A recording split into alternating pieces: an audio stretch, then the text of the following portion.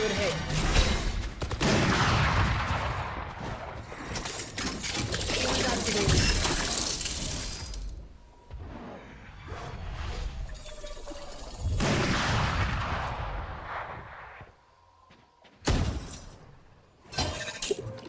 Not ready yet.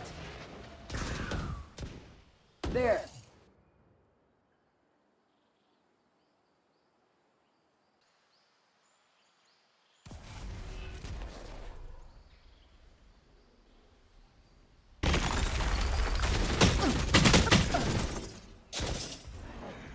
There.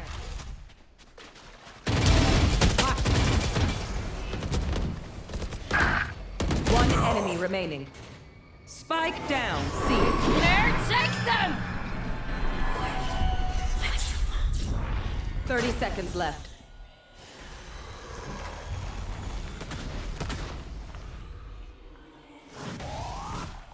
One enemy remaining. Important. That was fun. I will take back what is mine.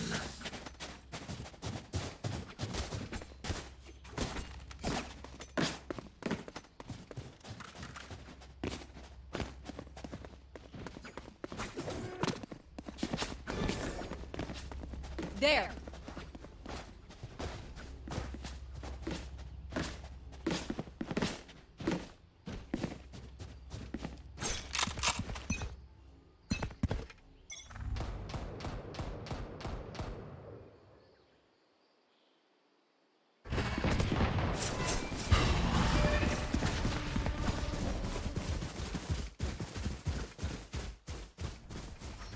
Off your feet!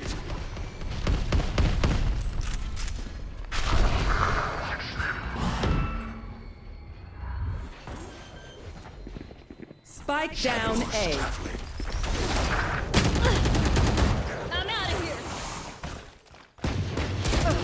Last player standing.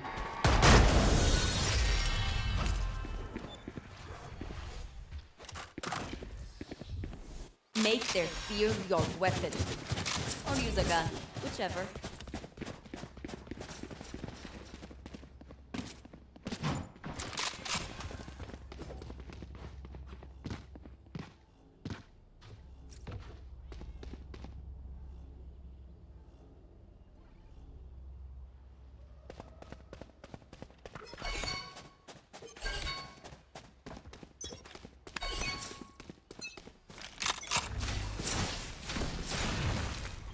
Shadows traveling.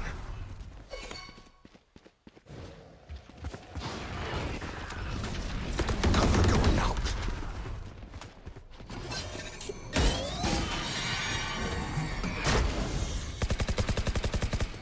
Gotta go! Good hit. Flash trap destroyed.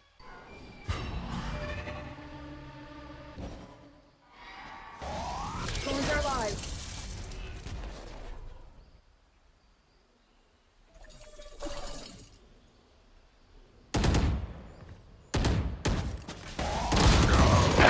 Phones activated. Adapt or die!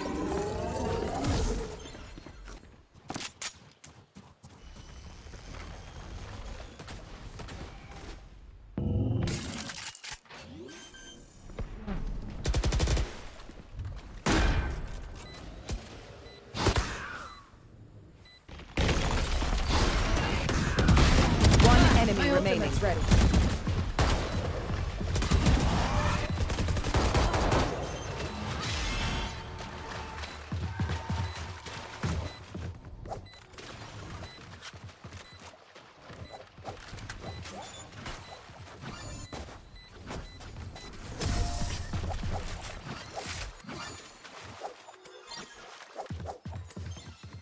Last round before the switch.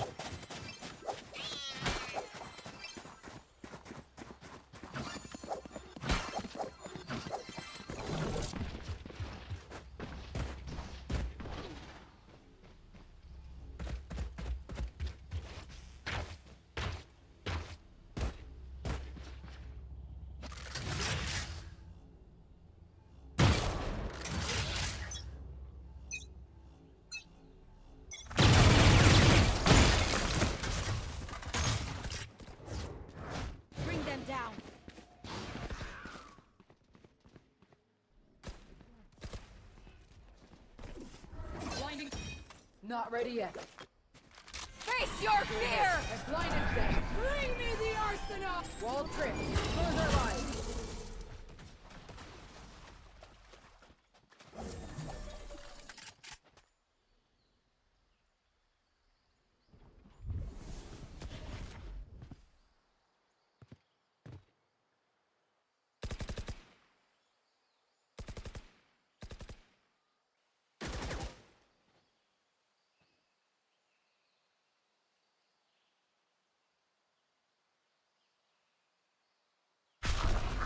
Scatter.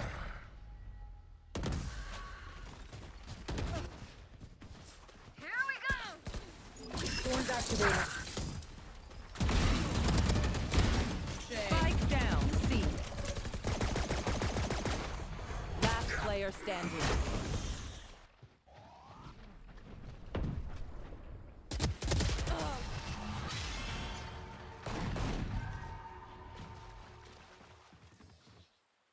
Switching sides.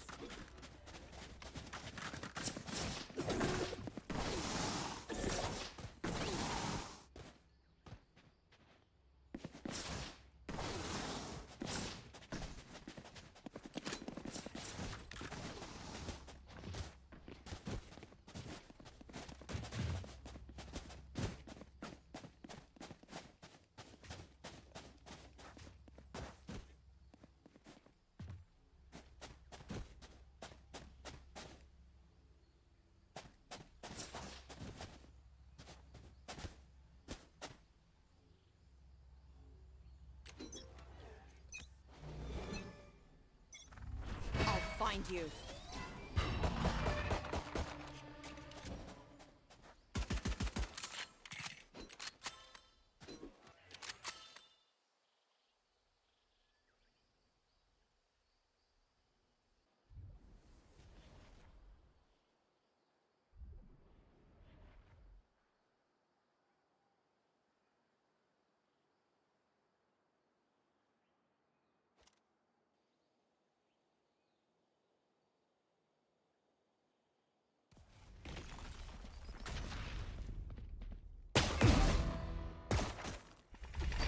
Blinding.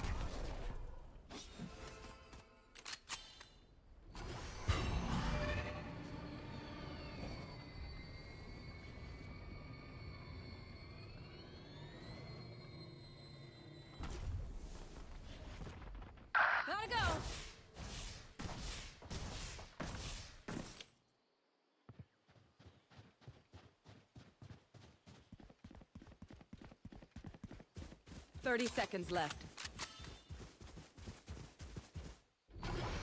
Go, go, go! I'm out of here!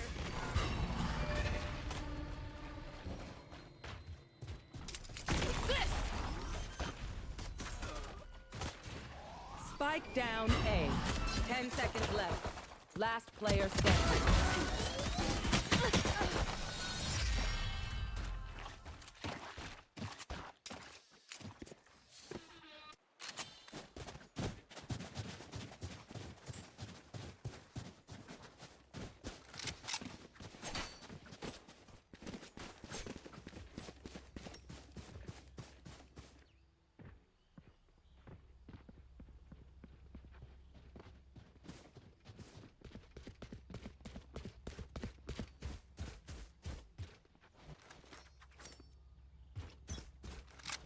There. I'll find you.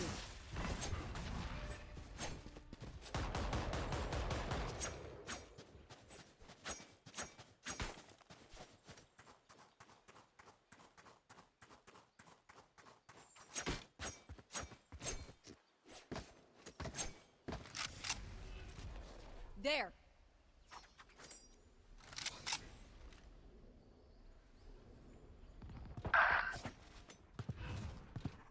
Cover going up. No charges.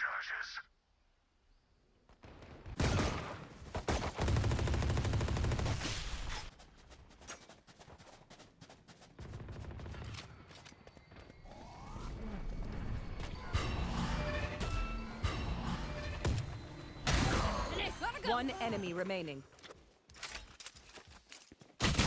Spike planted. Thrifty.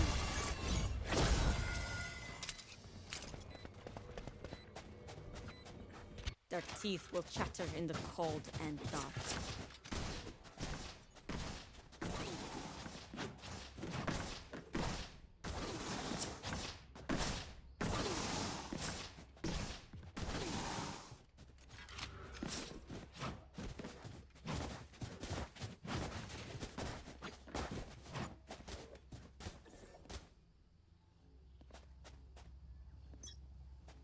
There.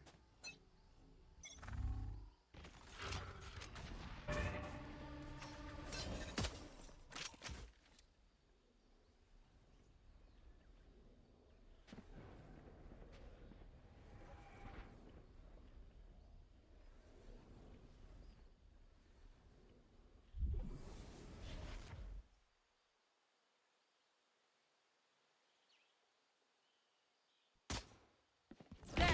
Watch out! This way!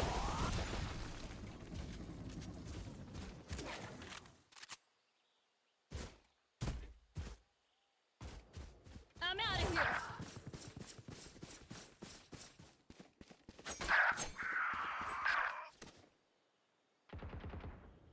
Spike planted. Go, go, go! Last player standing.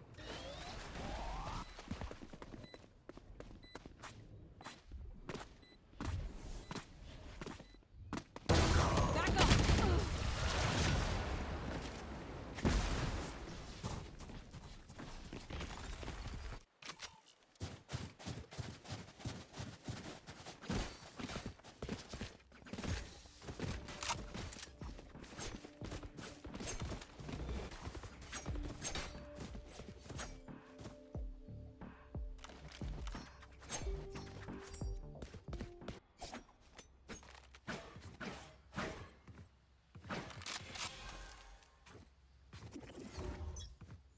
Last placed.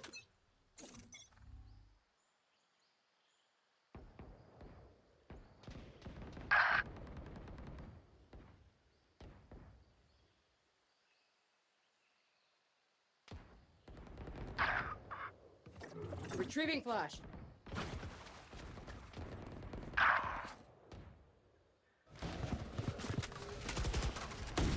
One enemy remaining.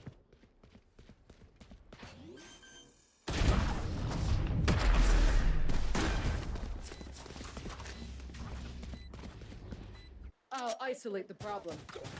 You crush it.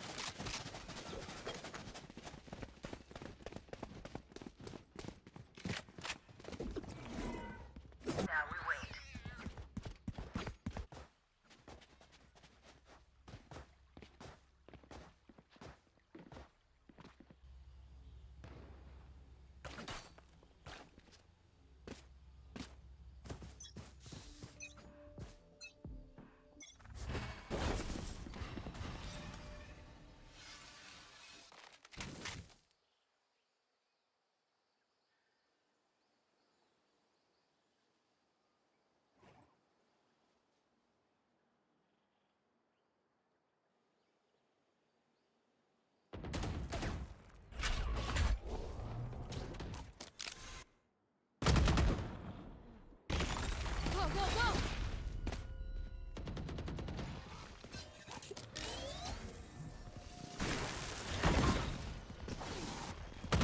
There!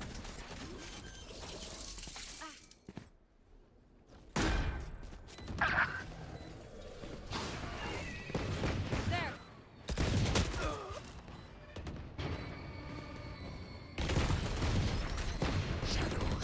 Last player standing.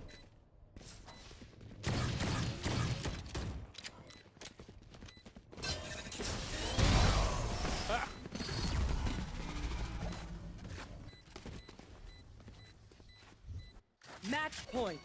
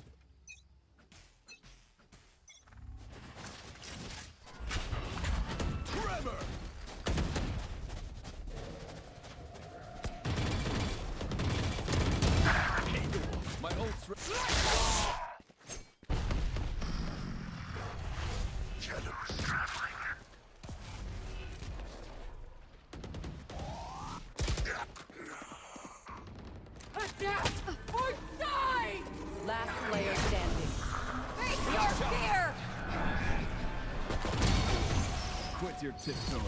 Attackers win.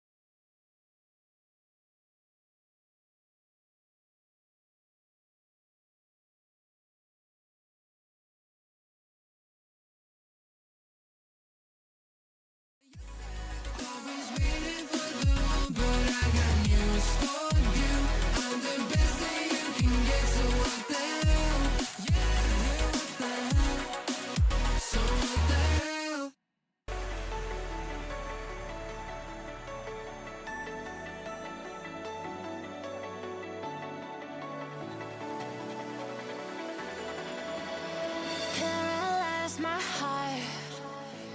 Don't wanna feel your touch like ice, tracing all my scars. Why is it hurt on the inside? It's unforgivable, but I forgive you every time. Hard to let it go, 'cause we're intertwined. I break you, you break me, but something about it makes us so, baby.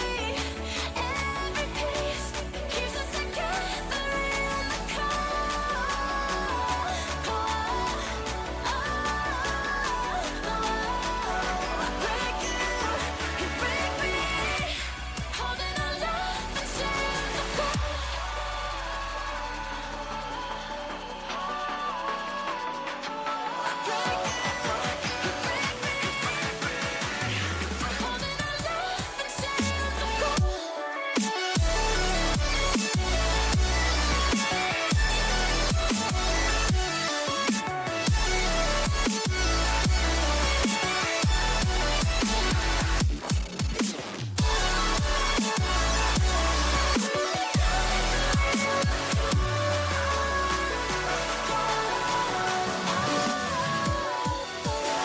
Frozen in my dream, I can't escape the thoughts of you.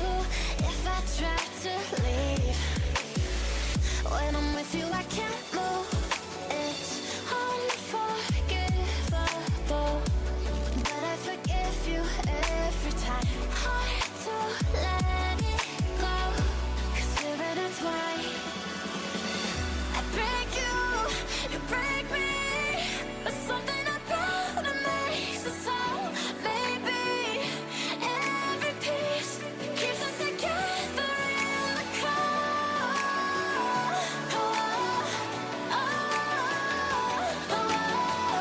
I break you break me, holding our love in chains.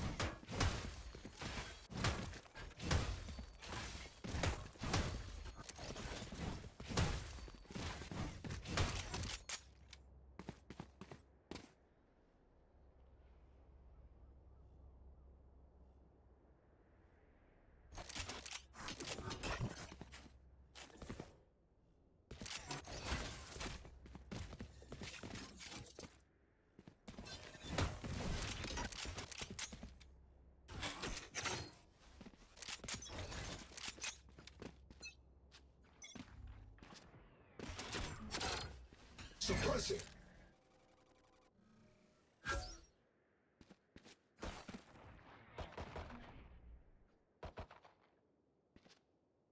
And ladies and gentlemen, welcome back to Luxe series here. We are watching the match between same lion, different dogs. That's a very interesting name. And then we got Eternal Focus Knight here playing out against each other. Eternal Fire, who has been the consistent team in Luxe series. They've been playing since the very first season, and they're back again. This is a different team, different roster, maybe a different name as well, because this is Eternal Fire Knight. But it is the same organization here. We have Limits hiding in the corner. The first game was taken by Eternal Fire Knight. So we're interested to see how this second one pans out. They already have an aggressive rush from Eternal Fire here. They're rushing inside here. Looks like Jet's going to be in the side. The spike is getting planted. This pistol round all of a sudden turned very defender-sided. The first map was on Lotus. This is the Haven as being second map. This is a best of 3 series, so same Lions are going to have one last chance. And look at the attackers. They're just too good here. Ghoul's going to find all those frags, and that is going to be the first round going in the favor of Eternal Fire Knight. What a beautiful start of the round. They are quite the aggressive team here, Eternal Fire Knight.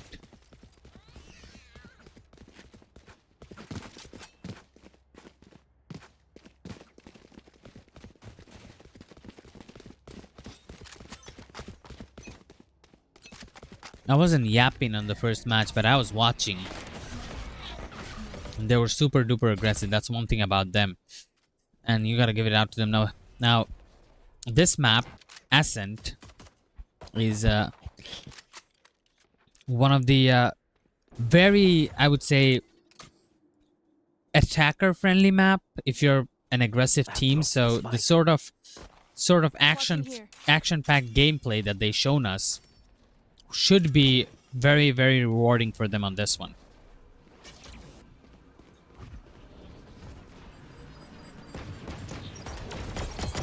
There we go.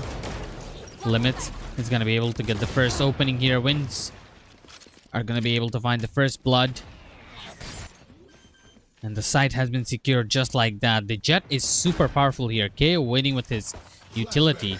The flash comes in, and that's a 3-man flash here. Guardian will not be able to get much of an information there. Unfortunately, he's going to have to go down. But look at the Sova. Just dealing so much damage. It's all down to this Vice. Armor. What can he do? He goes forward just to be taken out by the Sheriff. And Winders going to pick up another kill there. That is going to be the second round in the favor of Eternal Fire Knight. Things are just getting better and better for this Eternal Fire Knight squad. This best of 3 Now we wait. is looking quite sketchy here. Vice dropping down the trap. Now, I am not much familiar, but I don't know if you use a different stat right now. Move my wall. People are using Vice to guard that B site. Rip and tear. I mean, They're alive. Eternal Fire, they don't have anything to hold down. They do have, actually, never mind. They have that Cypher. Because normal meta is you pick a Cypher or a KJ to hold down that B side on a map like Ascent. I never seen somebody use Vice. So it's quite interesting to see how this Vice is working out for them. Down mid, the Firebolt. The drone's gonna give vision of Ghouls here. Ghouls has been constantly the entry fragger for the team here. Precise is going to be precise with his location this time. He's going to be able to shut him down. That's a good opening for them at least. With 2 of their members down, especially their duel is down, they have to retract their positioning there. Polar is inside the mid. Thinking about going towards the market, perhaps. Finding that opening onto Precise. He sees Precise. He's using that Guardian, not the best weapon, to pick up that fight. As the Flash is going to push them down backwards for the time being. Cage triggered. 30 seconds left.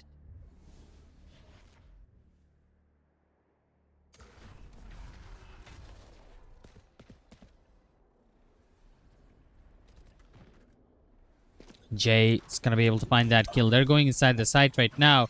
Polar, he's gonna be taken out. It's a 2 versus 3 with only 10 seconds left. seconds remaining. Rushed in. They're gonna be able to get the C4 planted for the time being at least. Polar Cover going is up. still around the corner.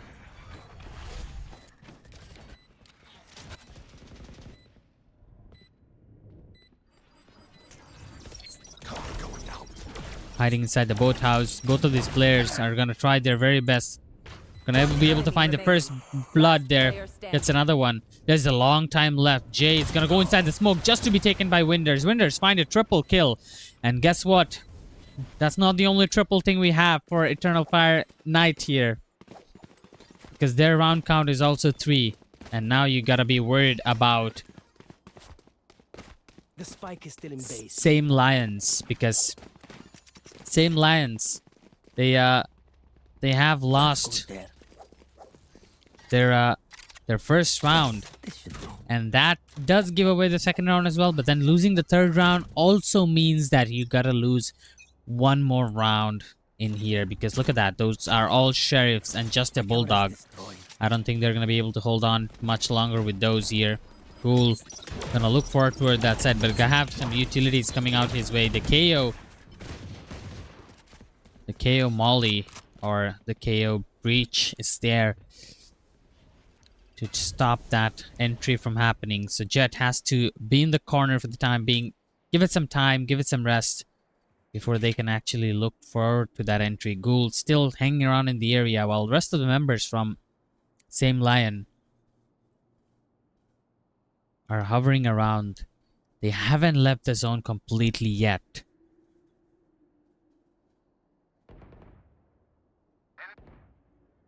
But look at that Cypher. How did he get so deep inside Winders? He's going absolutely crazy. Gonna drop down the neutral theft here. And he is going to be able to get some information, but he's already too late. Enemy's backstabbing him, but that information will give away all the positioning from the enemy. Gould's gonna be able to find another one on Treehouse. Jay goes down. And that is gonna be the C4 or Spike getting planted onto the side. Gould going forward with that Phantom. Gonna be able to find one more kill. Flashed off. Limits are not gonna be able to do anything. Armor finds a lineup. Double kill onto Gould and Kizzy there. All of a sudden, this turns into a 1 versus 2. Very much doable for Armor. If he can find that kill under Heaven. And he definitely can. But he's down 20 HP there. Polar is just gonna waste as much as time as he can. And he's gonna take the peek with the classic. And he just right-clicked him down. That's the 4th round. But a beautiful round played by Same Lions. Nonetheless, with 4 Sheriff, they started. And they were managed to take down 4 of the enemy members with just 1 weapon purchased on their entire team.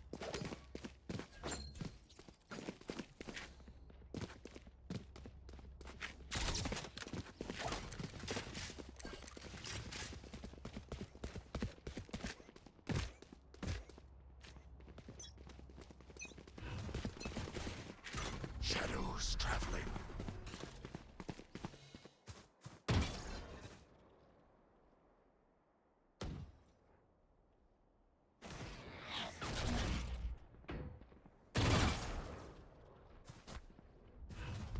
Shadows traveling. Oh, we got a lot of more actions coming through. They dropped the spike. Look at that. Precise is going to be able to find a lot of frags out there. No Kizzy gets another one. And it's Luke. It turns into a 2 versus 2, so not the best conditions here. Luke, he sees Kizzy on towards the corner. That is unfortunate. It's all down to Polar. He's inside the side. They don't know where he is. They're actually rotating towards the A side, thinking he made a rotation there. Little does he knows, he already is outsmarting them and just a step ahead of them. Cover going out. Spike planted.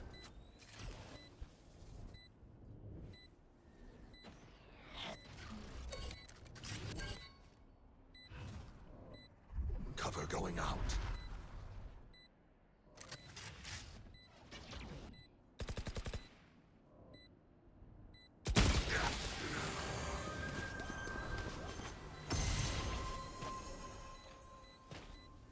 Looks like this time they're finally going to be able to retake the site.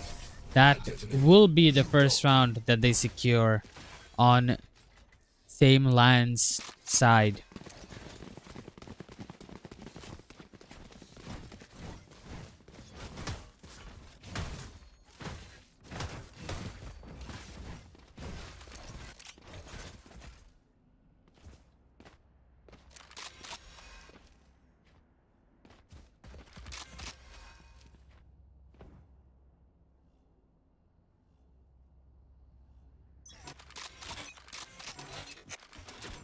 Get out of my way! Looks like the knives are going to be brought out, but the knives are going to be shut down by the KO, suppressed immediately. He says no. Polar teleports inside. He's going to be careful. He's going to get the first one, gets the second one as well. Not quick enough to react to that. Limits. He has his own limits as he gets back now. No, respect the opponents. Turns it into a 3 versus 4. Again, not a good start for Eternal Fire Knight there. Gonna go for a peek there. Winders Cage triggered. drops down his molly. Break the knife immediately. Good reaction. Luke is there. Luke is strafing his hearts out. He's finally gonna be taken out. It's all down to that Jet to hold down the A side all by himself, but the odds are not against him. He's gonna take the peak, but will not be able to do much. Winders is just wonderfully taking everybody down. He's been a massacre. He's been a menace throughout this entire series, and he continues to do so. It's a 3 versus 2 situation. The best case scenario for Last them player would be to standing. save their weapons, especially now that Precise is the last one alive. Precise is gonna go for it. He's gonna be able to get a kill onto Ghoul. He got that headshot right as he was dashing up in the air. He sees the head of another one, but Precise will not be able to get that headshot. He does get the head ding. I saw that head pop in, but wasn't enough. And that is going to be another round going in the favor of Eternal Fire.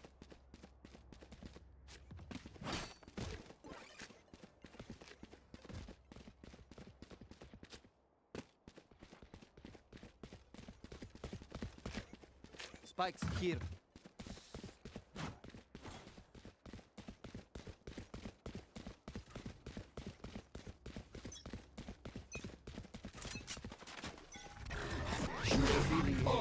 Powerless.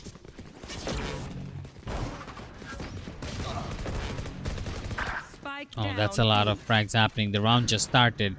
And looks like they already got the side to themselves. And they opened up the B side, which was supposed to be the harder side. But the defense lineup is just not quite common from same Lions here. They don't have a proper defense for the B rush. Like, this round was just over within 30 seconds. Why? Because of how the defense is missing a certain hold, with no KJ or Cypher being in the team.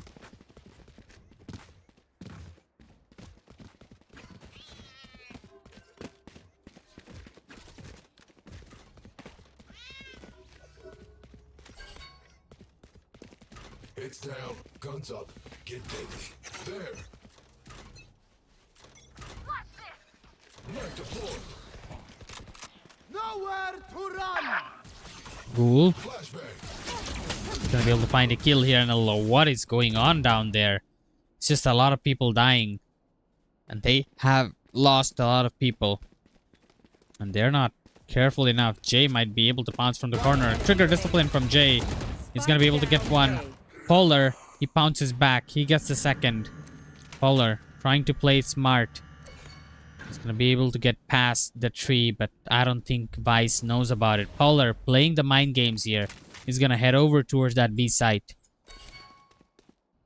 while Armor has no idea what is going on all the way to the other side of the map. Polar, beautiful mind games by this Omen here. And he Spike planted. plants a spike. Now they realize the sound cue that he is not in this area anymore. Armor taking a little longer to realize, but as he knows that Polar has been playing mind games, he's not gonna be too free. He knows that Polar might just take an opening frag here. Gonna drop the silence here. Holds down the trigger, and that is beautiful by Polar. Look at that! You call that massive? That is a masterclass by Polar. A clutch 1v2 at that. He just keeps on playing the mind games.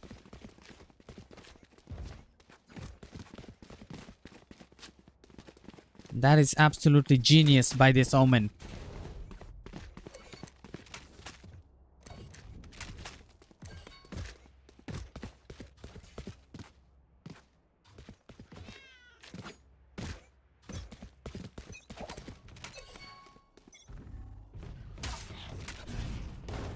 Shadows traveling. Enemy marked.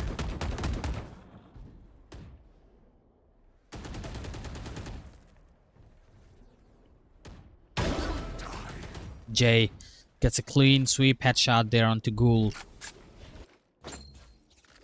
Tripwire destroyed.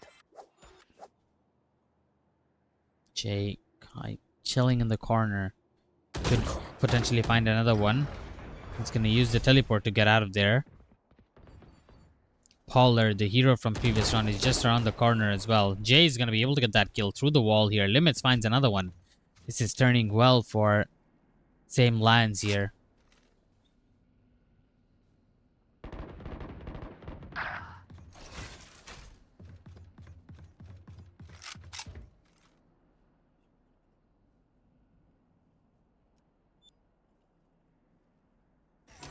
One enemy remaining.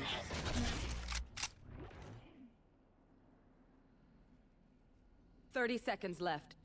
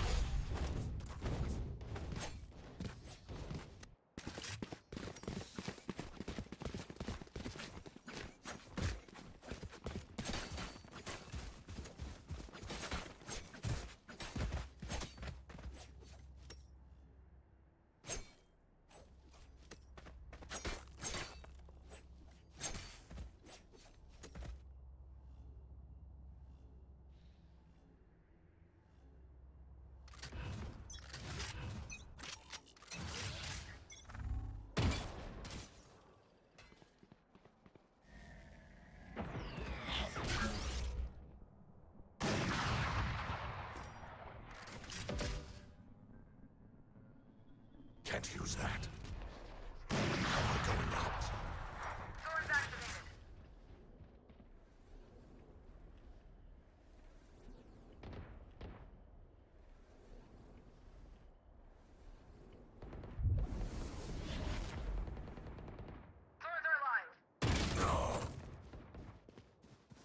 I know exactly where you are.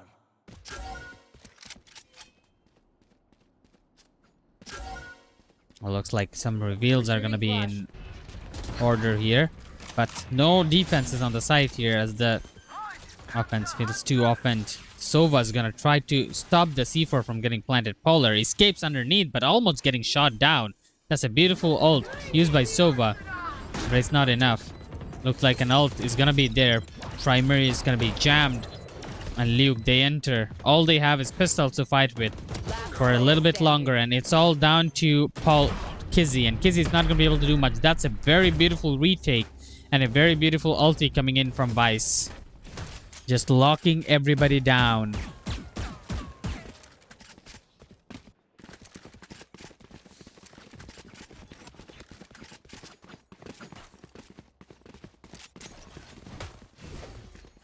There are some good plays happening from same lands, but the thing is, Eternal Fire, Eternal Focus, they might be better as a team, from what I've seen. But same lands, I feel like individually they do put up some good fights. They do put up some good plays. Shadows traveling. Here. Okay, somebody pulled out the knife. It is, I believe, Gold. Here. Or try to enter the site here. And there they go. All entry here. They just have pistols. And the lineup is there from Jay there to find double kill there. But in the end, he goes down. Polar. Hero weapon on him. And he's going to be able to get a triple kill there with that. He has his ultimate. I might just pick up this spike there and try to teleport away from the site. Precise is just around the corner. KZ and Polar. Polar has done it before in a 1v2 situation. He needs to prove himself once again that he can. Gonna destroy the knife here. Precise is gonna give away his position there. But KZ, he cannot make that entry. No weapon onto towards that guy. Sova goes in there. He's gonna be seen due to the Sova dart. He's gonna try to take the fight, but just get crossed from both corners. There's nothing he can do, and he's gonna end up falling. Precise is gonna go down. Good defender side from same line there. It could have been worse than that, but they are able to bring something back at least.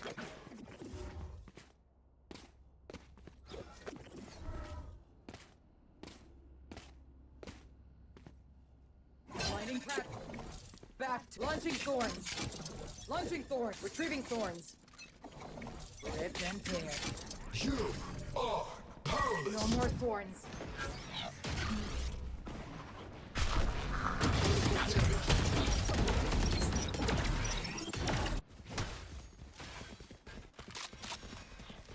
Looks like it's gonna be a quick entry here. Not sure what happened, but looks like Sova just killed his own teammate.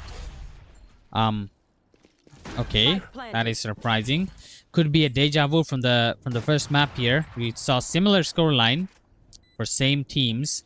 This time in Ascent, different map, but seems like same things are happening. Winders, his tripwire is gonna be destroyed by Jay.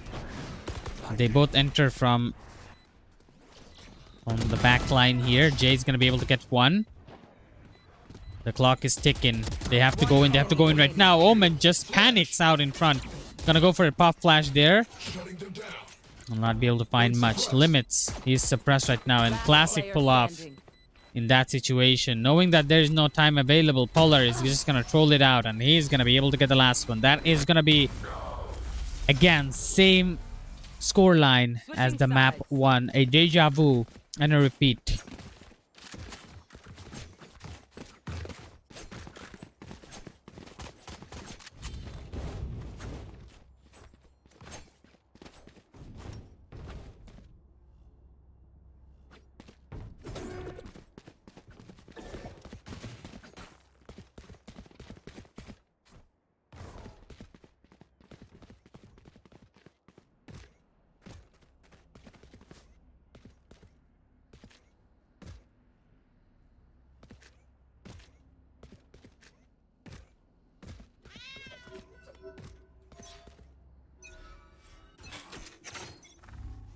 Knife deployed.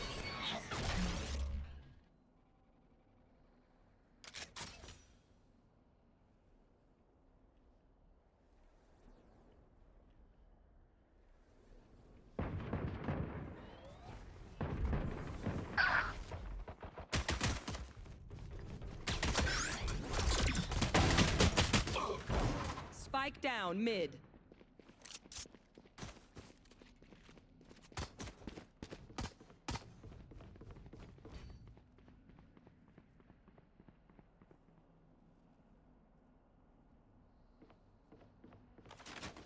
Revealing area. Oh, looks like they're gonna go down. Polar is moving forward. Try and take that action here. Polar is gonna be able to get that headshot. One enemy Armor remaining. gets another one. Spike planted. The spike is gonna be planted. Limits is the last one alive. He's gonna get the first one. He hides in the corner. It's all down to Fluicide. Limits changes up his position. Fluicide, he doesn't know where he is, but Limits, he does, and Fluicide is gonna go down. That is a beautiful round played by this Jet to clutch it out. Beautiful clutch, and I think they are on a comeback spree right now.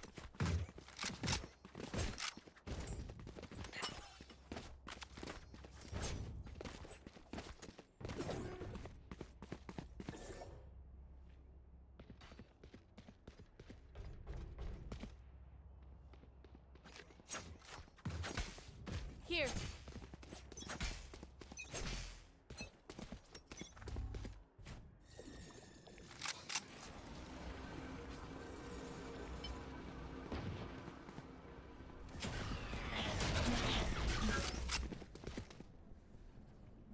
Here.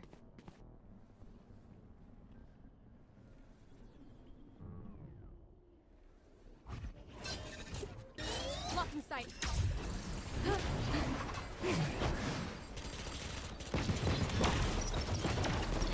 Spike down A. Last player standing. Right here.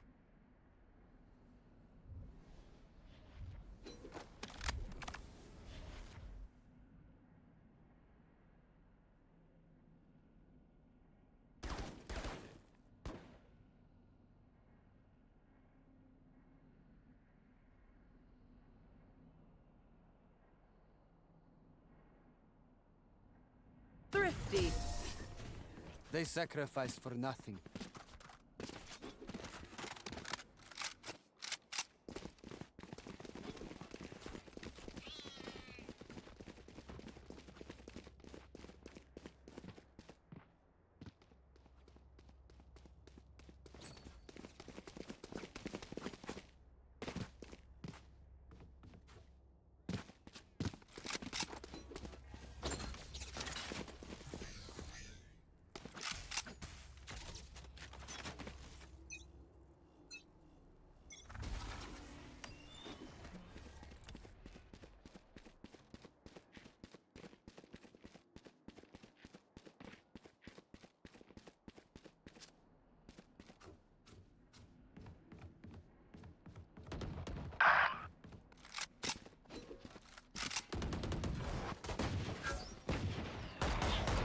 And they're live again, once again. Good piece of defending on the previous round from Eternal Focus Knight there.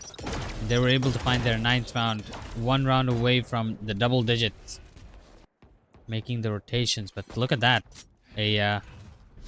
Omen is just sitting out there on the mid. They were not able to find any openings there, but ghouls all of a sudden, they go aggressive down the mid. Gonna be able to find a few more frags. It's just pistols from same lion there. And Winders is gonna be able to find another one. Ghouls and rest of the boys are going forward, and it's gonna be one after another. Bodies being buried, and that is gonna be double digits. Who's stopping them? Nobody. Revealing area. And that is gonna be 10th round for them. Just 3 rounds away from securing the victory on this series.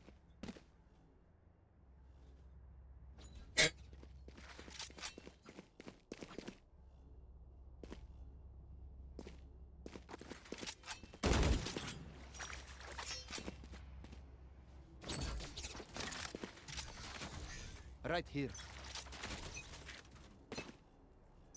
Get out of my way.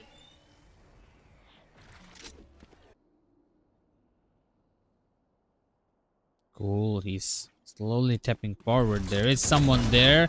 He's gonna be able to use the proper flash there. Look at the way they use the utility, but the Guardian finds a double shot. The lineup. Why do the teams go together? And now Pollard, not being wary of his backline, he's gonna go forward just to get himself backstabbed. Shot dart. Spike planted. The spike is gonna be planted out there. Luke. The others are there. Winders is gonna be able to pick up one before he goes out. Armor. He gets one. Fluicide. A 1v2 retake for him. Very impossible, but very hard, but not impossible. That's what I meant to say. Scanning ahead. He's gonna give away his position. And he's gonna see them, but had a lineup, but could not establish a connection in the right timing there. That is gonna be the 6th round for same line there.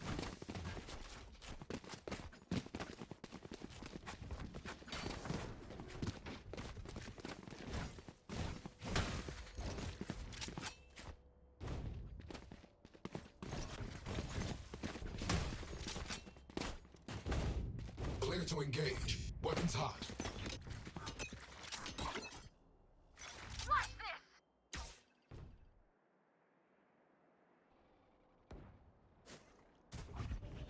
Ghouls popping out the knife just to get taken by Jay. Jay shutting down the jet early on this time. Ghouls, he is very aggressive. And they know it. They stay behind and they are gonna be able to punish him for being overly aggressive here. Kizzy is gonna be guarded by the smoke for the time being. Kizzy could have a potential good timing there, but every bullet misses the ground. Hits it right above the head, and that is unfortunate. He could have done so much damage to them. Spike planted.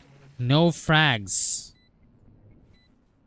found for any of the members of Eternal Focus Knight here.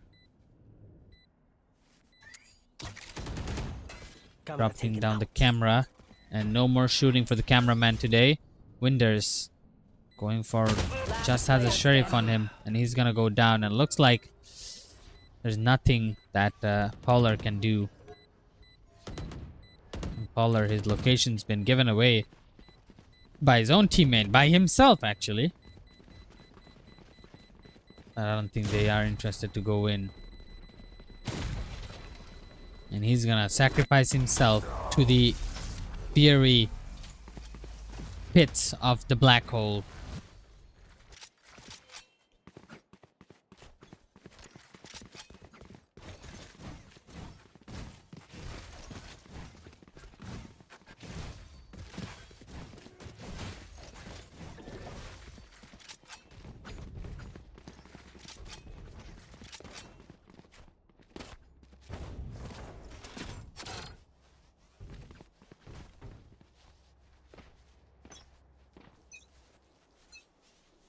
Suppressing.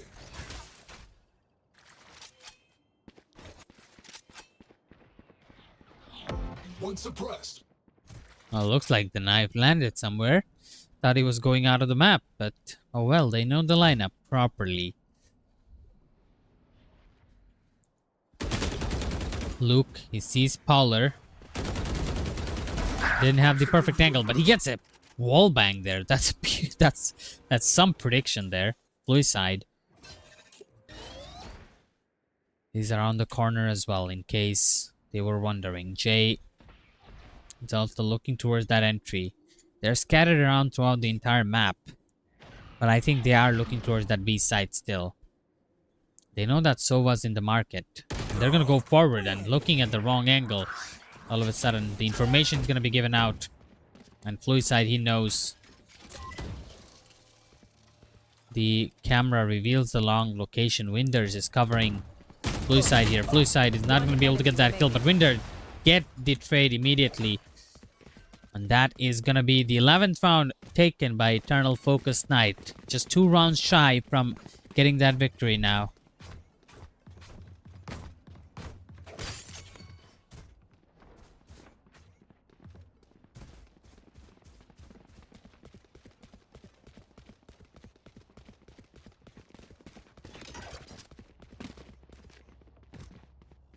There.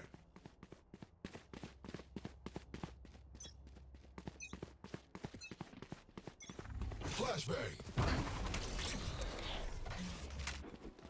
And there goes another one.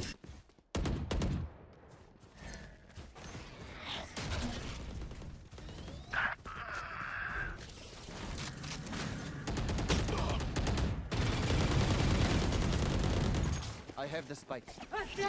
Spike was retrieved out from the ground here. Armor is going to be able to get one more. Looks like they're fighting for their match point, and there's nothing that the opponents can do. It's a 3 versus 3, still very much doable for Fluicide and the rest of the boys here. They have to make the entry for the time being right now. Being cautious. They know they have the time. Not much health left for the opponent's side here. They're gonna wait it out. The flash is there. Gets flashed. Team flash there. But they're gonna be able to get a few more frags here. Fluicide is the last one alive. Fluicide has to go forward. He's gonna be able to get one, but he gets taken out by Jay from behind. They're gonna be able to get their 8th round, so it's not over yet Don't give them time to for reposition. same Lions. There is still some fight left in them.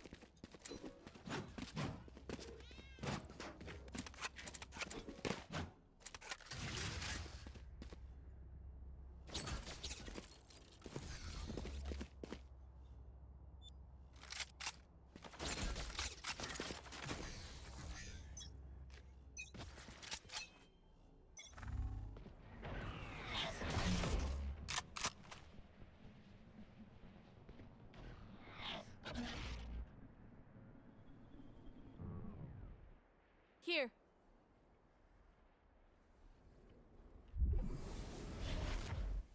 Limits.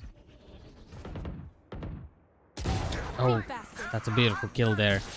The Hunter's Fury is going to be enabled by the Sova. Down A. He's going to be able to get a kill there. Blue side picks that one up. Standing ahead. There they are. So that's something for them. Kizzy, on the other hand, goes forward with that Stinger. And drops down the KO ultimate. So that's going to force down the enemies a bit. They thought about being aggressive. Now they have to rethink their choices on how they want to enter this. They still do hold the spike, so they're not bounded to go to that A site. The drone's gonna go in, reveal the positioning of Kizzy. He does change up the position though. Now Sova, using his own ultimate there, they're gonna be able to get a 1-for-1 trade here. Every single pounce misses out, and Winders Down A. is gonna be able to get another one. He knows where Sova is. He's gonna get inside, and he has the perfect angle. Winders playing with his minds, and Winders is gonna be able to win that duel. Winders has been amazing so far in this series. Close up shop. Getting 21 frags with only 13 death. Least death. Well, not the highest kill on the other hand. This is a nice Jay has that spot, but it's absolutely wonderful. This goes here. Yes, this should do. Could be the last round, could be the end. This is a nice spot.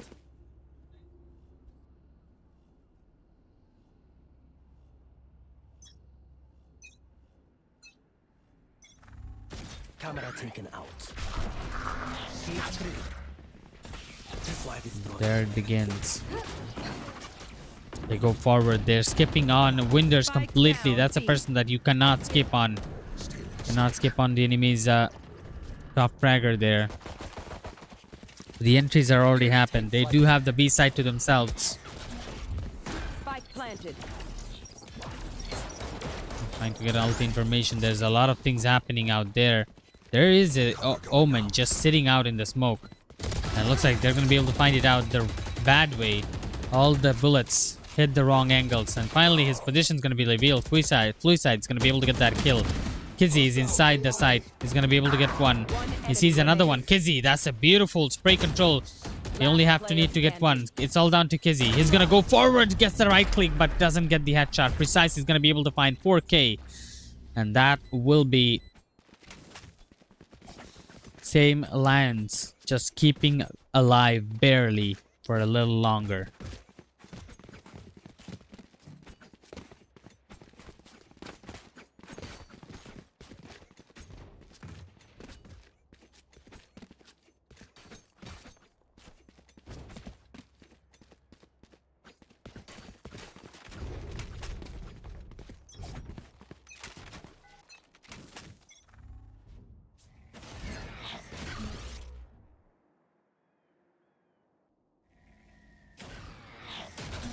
It's gonna be an eco from Eternal Focus. So that might be another round. But wait, hold on. All of a sudden, things are changing up. Some of the weapons were secured. Limits is not gonna be able to enter the site here properly. He's gonna be able to get that kill though. You get a few more frags. Shots coming through. Break the wall. Limits is still there. Limits is gonna be taken out by Winders. This man is just fragging very hard. Winders gets another one, and they'll get the last one as well, and that will do the job. Eternal Focus Night. They win out the series 2-0. Nothing found for same Lions. They were close Defenders win. on this one. Closer than the previous one, but not close enough to feel challenging towards Eternal Focus. I believe we do have 2 more series to be played out today, but we're going to take a look at the stats here before we actually send it to a break. Look at this. New Jay absolutely played amazing on this one. Precise as well, but you got to give it out to Winders. Absolutely goated Cypher in both of the series. The first match, he had decent amount of kills. The second match, the same. 25 frags and 14 deaths here. Econ rating, beautiful. 4 first bloods. And in terms of first blood, another person that needs to be mentioned is Cool. He is not top fragging right now, but he is absolutely amazing. Mind-blowing. All his entries were super perfect, and all his entries were to the point where it felt scary there. Limits lacked a little bit on that jet, but overall, I feel like, same lines, if they work out as a team, they did show us some exceptionally beautiful rounds.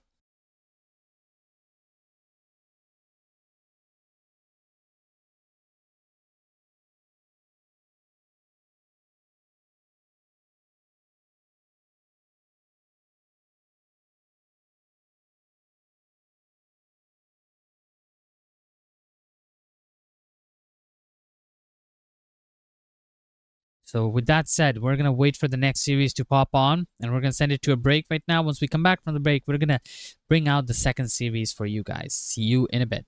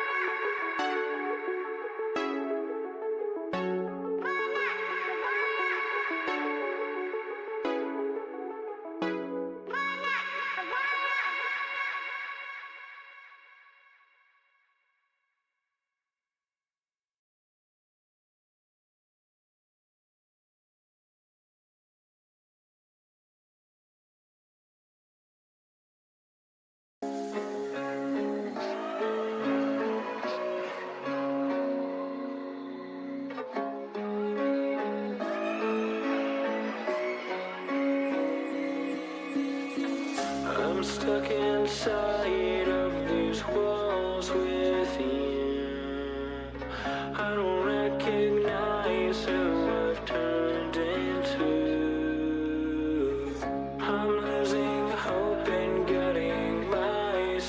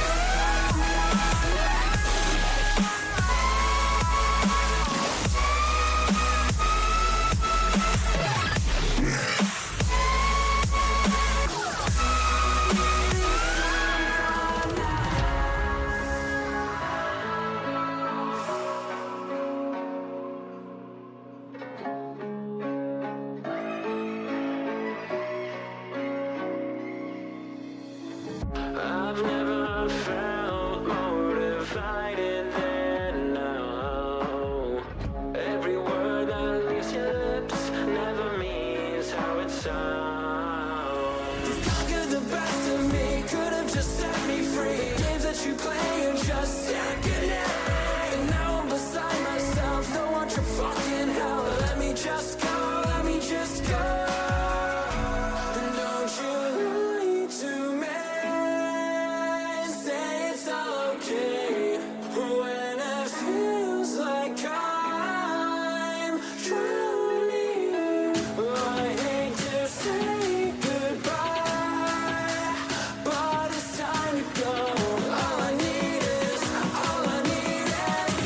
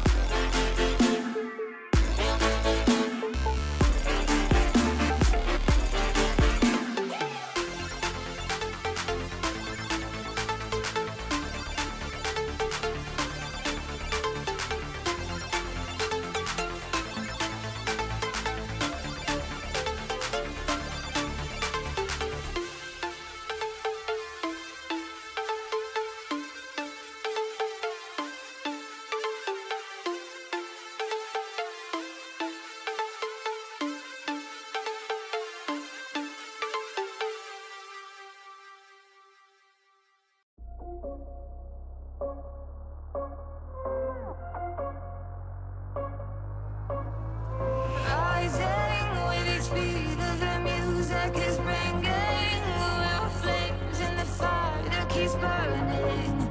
We're inviting the night in.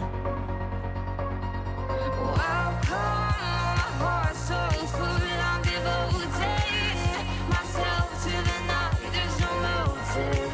We're just listening. We're existing.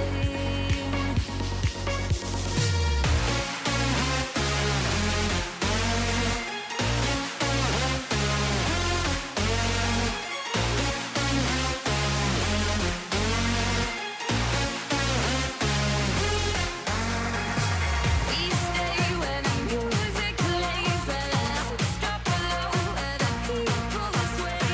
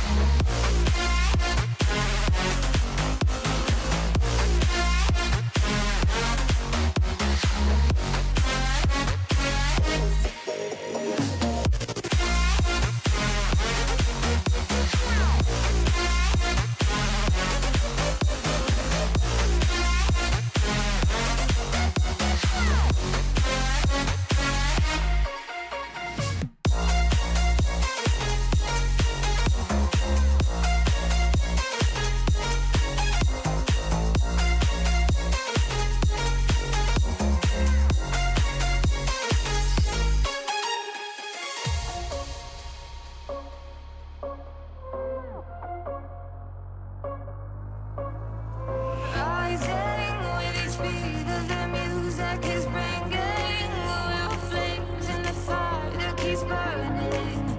We're inviting the night in. Welcome, my heart so full. I'm devoting myself to the night. There's no motive. We're just listening. We're existing.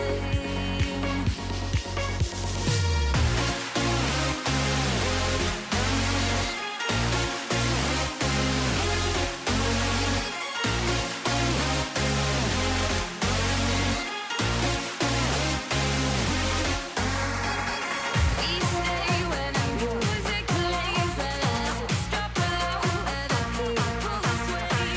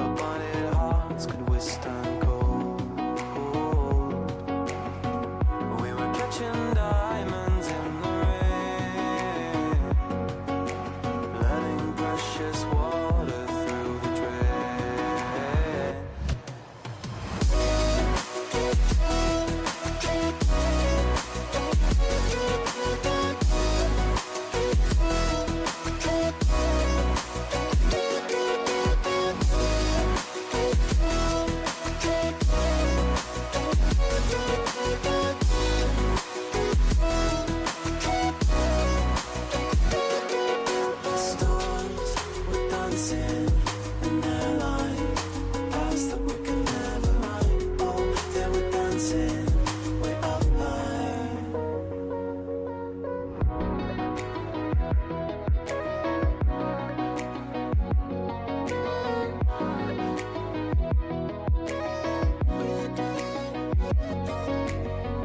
We built these walls so we could find who could prove themselves to the waves of time. We're trying to repent before you sin. It's like giving up before you begin. Stars were dancing in their line. Past that we can never run. Oh, they were dancing way up high. Stars were dancing in their line. Future we will never run. Dirt on our feet was bone dry. It was bone dry.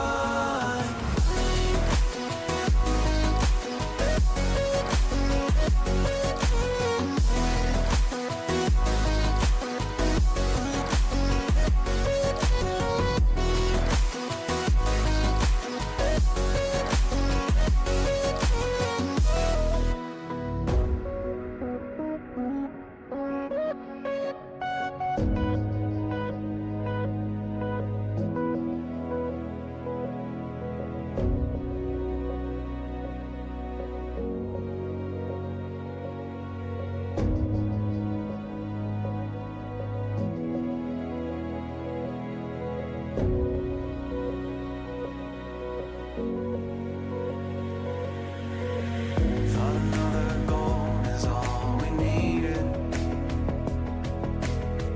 Taking second chances till we bleed. And when all the love had been depleted, we had but no choice to concede.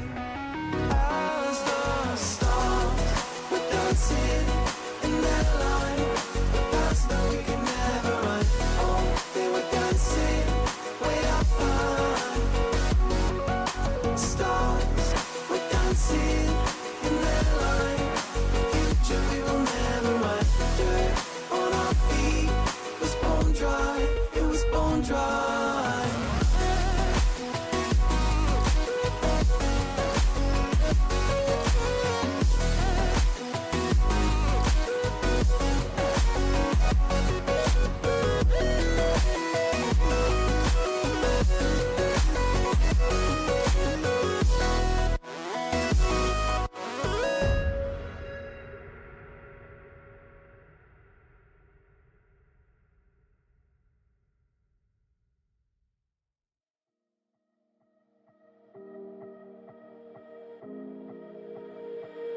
But I never really knew that it was over till the quiet and the echoes became colder. And I never really knew that it was over till the quiet and the echoes became colder.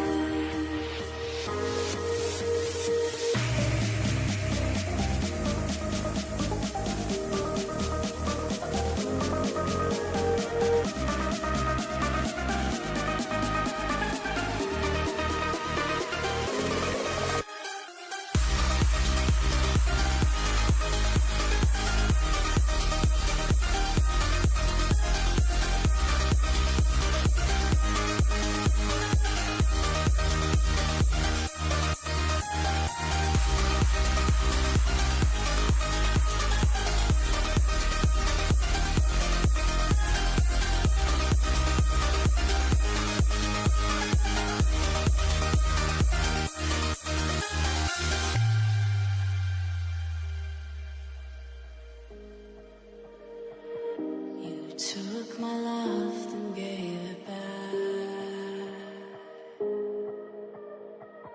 It's yours to leave, but it won't keep me from this heart. And I'll try to get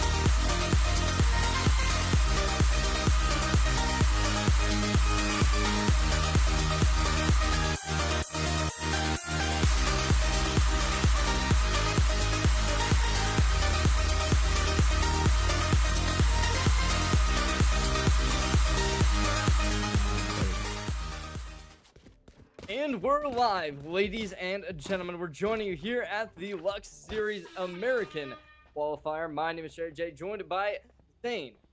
Coming in to balance straight off the rip, Monarchy X Echo versus Same Lions, Different Dogs for a best of 5 series tonight.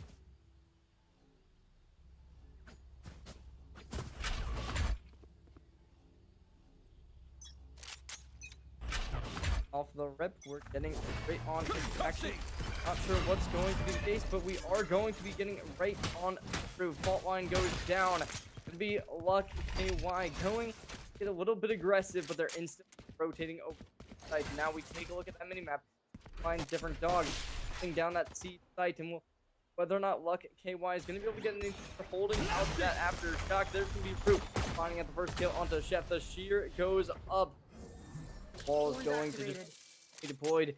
Moving over, though, the Monarch X Echo going to create some rotations, falling for the diverge onto the A site, but running straight on into the hands of Limits. Yep. Figuring out this game, and oh no, Root's gonna be down, Limits as well, bringing this back to a 3v3. You know what, Cherry? Kind of missed you on the first match, not gonna lie. There's a lot of action happening on the series, so I'm hopefully hoping that this series goes the same way.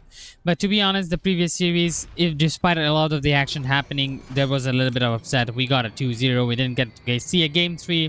The other team could not end it.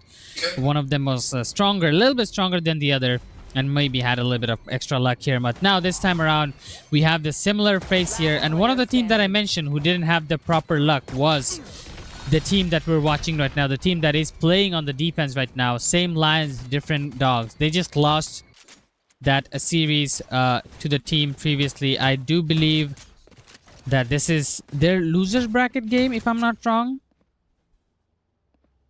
Well, I guess yeah. the backs are against the wall. Not sure who's going to be able to take the. Obviously, to be this far, if you get this far in the, obviously, to make your name known. Mark X Echo, they're able to take the round likely. Second, we see a bit of an engagement coming forth on this A site with. Already being through. There's the fault line catching out one, but Nezumi gets that first opening blow. That's good opening kills there going on for Nezumi there, but the Sheriffs, how long can they hold on to the site? That is the question, because not for too long. The C4, the spike is gonna get planted here, and then Jay, look at that beautiful kill coming in from him. Luke is gonna find another one. Jay going forward, but the Sheriff will not be able to do much over there. They get taken out. Now it's 5v2 rotation coming towards the site here. The retake is on. The clock is ticking. It's not going to be much longer, but it's a 2v1 situation right now. It's all down to Bridge. Nezumi down at 3 HP. He's going to be able to get the first one. Now, coming in from behind, the Bridge is just behind him. They're across each other. Nezumi is going to be able to get that one. Look at how beautiful is that. Cherry, he got 3 kills with 3 HP remaining. Absolutely absurdity. And Monarch X Echo cleanly able to keep up round number 2. On into the Same Lines, Different Dogs. They're going to have to find this round if they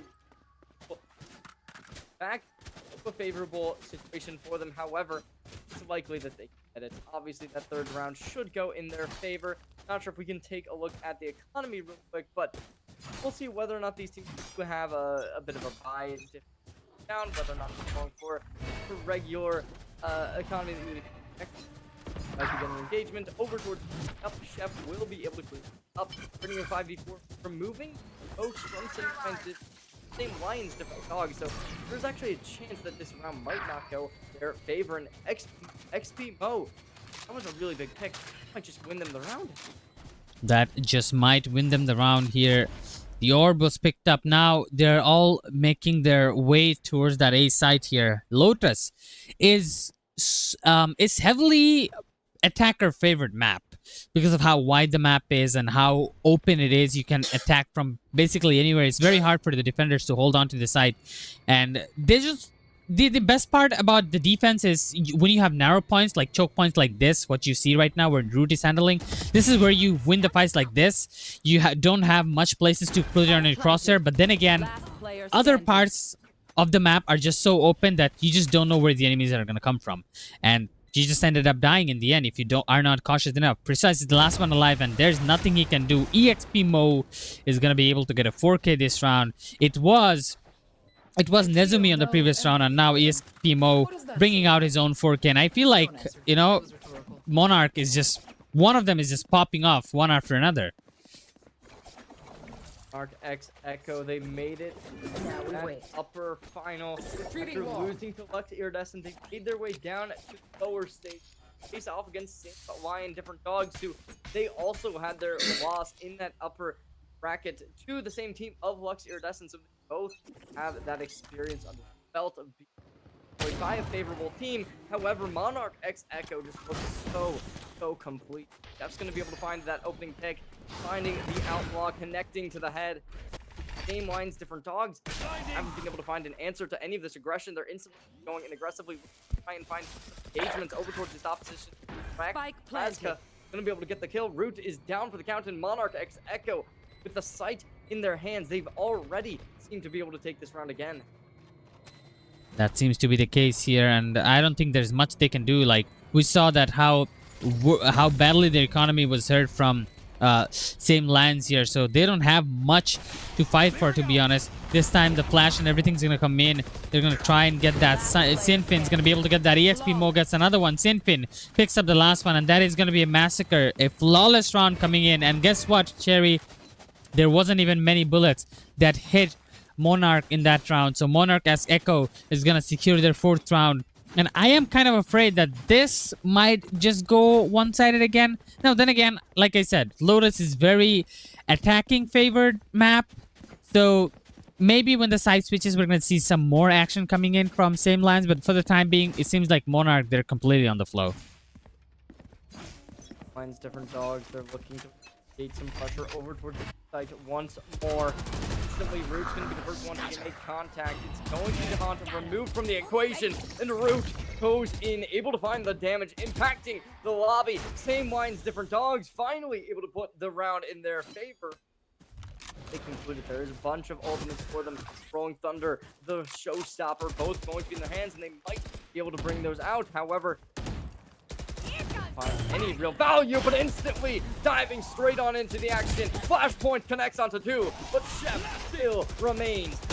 But he's going to be finding some shots in, able to ring out onto the body of Chef, and Monarch X Echo still keeping this lead. Seems to be the case here. They are switching up the position. Fade is gonna get one position reveal, and just through the smoke, Limits is gonna be able to spray and pray, and that spray will connect onto 2 enemies, and there it is. Finally, same lands are able to bring a round on the board.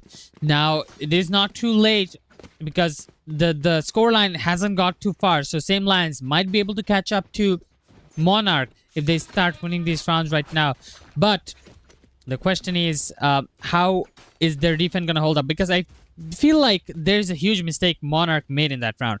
They all went from that A main and got into a choke point where they couldn't get out of there anymore, and all these utilities were like completely sandwiching them. The enemies were up in front of them, enemies were flanking them from back, and they just couldn't move around too much, getting isolated in that tiny space, and then just ended up dying one after another.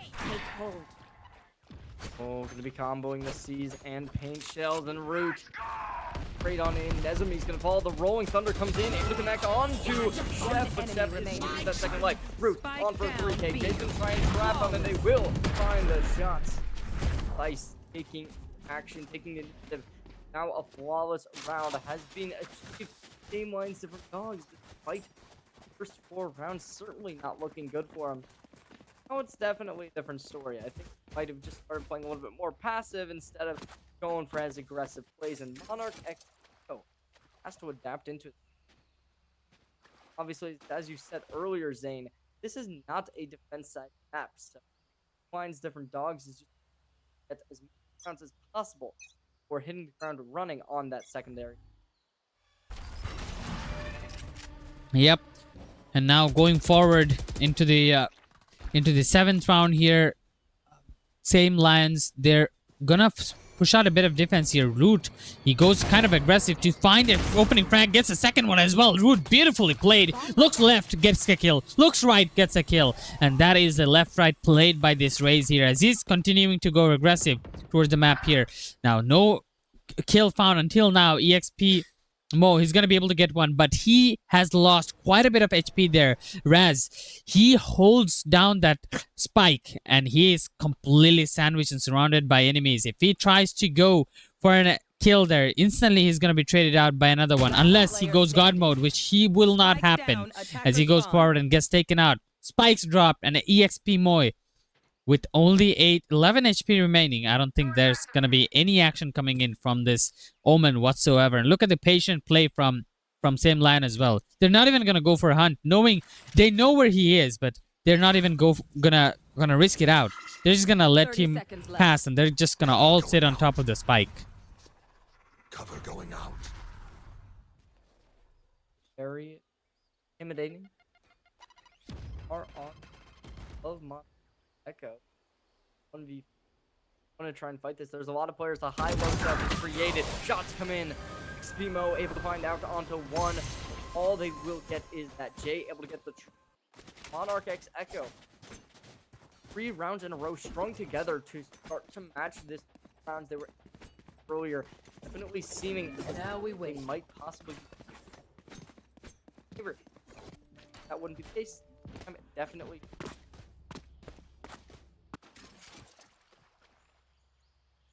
That seems to be the case. Looking at the scoreline here, EXP Moy sitting at that 10 frag does kind of, scare me a little, because previous game it was one of the players who was playing Cypher, and they were such a dominant force like this, and they could carry the game. And Jay was top fragging in that game as well, 28 frags, I believe, if I'm not wrong. So now it is time for us to see if Jay can perform similar way on this map as well. So far, he hasn't been able to do that much. So I would like to see him start popping off like he did on the previous one. Looks like we're going to use the Yorus ultimate here, Dimensional Rift. And the Breach ultimate, Rolling Thunder, is going to be used as well to try and enter the side here. There's a lot of actions happening on that A side, Cherry. But the kills, our bodies are bearing here, but the attackers, they are not able to find much out of that. Raz, with that kill, maybe they'll be able to open up the side completely. Jay is there in the corner, but they don't know that. And the rotations have been made. The Fade detection will not actually go too deep to find the location of that Omen. Omen sees Raz from the corner. He's going to try and spray through the smoke, and look at that. Precise comes in from behind, and now they've been completely surrounded. Raz able to find the first one with the classic, and he drops down the ultimate, dropped the dog down as well, but Precise holds down the angle. He's not going to let anything touch him, and Precise is going to be able to get that shot onto Raz. He was only down to 27 HP, and all it took was one bullet to take him down, and that is the equalizer brought in by same Lion, Cherry. Monarch X Echo, they've definitely started to have their work cut out for them. Dog having a great round there, being able to in relatively good fashion. Precise, obviously, that 1v1 unwavering confidence. Precise setting up on this seat. Or it's going a hit out though. Same lines, different dogs. Whether or not they'll be able to keep up the pressure. That seems to be the case here. Now, question is, how are this game gonna be played here? This time, the round starts with another A entry there. There's a lot of A entry coming in from their side here, but every time they lose the fight here. But this time Chef is going to be able to find the first one. But look, immediate trade coming in from him. The side is opened up. They're going to have to play retake here. Nezumi goes forward with the Guardian, with the Bulldog, apologies, gets a kill onto Limit there, goes for another fight, and that's a lot of kills happening. It's all down to Precise. Who goes for that? I thought he was going to flank, but never mind, he doesn't. Sitting at spawn right now. But what is going to be the thing that he decides to do? He has a Phantom, and I assume, considering, I mean, they have economy, so I don't think he needs to save that weapon. So, might as well just go for it. If you're going in Monarch X Echo's favor, then they will be able to make it happen. Losing 4 finally on a halt that pressure. finds different dogs. That was a good round for them. The best two was relatively close. Obviously, that little bit too much to know whether or not they'll do. Up, Copper worked relatively well for them. Time it was able to clear out all the space. Not able to find kills. Need to Time when move they my drop wall. it, knows what they'll be able to find. Obviously, they're gonna have to make that work on the retake as they're playing nobody. That does seem to be the case here. Now we're starting off the next one here. Limits is hiding inside the treehouse here, but they're not gonna check the corner. Lineup is found completely. Limits breaking the limits here, gonna get double, but that's all he gets. Gets taken out. Chef on the other hand, he imitates him and gets a double for himself as well. Precise goes down. They lost the spike inside the tree. That could have been wonderful if Limits just stayed inside the tree and guarded the spike, but that is not going to be the case here. Now the match has been completely turned. The op shot is going to be missed as well, and that is going to be 3v1 with only the Omen left in the corner. Jay only finds one as he goes down, and looks like they are bringing it back now. Cherry, the tables are turned and things are going towards their side now on the attacker side. We have 2 more rounds to be played, Cherry, and they need to secure those 2 rounds. Monarch X Echo. They are in a great spot right now. Rounds on the half. They've been able to bring this very favorable spot where they can advantage. However, when It begins. look at rounds have been close. Same lines, different dogs. They're definitely not playing horribly. That's shown by the fact they've been able to collect 4 rounds.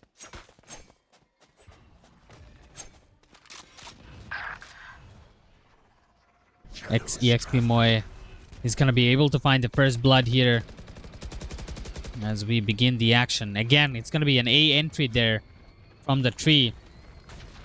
And look, he knows about the rhythm. They're going to be able to get the trade there. Chef finds another one. It's a good trade. And I love it when attackers do trades like this. Trades are going to be able to open up the site. Trades are going to be able to win you the rounds. They're going to go for more. It's down to this Vice and Fade to go forward and try and retake this site here. But looks like that they're going to take the peak together. And look at that. Who is going to fight? Precise is not going to be Precise on that one, as he couldn't take down anybody there. And it's all down to Limits right now. Limits guarded by the smoke, and there's way too many enemies attacking from way too many sides, as he's not going to be able to handle that. 7th round secured for the side of Monarch here, and we are looking at our last round in the first half, Sherry. There's 7 rounds on the side of Monarch X. They've been able to win the half. Finds different dogs. They've been looking good. They've been. But when they go for aiming, pressure There. just doesn't work. Whether or not Stay that's gonna focused. be up. By the way, it's going to be that best of 3 format. So, first match. I'll find you. Does last one gets called out. They're going. Will only be able to attach onto Rook, who is alone, stuck between a rock and a hard place, and they will fall down. Steffan's going to be able to find one out and Off your feet! going to be holding these remedies. The Nightfall comes out as Monarch X Echo goes in for the diverging with A. There's Limits moving over, going to drop the Nightfall, looking to possibly find something. Mark Jay two. finds the first. Razzie down for the count and limiting this pace. We see them starting to diverge in, finds different dogs looking to get into the fray, but as of now, are just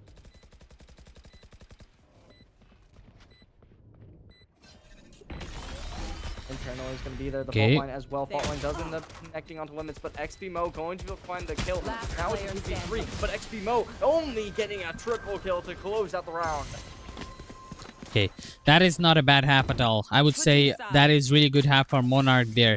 They were able to get the majority of the rounds, and now they're sitting on the defense side. All they need to do is maybe if they win the pistol round, I feel like Cherry, they're going to be very close to the game. But then again, do remember, like I said, it is a very attacker favored map, so now same Lions, they have a very good chance of coming back into the game. Starting with this pistol round, if they win this, then they're going to be easily getting very closer to the equalizer, and then after that they just need to make sure that they use their advantage to their favor, and then start winning those rounds and closing the gap, and then possibly overtaking overtaking Monarch X Echo here, and then just closing out the map. I'm not sure whose map pick this is.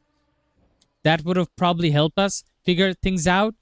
But we're gonna have to wait and see how it turns out. Looks like oh no, Cherry, no.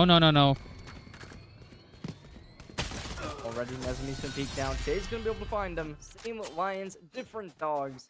Unfortunately, unable to find either of the pictures. So far, obviously, but definitely going a lot. It's playing the cards and giving us a Monarch X.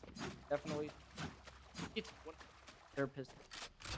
In Monarch X Echo, this defensive side, it's not going to be a them. However, same lines, different dogs, definitely have composition. Does suit a little bit more as that phase really are great at comboing with each other when it for on the attacking half, it's a little bit harder to set up for it. However, maybe I'm just going to entirety Root already able to flood, putting Monarch X Echo down their duel. Yeah, they're definitely down a member out, but look at that, how spread they are throughout the map. Again, looking towards that A site. There is a Marshall awaiting them. Marshall is going to be able to hit the first one. Drops down the spike, so they definitely have the information right now. And all the rotations are going to come in, trying to predict the shots. And they're entering through the tree here. Looks like Rez is going to give away the site for the time being. Wait for the team to connect, but the rotations are too big. This is one of the reasons why I don't like playing Defender on this map, because it takes you forever to rotate from one side to another. They get the spike planted right now, and they slowly move in towards that. NEJ is going to be able to find one more. The Sheriffs are doing their jobs wonderfully here. This was supposed to be a bonus round for Monarch X Echo, but look at how it turned out. It's going to be a 1 versus 1 for the time being right now. Luke, he's going to try to go inside. He's going to do the half defuse here, but he doesn't know that Luke just went right beside him. And Luke is going to put down a Ghost right on his face, and that is going to be the round brought back in. You don't get to see the bonus round getting brought back in like a lot, Cherry. You definitely got to give him credit where credit is. I think that round was certainly one off of Root's first blood. Forced Monarch X Echo to start covering that B site. Cloud finds different dogs to just be able to walk up onto that A site. Now it's round number 15, a big one when it comes to team lines. Different dogs can up without any pushback.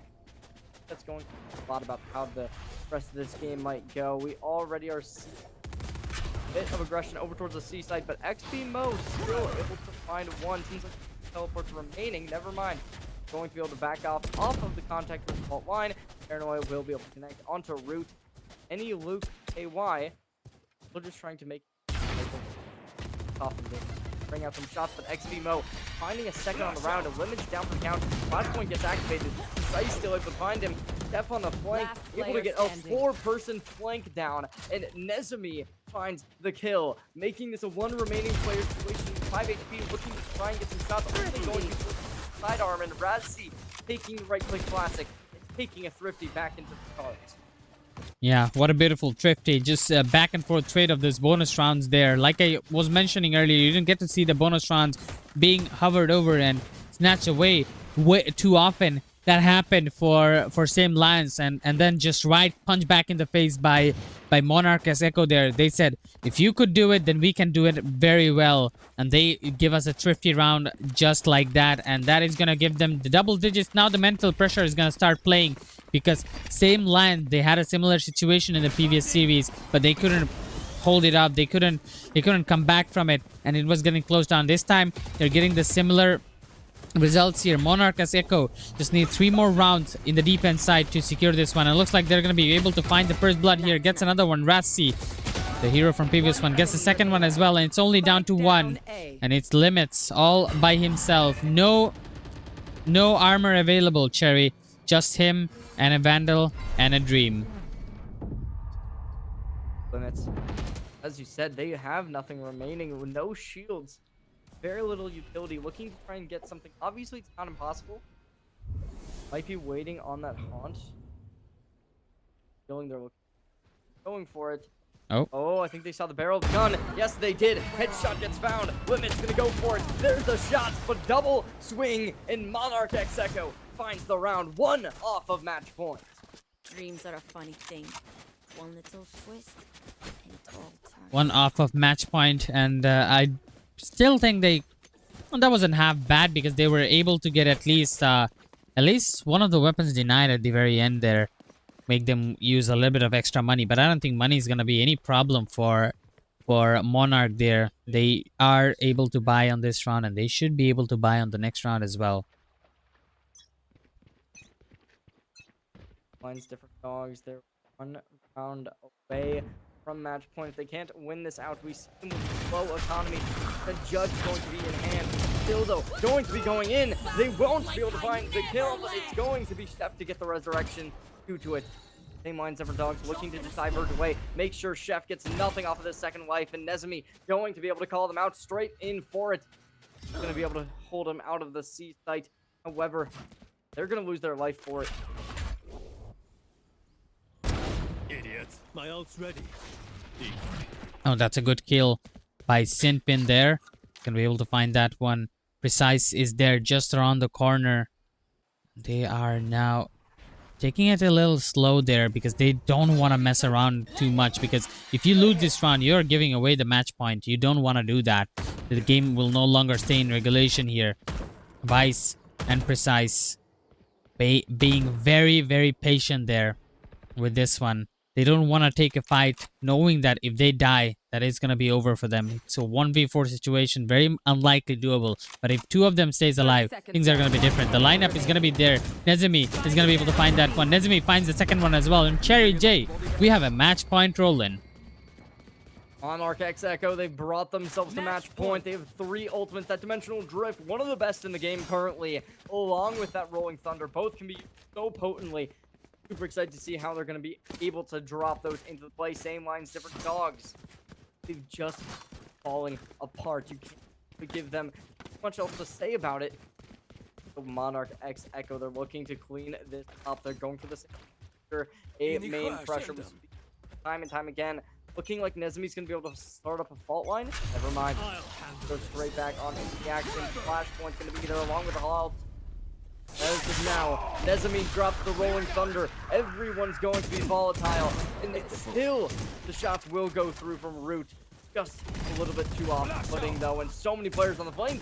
We see same lines, different dogs walking straight on into this firing squad. XBMO able to find the double and close out map number 1. And that is over, Cherry J. It's going to be a slaughter for the last round, and that is one way of ending the rounds here. Monarch as Echo, they just showed pure dominance on that last round, and I do believe that we are not going to be having a second. We're not going to be having any more rounds on that Lotus. I would have loved to see them play more attacker sided rounds, because I feel like, you know, despite the map being such a decent map for the attackers, they weren't able to do much. They weren't able to give us much of an action over there. But I guess in the end of the day, that's how the cookie crumbles, right? We can't complain anything, or we can't do anything more about that one. But what we can do is we can hope that the second map, they do it a lot better, as we do see that EXP Moy, like I said, I predicted this at the very beginning of the game. The way he started playing the map, I said that he was going to pop off. And like previous match, if he does, he's going to crush them and dominate them all by himself. And he did. 117 econ rating, 25 frags with just beautiful. Just beautiful with that KD. It's going to... If Monarch X Echo is going to be able to sweep up this series. Such good gameplay from everyone involved. Yeah. Especially EXP Mo, who had such a good performance. Only 7 deaths in the single digits out of 18 rounds. Absolutely stellar performance from them here tonight. But right now, But right now we gotta wait and see how well this performance is gonna last. Is it gonna be only one map, or is it gonna be for the entire series? We're gonna find out all of these after a short little break. Don't go anywhere. We will be back.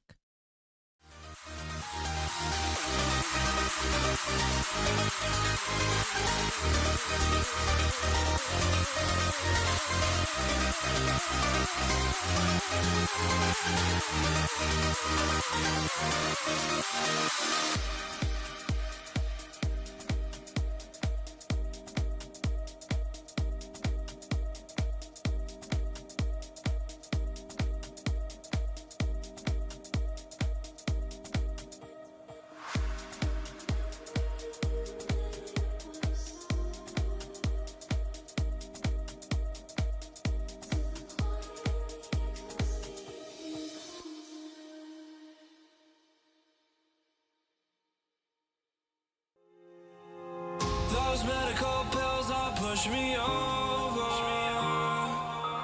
I kill my fill 3 times a day. These ethanol fumes won't make me sober. One flame to take the pain away. I caught you lighting matches in the back room. Haters look mad when they pass you. Let's talk about round when it's past due. Reach a glass, do no. You don't gotta fight alone.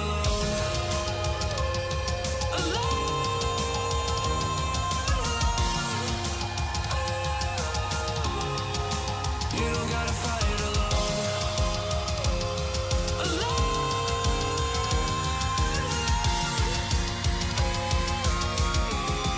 Don't be so personal. Take me out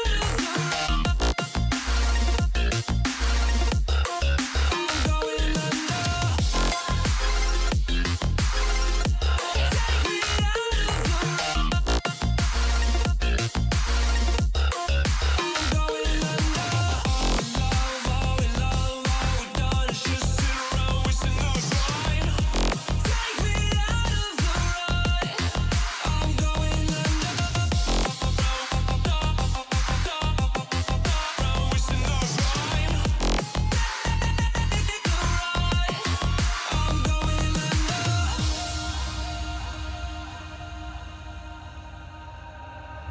Everyone's seen death in their dreams, but we still wake up and go to sleep.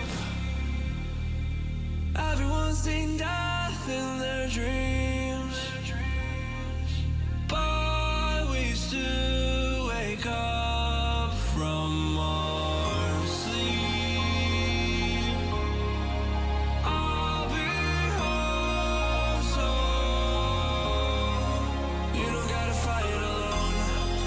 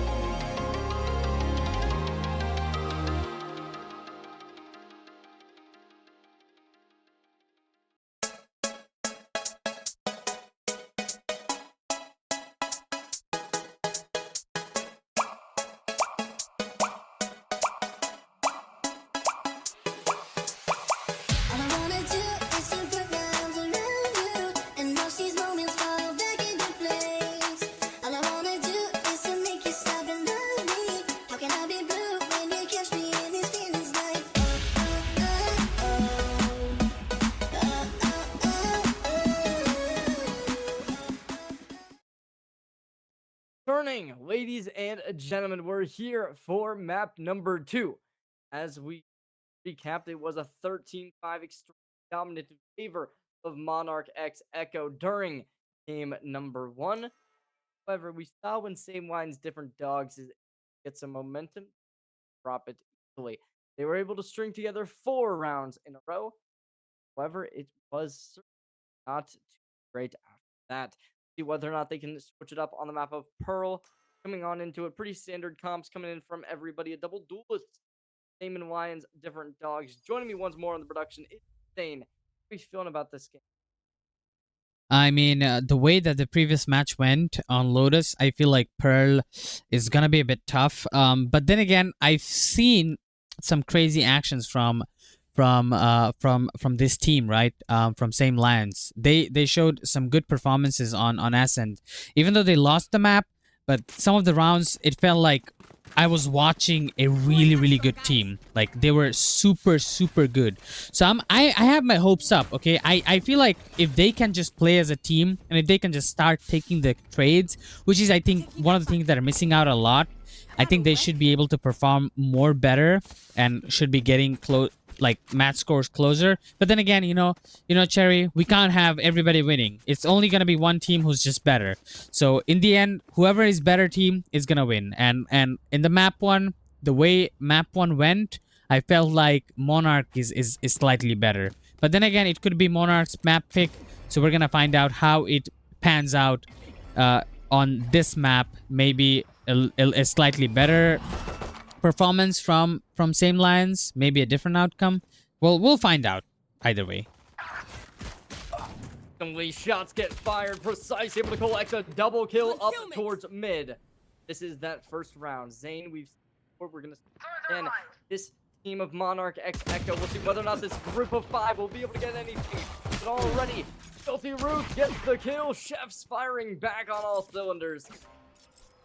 Chef reaching their way back into main, looking to try and collect on anything, but certainly going to be rough to be able to get out of this rough spot. We do see the spike moving over. Lots of players, same lines, different dogs, predicting this A push, and it seems like Monarch X Echo gonna run straight on into it. Astra moving towards Art, going to be finding their way.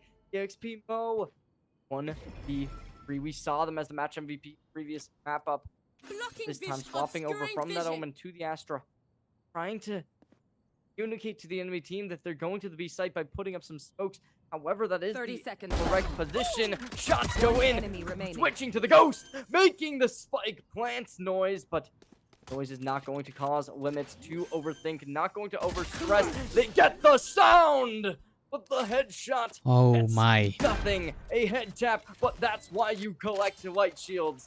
And EXP Mo, with the help of those light shields, will remain in charge of this game.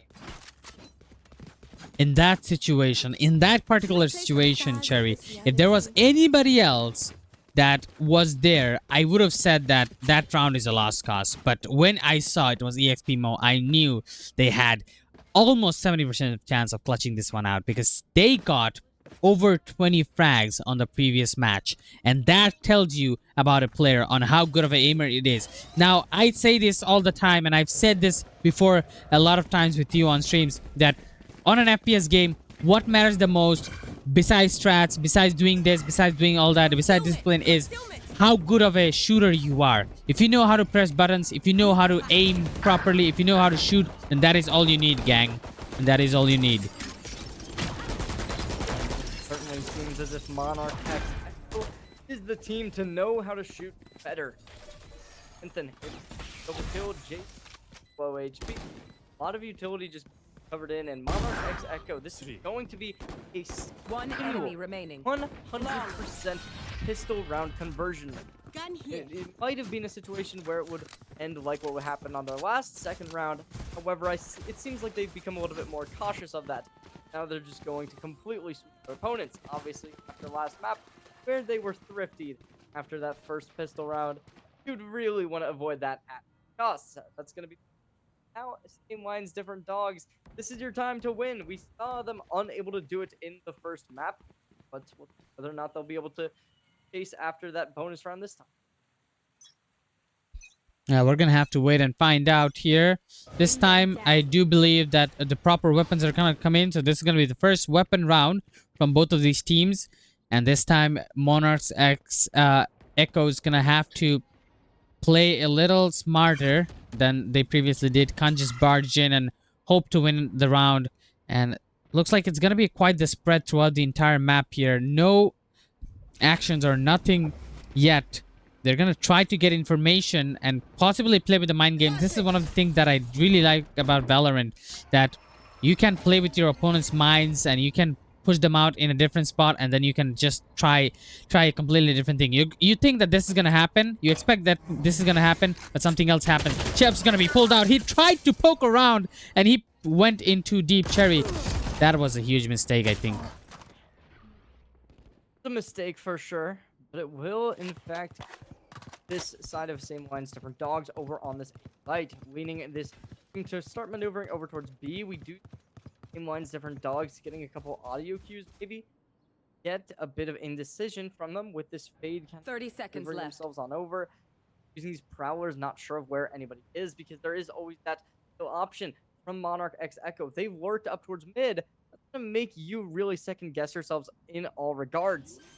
Not going to be the case, obviously. However, Monarch X Echo, they are going to be in a 3v4. However, they went that spike down. They're going to be able to really bring in a lot of time towards their favor, especially with the amount of utility they've already developed to keep them out.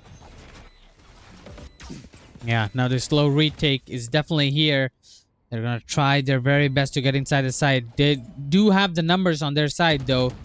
So they can potentially try and get in there here. Find EXP more the first one, but the crouch will definitely not have the crosshair on the right place as he wants. As the timer is blocking by, Limits is going to be able to hold it down. I think they didn't hear the sound cue there. Limits have it halfway. Nezemi is going to be going forward to find a double kill, but they do have the time to defuse it out. That is going to be a beautiful retake from the side of Same Lions. They had the numbers and they knew how to use them, and they're going to be able to put the first mark on the board in their name.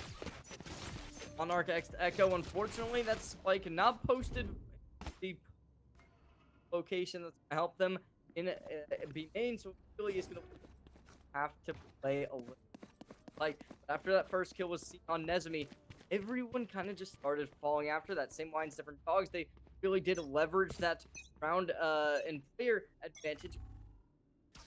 When at this point, Monarch X Echo does have that Cosmic Divide online, so likely like based on the setup on same lines, different dogs, it's kind of already the point is this Jet. There's the ult. Wait, they're gonna ult back site. That's absolutely insane. Wait, no, wait, what's oh, that's insane. Okay, now Presite's not gonna be able to hear the ult, and they're gonna be right next to this Yoru. Because of the sound, Presite isn't gonna be able to get it. And Senten finds a triple! Ratsy's gonna be able to get the next, and Root, the last one alive. That was an absolutely absurd play. That is some insane level strats there. Just making sure that your Yoru gets there just to block off that sound cue, Cherry. Have you ever seen something like this? This is an insane strat. Now, hold on. They're giving me ideas for my pub games now. That is unbelievable. I really love that strat. I mean, if they lost the round, I would say it wasn't worth it, but that triple kill from Yoru, he just popped out of nowhere. I don't think the enemies expected that. And even if I was enemy, if you were the enemy, Cherry, and you see an ult, Astra ult, on that location, what would be your first reaction? Okay, he fucked up. But then, you see that happening. That's not okay. That's not okay. We're going into round number 5 now. Plague Storm's popped. There's gonna be the Dimensional Drift. Root's gonna be possibly raids the Ruin. Yeah, there's the Hunter's Fury, able to connect onto him. I'm back. Oh, but the last one, they're going to be a little bit too low. The verticality not in your favor. Oh, but that's going to do it. Hitting the decoy, and Simpson runs straight on through, gathering a double kill. Limits going to be trying to get the Yoru diff, but any Luke KY swapped over from the bridge over to the Vice, not able to put up the performance that they like. Same lines, different dogs. 1v4 for Limits. They've taken 1 kill this round, and they get a consolation second. Yeah, too much mental pressure for that for that jet over there. I mean, able to dodge that Sova's ultimate there, that was commendable. But right after that, you just have so many things coming at you, all one after another. Yoru sending out that flash, getting that kill, going forward. They got the first kill on the jet. That was borderline okay. Afterwards, the second person whoever died in there, they shouldn't have died. Now, you saw that Yoru jumping on in and killing your jet, and you should be able to just aiming it out or get the trade or at least be prepared for that Yoru to be coming in. How does the Yoru just walk in out of the smoke and then just kill you as well? Because the second kill, that will definitely put your team down. Like I said, same Lions, they're lacking in a lot of ways, but I think the biggest thing that they're lacking in right now is getting those trades. If you're losing a life, make sure you get something out of that one. Make sure that life is valuable. That is not just going down in the drain. How this timeout is going to be able to affect in upcoming rounds. Currently, though, Monarch X Echo definitely going to be in that driver's seat. Same lines, different dogs. They haven't been looking too bad, but Root, especially, has been the reason to look good as they have. This player has been on a tear. They're 6-4, looking to keep up the pressure. Can they collect on a couple more rounds? Hopefully, the answer is going to be yes, but our same dogs have just kind of been outplayed by Monarch X Echo. Really good at playing the map and working aggressive pushes. Mid control has been gained. Only going to be a Fade who possibly is going to be able to contest them. However, instantly diverging over the B side is going to make that very difficult. See Luke KY already going to be seeking Precise, trying to possibly hold him out, but not going to be able to really do it for too long. Now they're just staying through, looking for anything. He doesn't find that first one. Yeah, already opened up the site here. Limits and Precise, they're around the corner. They're not going to be able to find much. They're just trying to shoot outside the site. Limits is going to be able to get another one from that heaven. Going to drop down the dimensional drift, trying to get as many as information as they can. CL Root picks up a double kill. It's all down to that Astra, and this Yoru is just on top of this Astra, and Astra's not going to be able to do much. That is a very beautiful retake. They got the site pretty early on, Cherry, but guess what? They couldn't hold it down in the end. Same lines, different dogs. Looked very similar to how they looked in one where they're a little advantage. Whether or not they're going to be able to fall this into a 4-4 like what we saw last game. Currently though, I mean, Monarch X Echo, they've looked strong, and same lines, different dogs. They've been up for sure. That last round, it's time to jump. Bad for them as Monarch X Echo was able to take out anybody dying and then finding a 1-for-1 trade. However, playing the retake just worked a little better for him. That same lines, the dogs squad, we'll see what they can make happen. They're going to be seen by the KO knife, and already Sinfin pushed in, but Root is going to be the one to shut him down. Yeah, I'm not sure what that teleport was from Yoru. He just literally teleported in the face of the enemy. I mean, that's... yeah. That's that. I mean, I get I guess he wanted to like make a fake teleport, but his teleport was kind of was stuck in the corner, or what it was, I don't know. But whatever the plan was, that completely didn't work out. They lose out their one of their duelists at the very early rounds here, which is not a good news here. And now they're gonna have to play without their duelist and one of their members as well. Also, Vice is quite dinged in as well. So Monarch is definitely gonna be slowed by this one. And yeah, let's see how they wanna retake this. Now they're gonna have to rethink their plans. Gonna have to try to do a different thing. Looks like they're gonna be rotating in all the way towards B, but all the noise queue that they made on the A side made two of the members of the side of Same Lions rotate towards that catwalk. 30 seconds left. And they are gonna be back on the B side now, as they realize some entries are being made here. Through the shear is still going to be up, so pushing through. Monarch X Echo possibly be isolated. One player down. Root's going to be making it a 2-player deficit on a double kill for the round. Anyone KY able to get the next Root on a triple kill. That will conclude it. No chances for EXO to get anything like this player being extremely impactful in rounds, and maps Don't worry. Don't will think do it, it eh? for 'em. Yeah. This time, it's different people who are popping off. It's Sinfin and Root from the other team. I think we did get. No, we didn't. Never mind. Root, who I was saying that on Ascent when they played Jet, the opponent's Jet were absolutely like dominating the entire series, and I was saying like Root, they need to work on their Jet, they need to start making those initiations, they need to start getting those entry frags, and looks like they listened, and they're doing a lot better on this one. Maybe Cherry, the previous one, just a warm up. This time they're popping off completely, and they're gonna get their ultimate up as well pretty early on into the series. I think that's their second ultimate that they got. And this is just looking really good for Same Lions right now. Okay, possibly to be taking this engagement. It's gonna be difficult to find the win, but the two players there, the flash comes through! Flopping over, Root's gonna be able to find one, but Chef instantly cleans them up. Calm the janitor of employment, possibly gonna be there, but Monarch X Echo instantly making their way onto the site. Marching on through, everybody from St. Vincent different dogs just outside on the extremities.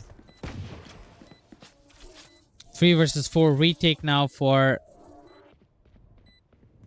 Same Lions here. It's not gonna be an easy one, but they've done it. They've done it against worse odds. Let's see how this one's gonna be, though. It's gonna be very hard with all the utilities that the attackers have. It's not gonna be that easy to sit on top of the spike here. And look at all these ultimates coming in. Astra's gonna drop down his ultimate to try and get this defuse on. They're gonna be going forward. Chef's gonna be able to find a shot with the Sheriff here. A lot of kills are happening. Shorty connects onto one. It's only down to Precise, and Precise, he cannot do much in that situation. That's a lot of ults used for that round, and I don't think that was worth it at all. Well, I was gonna say, I don't know if I'm being I should play some Astral Stars in this reality. whatever. I really didn't like that Cosmic Tide from Minds Different Dogs. I don't know why they didn't just play it like you would a smoke and just kind of like block off the entrance point. Because like, just give them the option to make their way onto the site by going through the church. Then you have to watch like that entire wall. Covering it. To, like where they're gonna come in from.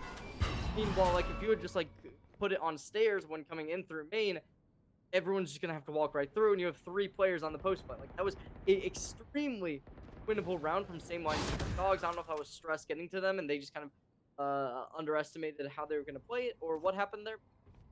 Don't like how that was played. Maybe I'm wrong. Who knows? Maybe I misread how that round was.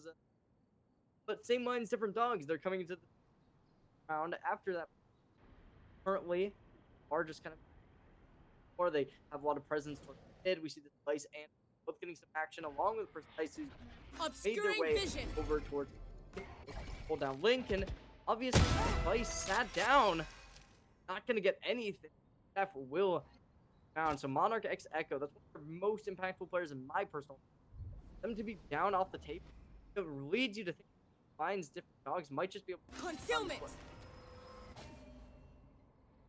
Yeah, that does feel like the thing here. Root is gonna go left. forward with the operator here. If the Sova throws away the dart right now, he's gonna be caught in. Could be a bad timing as well. But Root, he gets flashed in, so no first shots coming in. And he's gonna miss the second one as well. Now, might not get a good position here. Sinfin's gonna be able to find a kill there onto one. They're just gonna go along with the C4 getting dropped out, but Root is still around the corner without getting the kill onto the operator, without clearing that area. I don't think they can open up anything. They needed to go behind, and that is not a good round played by Monarch X Echo. I've seen them play absolutely amazing rounds. I've seen them gun down the opponents, but I did not like that round from them at all. Finds Different Dogs, they're definitely not in the front seat, but they are starting to gain momentum. We can see Monarch X Echo just trying to physically stop that momentum from snowballing by taking a timeout. So, gotta give them credit where credit is. After a couple rounds have not gone their way, they're taking this timeout, looking to kind of stop any type of eating these rounds for free. going to be able to take it and see how they will do.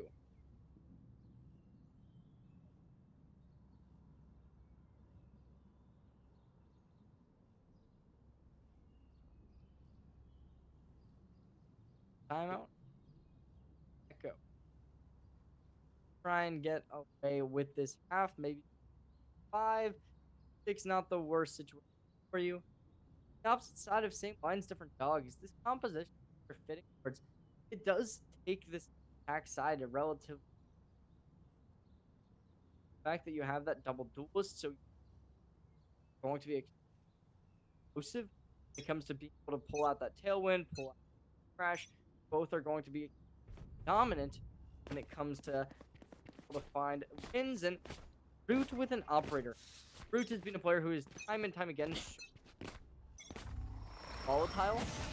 Operator in hand, they're going to be taking. Oh, the flash is tragic. They didn't have that tailwind because they went offline, so really, it's such an upsetting. There's going to be Night Call dropped to both sides.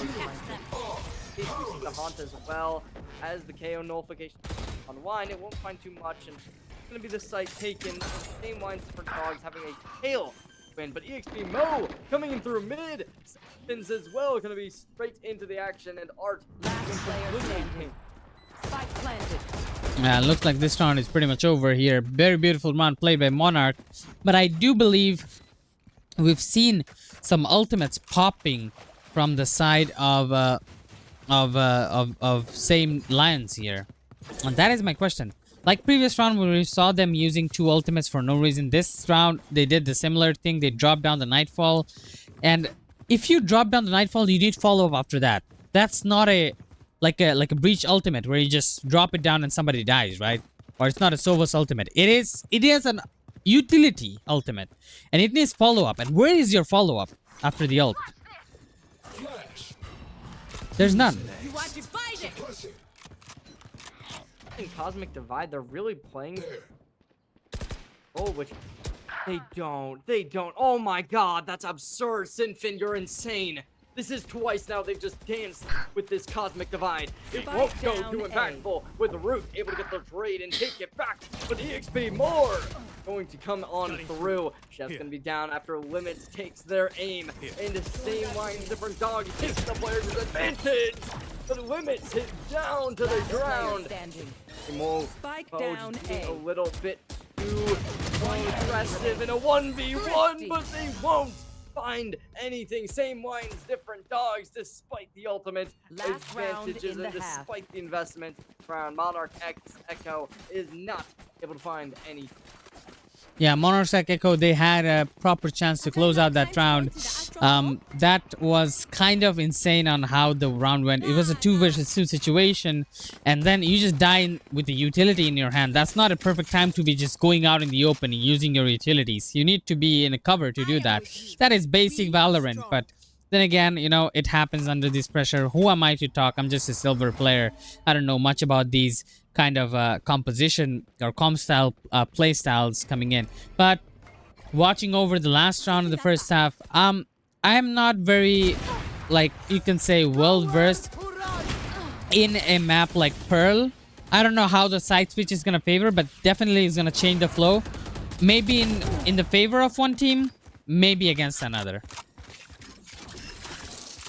Monarch X Echo, they've already taken a bit of a hit, especially comes to their presence. However, they are going to be starting to work up mid. We see players over here like they want to end towards A with their Vice playing towards main. However, never mind. They're making their way back towards main. Jay finds one. Spike down mid. Able to get the second, and it's all up to Chef. A 1v4 super tall task. It's 2-3-8, and Jay closes out 6-6 and flies half. Same lines, different dogs, looking so Switching sides. They're looking really good. Same lines this time.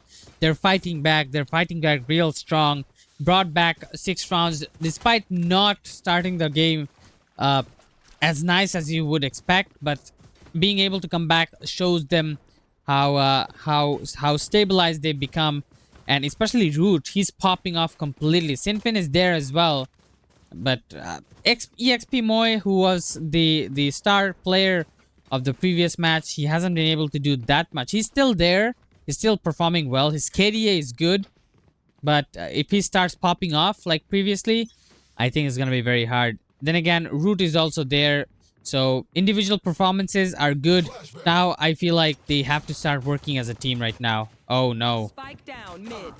Is it going to be another one of those rounds? Echo. One suppressed. Raz on a double kill. Finally going to be shut down, but Root alive. You have to imagine that's going to be put up a bit of a fight. Lots of players up towards mid. We will be seeing a bit of an engagement over towards the B site. Possibly going to be Chef to close it out. A bit of a vice div comes through once more. Same lines, different dogs making their way up towards the B site.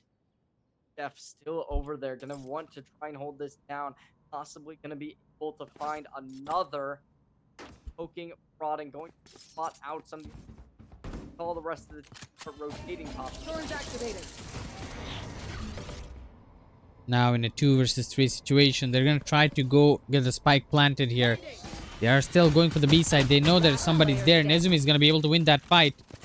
And now it's all down to Precise. Down to 30 HP here. Going to go bunny hopping and right clicking.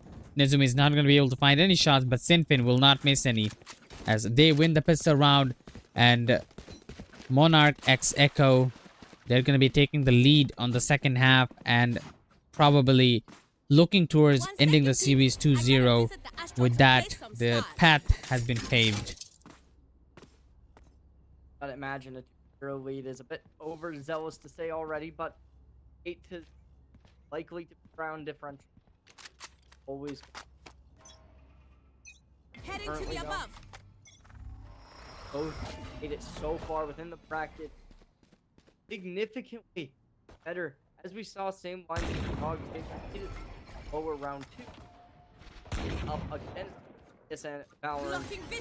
However, Monarch X Valorant Echo, they have had a different path, able to fight up against TSN Valorant in round 1 of the upper bracket.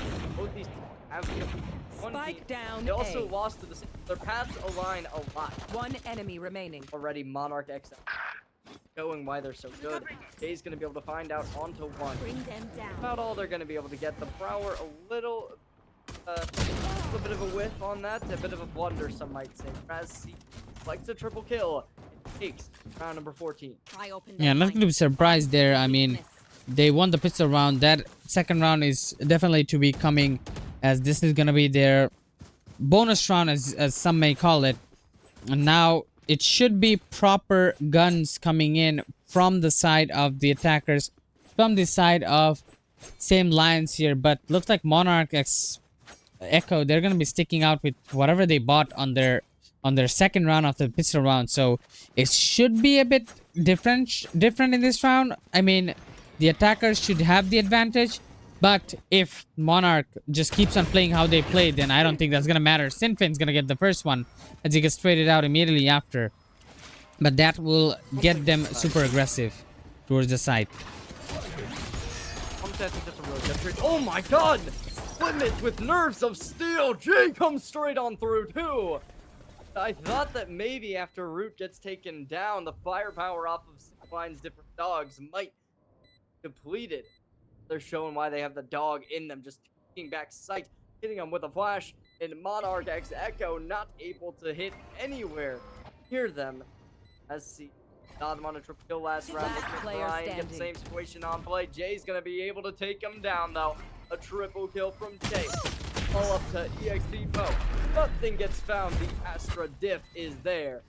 Same lines, different dogs. Quickly clean up that bonus. They quickly do, as they pick up another round there, and that is a clean one. Like I said, they didn't have proper weapons to defend themselves with. This time, they might have proper weapons. And look at that, Sinfin. He just had a Marshall previously, which did get him a kill. But this time, he's not going to be shy away from finding that up. He's already sitting at 17 frags. So he's going to go straight up a one-on-one with Root on that one. And Root, one of the key points that he had, which gave them a lot of frags, was that he was playing operator when he was on the defense side. So Sinfin He already has 17 frags, and he's just gonna get more with that operator online now. Currently, Monarch X Echo, who want to play this round to the best of their possibilities. Sinfin, though, outside. They're going to put up a gate crash and Time to back jump. out onto the beach site. However, loving that because it's Isla. Correct. Before they can get back to the XP Mo. Finds the kill secured for Duelist. Sinfin having a bit much confidence possibly Revealing that area. right outside the smoke. Then pop out a dart. Lots of engagements and Sinfin off of the dart's contact will pop through. Right round. Luck gonna be the one to do it. Rotation. Both teams diverging in towards mid. Monarch X Echo definitely has Retrieving flash. 30 seconds left. have a path they can take this round theirs and get to 9. Last player standing. Spike down B. Effect turns it into a 1v2, and it's not gonna go very well for Luke there, as that's gonna be Vice taking one out, and that's gonna be the 9th round secured for the side of Monarch as Echo. And this is just getting worse and worse, Cherry. I feel like it is gonna be another upset. I have hopes for same Lions, but hopes are not gonna give us victory. Hopes are not gonna give us wins. Hopes are not gonna carry out these round victories, because as much as we'd love to see a third map, we gotta be real on this one. Same land, they need to start pulling things together. They need to start working their way into these rounds. Otherwise, it's gonna be very hard. Not go wild, looking to try and make any type of connection. However, Monarch X Echo, they're going to be dealing with lines different dogs, just completely rotating over to the big site. First one to make contact, operator in hand, looking to try and find some kind of peeking out. Not sure if they saw the barrel. Seems as if the answer is yes. Peeking. The double is there. Steph's going to be hit by the stun. Look at that. The dimensional drift leaves them involved. It won't get the audio cues, however, they will be seen. Finn gets the kill. It's down for the count. It's all up to these last 2 players of same lines, different dogs. They're lucky stars, but Luck One enemy going remaining. to get the luck of their own. XP Mo gonna finally shut them down, but that's all. They wrote Chef on a triple kill. Oh my god, Chef was absolutely crucial to that round. Launching thorns. Looks like now is the perfect time to call in a timeout, because they definitely need to talk. They definitely need to get things sorted out. Looks like we did get a little bit of technical difficulties. The game bug where you get a timeout and it kicks you out of the game. We're gonna send it to a short little break. After the break, we're gonna be back with the game running back up again, Cherry. Okay. I love you, I do need you, I do, I do need you. I love you, I do need you. I love you, I do need you. I love you, I do need you, I do, I do need you. I love you, I do need you. I love you, I do need you.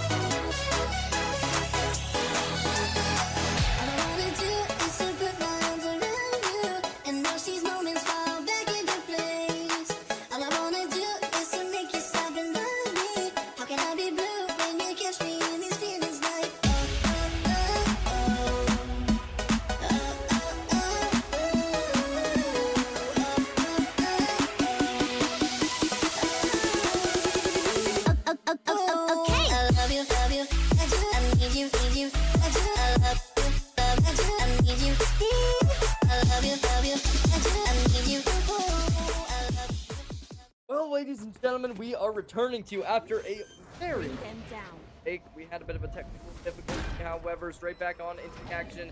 Same lines, different dogs. Post plants being created for him, but a 4v4 position.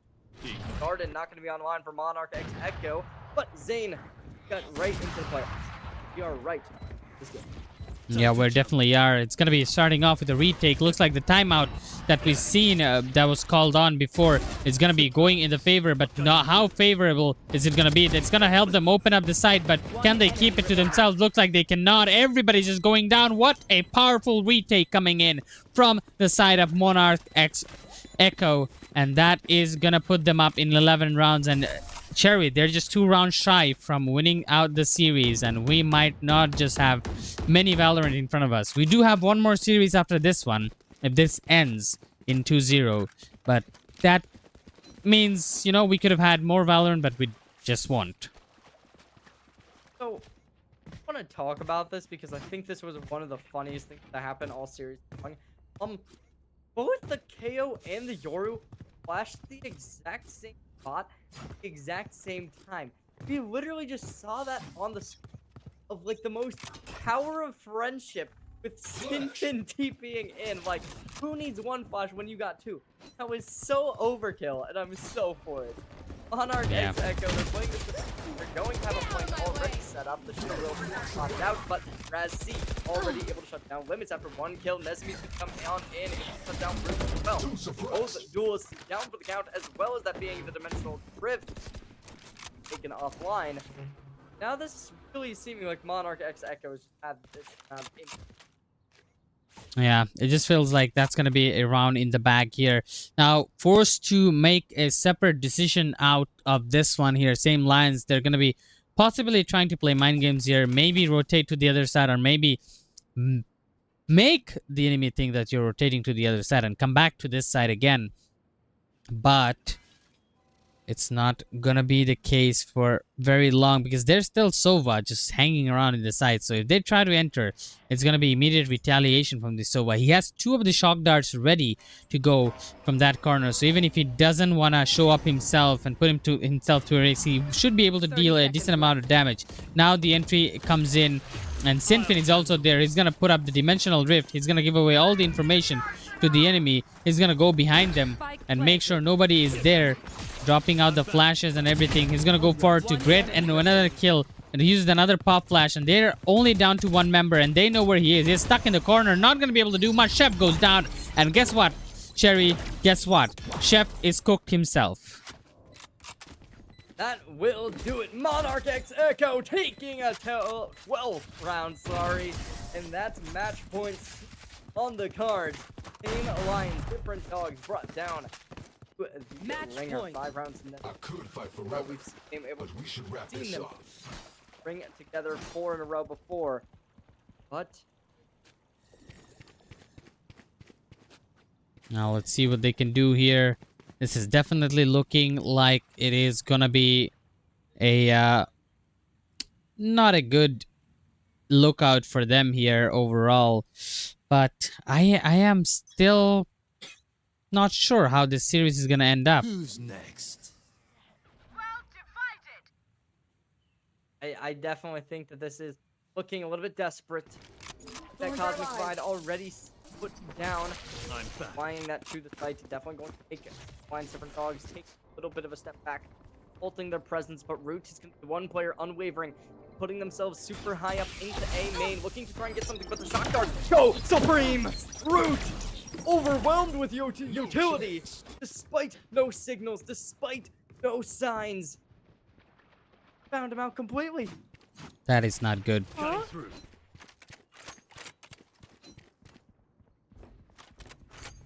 That was absurd. They should not get that. How good Monarch X Echo is. Yeah, and now they're trying to rotate back towards this B side. They already given away the sound cues, so they know Nezumi is going to be able to avoid that Nightfall. Actually, never mind. He doesn't. He gets caught out by it anyway. The dog misses out on him. He's gets completely flashed out. He's going to be able to escape out for the time being. Gets caught onto the reload. Maybe if he escaped out of that area and tried to reload, he would have been alive. But oh well, it doesn't always go your way. But now the rotations and The retakes are here. Lucky's there, and Lucky's gonna be able to get that shot. Beautiful Guardian had the angle, had the shot, and I don't think they're gonna be able to retake that anymore. So we might just be able to see a few more rounds here, Cherry. Last player standing. Yeah, I mean, I was not expecting this. You're playing a 4v5 retake. Imagine that those 5 players would have the advantage, but now it was a 4. Brought down to a 1v3. The operator's going to be in hand. Sinfin try and find any type of consolation prize. Probably going to be able to find something on the way out. And beautiful operator shot to be able to commence a bit of an economic downgrade. Dogs, but might be able to get even more. Yes, they will. Sinfin collects a triple kill. Might not think as a spectator is that big of a deal. However, we have this mini-map, or not mini-map, scoreboard just showing like economies starting to deplete. Yeah. Real rifle. So here's the thing, right? That double kill, some may think like, oh well, you know, they won the round, you know, what matters? That matters. That matters a lot. Why? Because you look at the economy of the attackers. They didn't have very good economy. Losing out that 2 weapons and those 2 shields means they're not going to be able to go for a full buy. And now they have this half buy and not the best weapons starting out on this round, which means they have a lesser chance of securing the victory on this one. And that just puts them up in such a tight spot. Look at this. This could be huge. But no, he trigger disciplines away for too long. He's going to lose his life for that. And that is unfortunate. They're wrapping around one another. Looks like it's going to be a trade of sights. The defenders get out of the side and the attackers get in the side.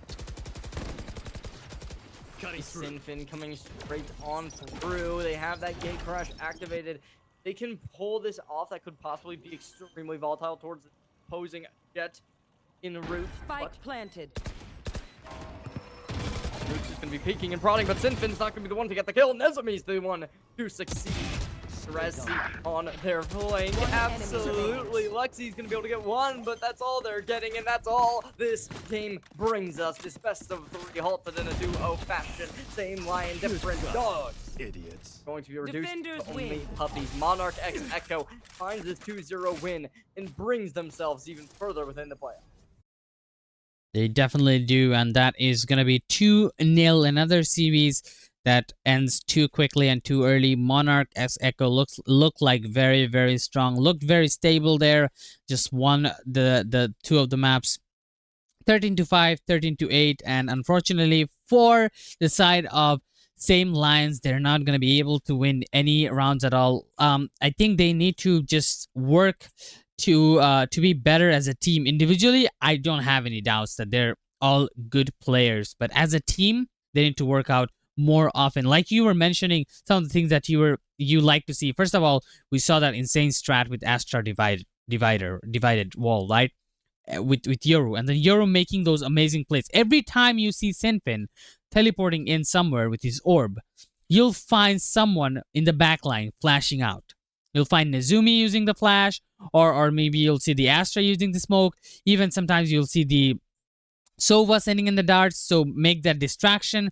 That's the kind of team play that you want. That's the kind of utility you want. And look at how well he performed with all those backup that he got. 27 frags, 10 deaths, and 10 assists. That's an insane KDA with 6 first bloods. 6, Cherry, 6. That's a good amount. Absolutely absurd. We're going to go to a short little break here. Ladies and gentlemen, get ready because we got even more Valorant coming your way in just a little bit. So don't step off the Twitch channel. Don't go anywhere. Ooh, I love you, I do need you, I do, I love you, I do need you, I love you, I do need you, ooh, I love you, I do need you.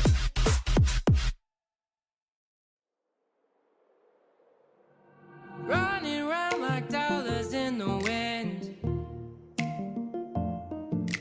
bending over backwards just to let you in.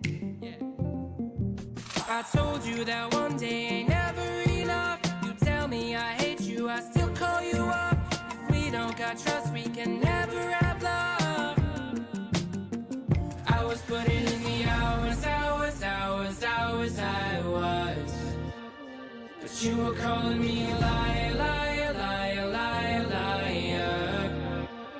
Yeah, I've been putting in the hours, hours, hours, hours, hours. And it's coming down to now, and now, and now, and now, and never. I was putting in the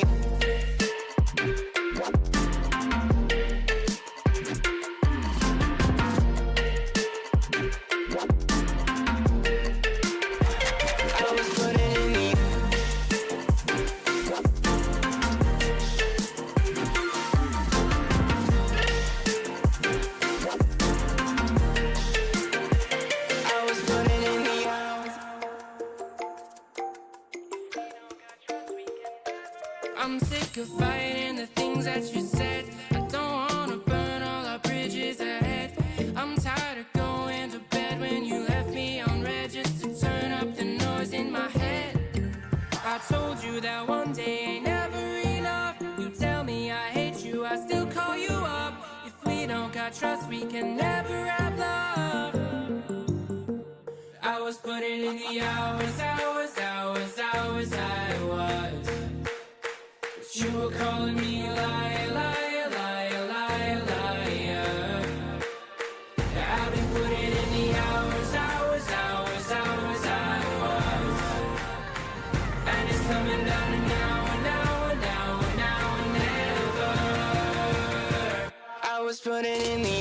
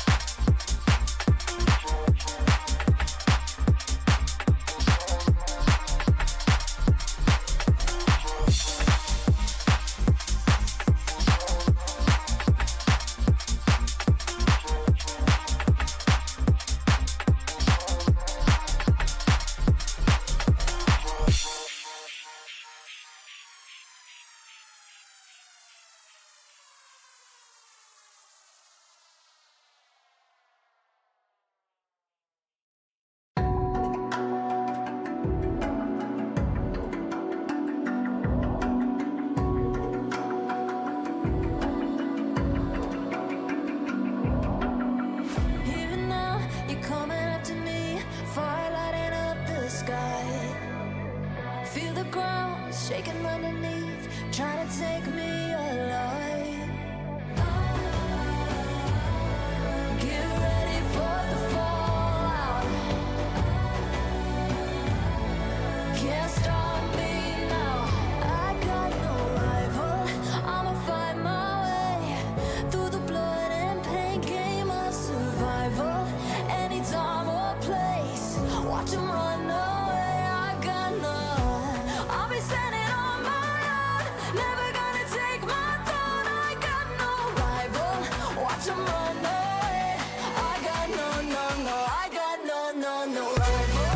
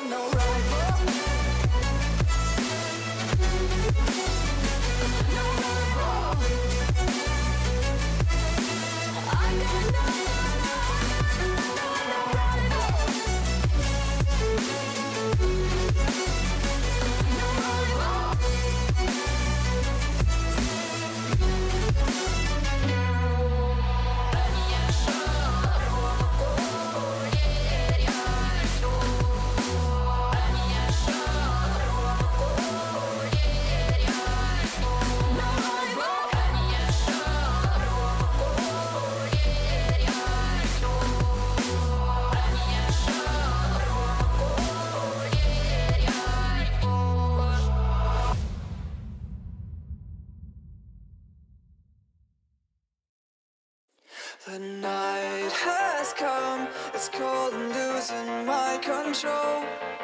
Your light is gone, and lonely darkness fill my soul.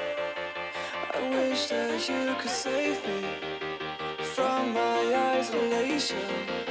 It's way too complicated. Let's stop this conversation. Let's stop this conversation. We got no relation.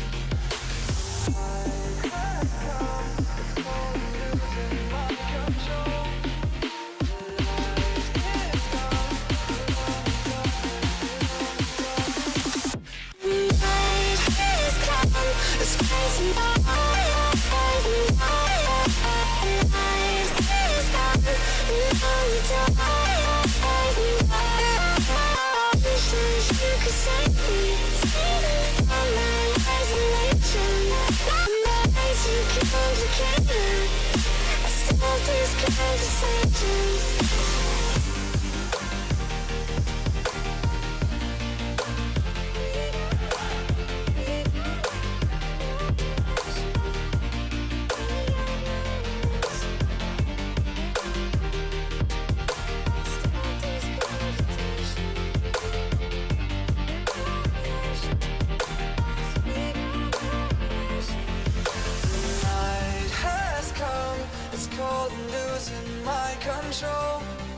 Your light is gone, and lonely darkness fill my soul. I wish that you could save me from my isolation. It's way too complicated. Let's stop this conversation. Let's stop this conversation.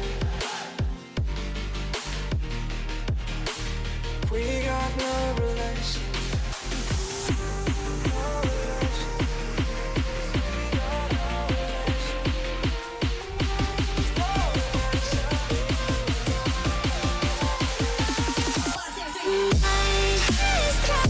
It's crazy.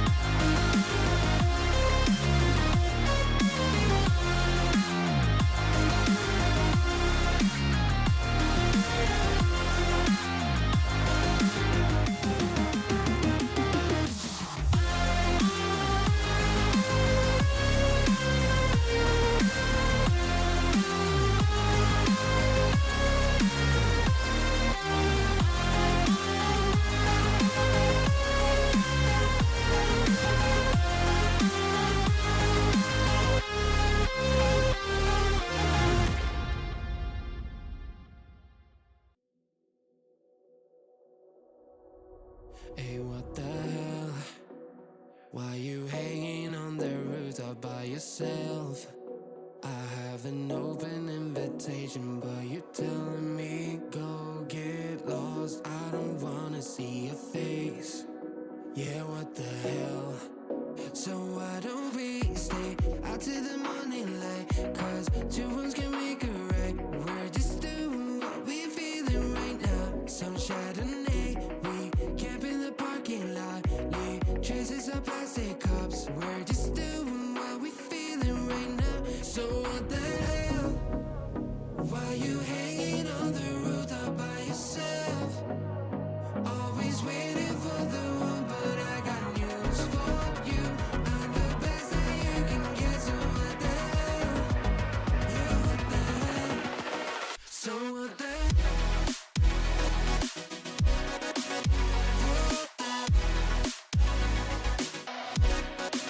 So what the hell? What are you waiting for now? And what the hell? You're pretending that you like somebody else. Like you got boys waiting in line to take you home. But tell the truth, you'll spend the night alone. Let's be alone. So why don't we stay out till the morning light? Cause two wrongs can make a right. We're just doing what we feeling right now. So what the hell? Why you hanging on the rooftop by yourself? Always waiting for the one, but I got news for you.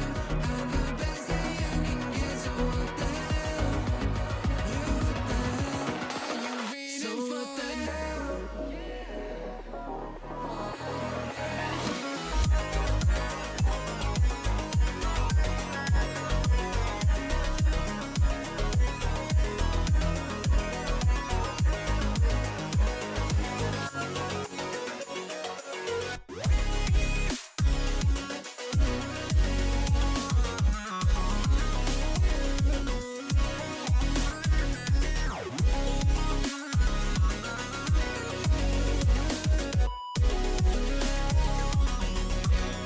So what the hell? Why you hanging on the rooftop by yourself? Always waiting for the one, but I got news for you. I'm the best that you can get, so what the hell? Yeah, what the hell? So what the hell?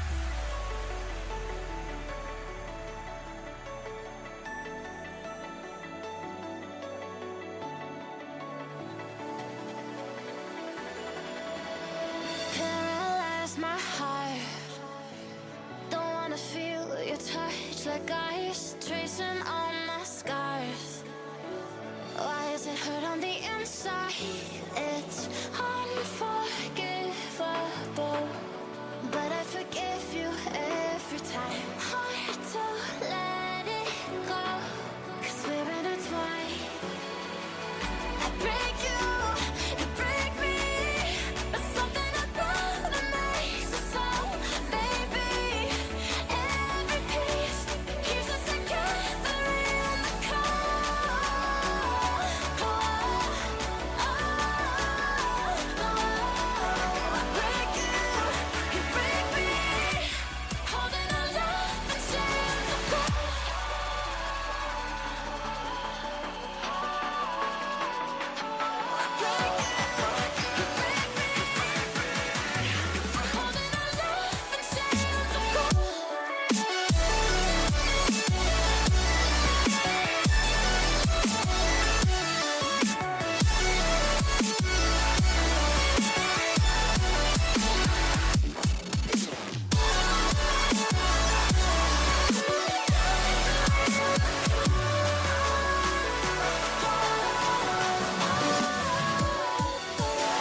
Frozen in my dream, I can't escape the thoughts of you.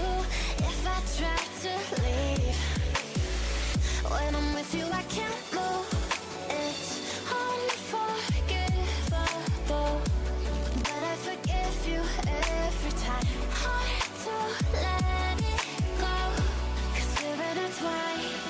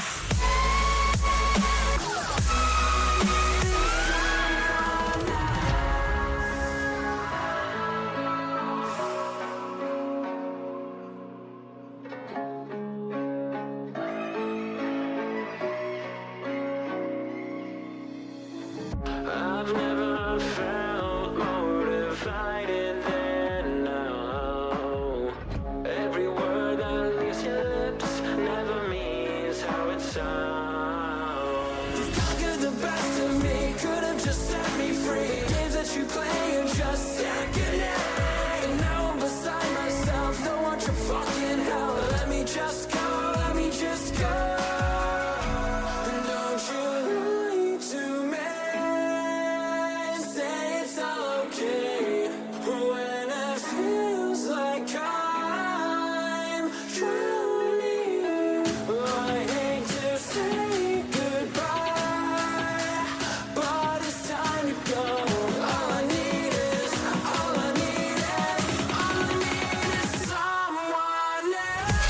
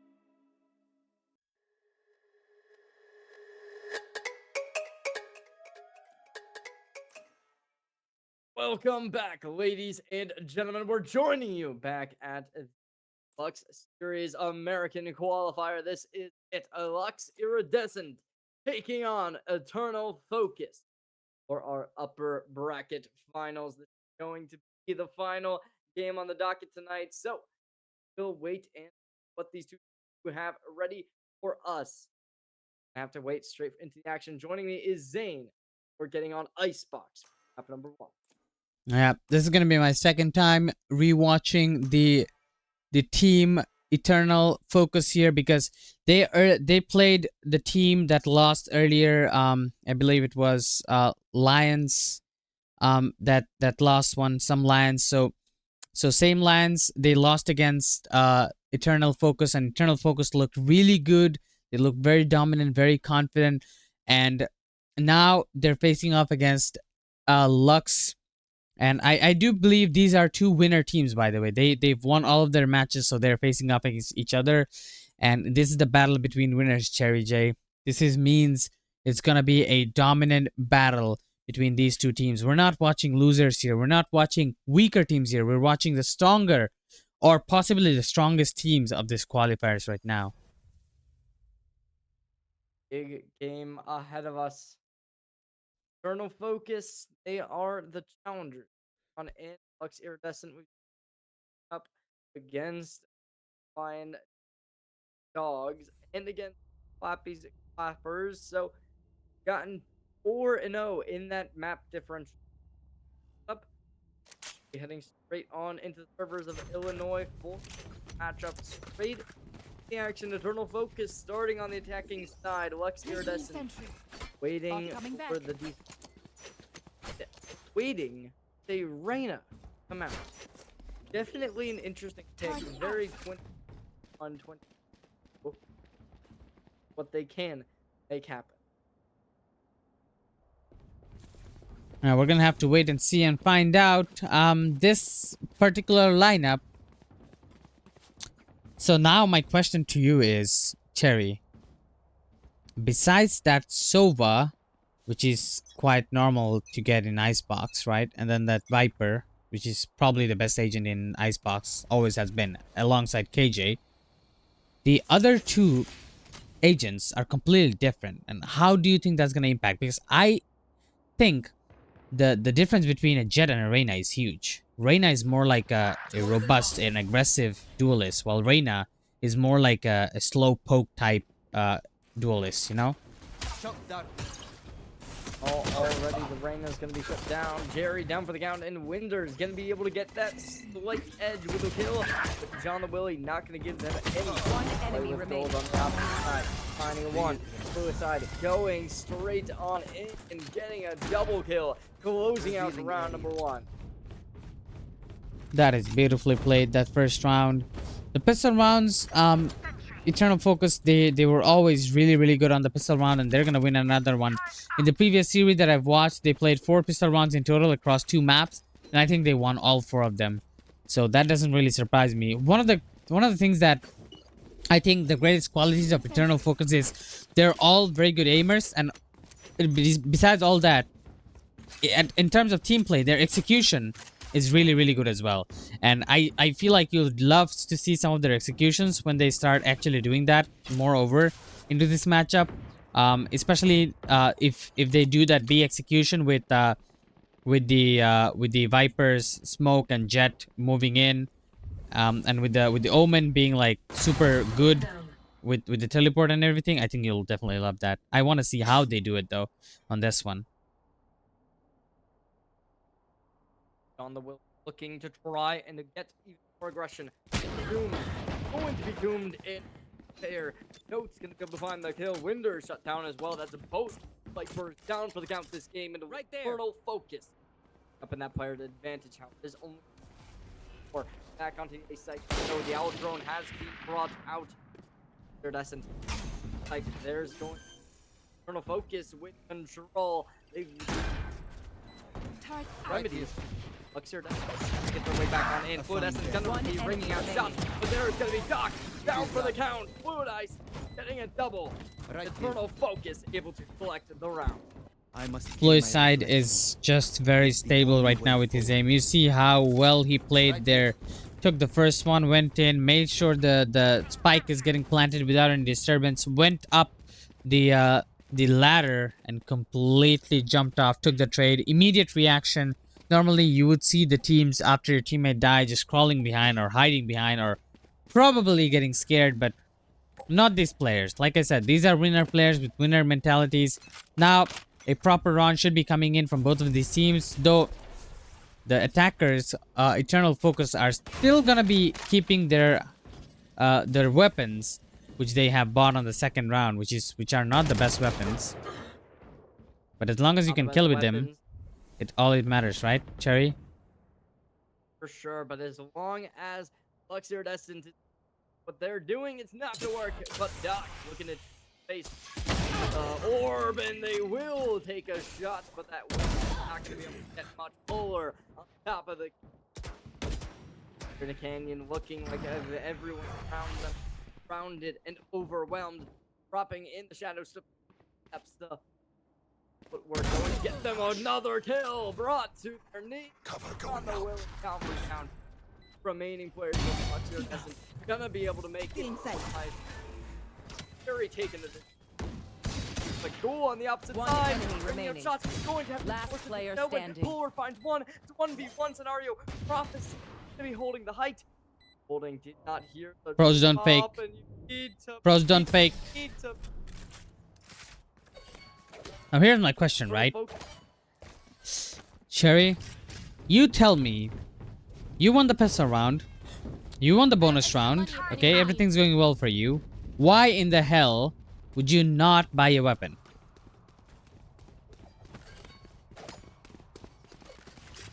Why would you need to save it? Even if you didn't, your teammate just died literally beside you. Just go ahead and pick up his weapon. The moment the entire round messed up is when Sova just walked past him and he's just holding that sheriff. Couldn't hit a single shot. And then he was never gonna find that kill afterwards. Well, Winder's already able to find the first, looking to be securing a good position. They will be able to take some time from jail, but it's going to be goal on a double kill. Updraft, there's the Tailwind refresh activating. The Paranoia is going to be able to secure the kill. Goal on a triple and goal. A demon pushes through, but Puller the one to find the focus. As he did falter in that previous. Not for long.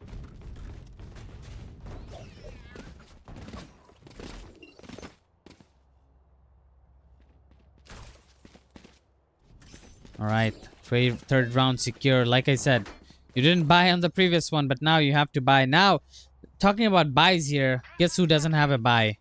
The defenders. Which means, Cherry, we might be looking at fourth round from Eternal Focus here. Okay. Well, definitely an interesting Yeah. bit of a misplay there. They were just having a little bit of a flab, a little bit Luxe here already on the have that Empress taken offline and be now Luxe Dome getting the shot, doming their opponents. For another, gonna try and get it, but Polar's gonna be able to sniff them out. Iridescent still in that player deficit. However, this is an eco round, so for them to be able to equalize, it's going to be extremely nasty. Prophecy, kill. Side going to weapons. Their opponents don't get any play from a post point. However, that spike is not set up for it. Instantly, shots go wide, but Fluid Ice not gonna matter. They still find the elimination. All three going back towards main. Doc's gonna be find out onto the. However, they do not get the kill. Going to be the Hunter's Fury in the hands of Luxe Iridescent. However, they're gonna this off 60 feet. Last There's a player turret standing. looking to try and block something, but Doc is down. The 1v3 back against the wall. Eternal Focus looks to be taking this step. There's the fire squad set up, and Goal is going to be the one to collect it on another 3K. That's another beautiful 3K coming in from the Jet here.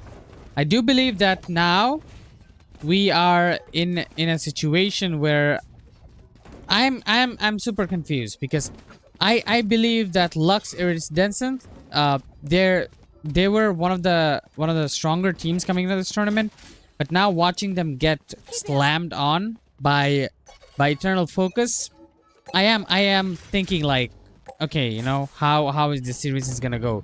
But then again, you know, it's Icebox. I think Icebox was out of comp for a very long time, right? So happen the possibly find a map that your opponents are coordinated on, and possibly a map that you Luxe Iridescent. I'm not sure if they would know. Both of these extremely talented. They are here for a reason. Down the last game, very, very good. Both of them out on top.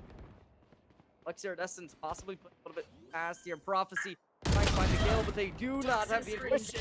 Winders gets it, but Jerry's the one to close out. Polar down as well. Luxe doomed. Their opponents, it's 4v3, but Eternal Focus does have the bomb down. They do have that Hunter's Fury. They're going to be pulling out the Owl Drone, able to connect on to the opposing Killjoy. Domed going to be trying to possibly get something great.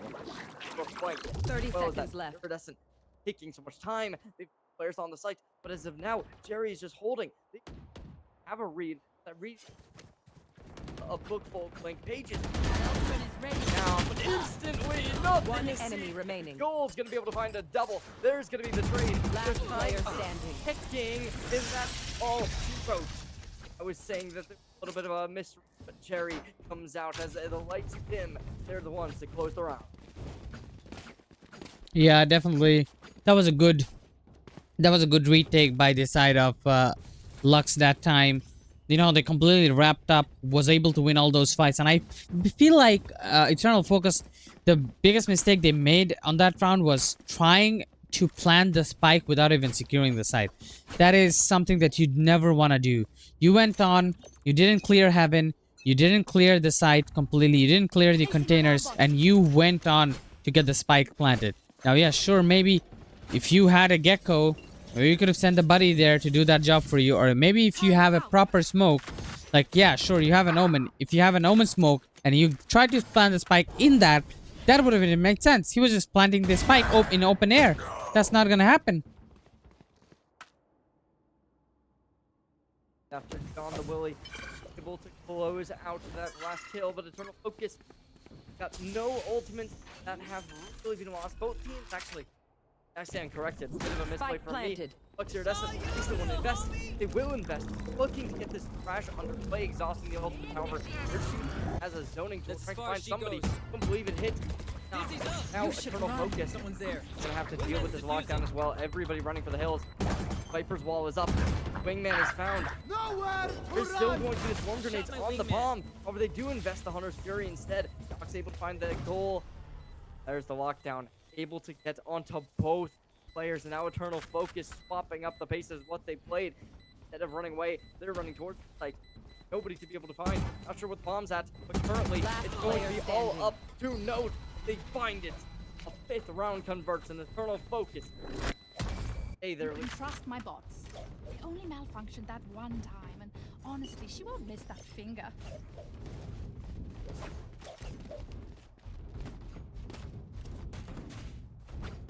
that team. But iridescent, they haven't been badly. Very strong. Go for it. But focus on par. Has made it far. Eternal Focus, they're currently going to be going hit. For close with the Sheriff. And they hit that dome. Locking in the elimination. Bringing a rifle to their quad.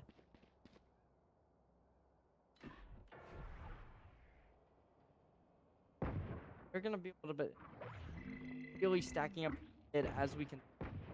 Allows them to create a flank from either angle. Like B is going to be the hit. Lots of players over to A to try and create a fake. Actually, note that Luxe Iridescent has a lot of confidence in this A hit. Going to be the suggested play, but the spike being in spawn is going to make this a really good thing for Luxe Iridescent. They don't have to worry. They have time to run back. On the minimap, they will. They have both their Killjoy and Gecko both running up towards that site, taking control of mid, watching for enemies, and kind of lurking around. Eternal Focus is trying to play for some picks. Domed is already going to miss out on the shot, but I believe they saw them. Jerry's going to be able to get the next kill onto Ghoul, who has been such a playmaker for this team. There's Doc as well. This is going to be a thrifty One and enemy a remaining. possible flawless thrifty. That's absolutely absurd. Eternal Focus, you can't let that happen. Yeah, I'm not sure what happened. They're just completely leashed off of one another. They're not checking their corners. Another basic rule there, you know. But sometimes, you know, everybody makes that mistake. But I believe that was very well played defensive round coming in from the side of Luxe Iridescent. And one thing that I think Eternal Focus should be focusing on is using more of their utilities. They're very robust. They're very aggressive. This is good. But use more of your utilities. You have 2 smokes. Use them. 3 smokes. Sorry, I'm not counting Viper. 3 smokes. Use them. You have a wall. Use it. You have a lot of things to like cover up your spaces if you want to take the entry. Now they should have the Jet's ult as well going forward, and let's see how it goes. Oh, Jerry's down for the count. Not able to take them out as soon as they launch out with the Empress. So Eternal Focus be a big play for them to be able to shut down that Empress. Much of value for that chemical reaction. On the Willy.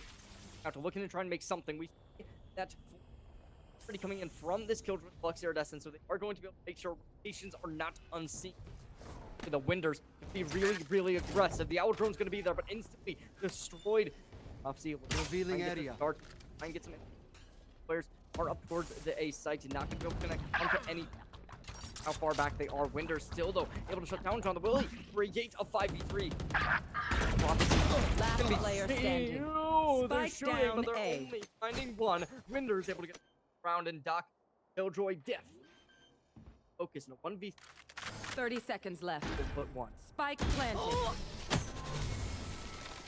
And the end goes down as well. That is going to be Eternal Focus finding that round. They were playing patiently. They played with the defenses of Luxe that round, and they waited out for everything to be over before they actually made the execution on that round, and that was a very good execution from them. Already finding 50% of the round here on the first half. Cherry, I think is a good sign. Now, I know there were a lot of changes made to Icebox, and I haven't really watched the comp scene after the changes were made. Plus, the agents are not same anymore. So fill me in, Cherry. Tell me, what are the stats looking at currently on Icebox? That. Gotta make. Oh. Ever.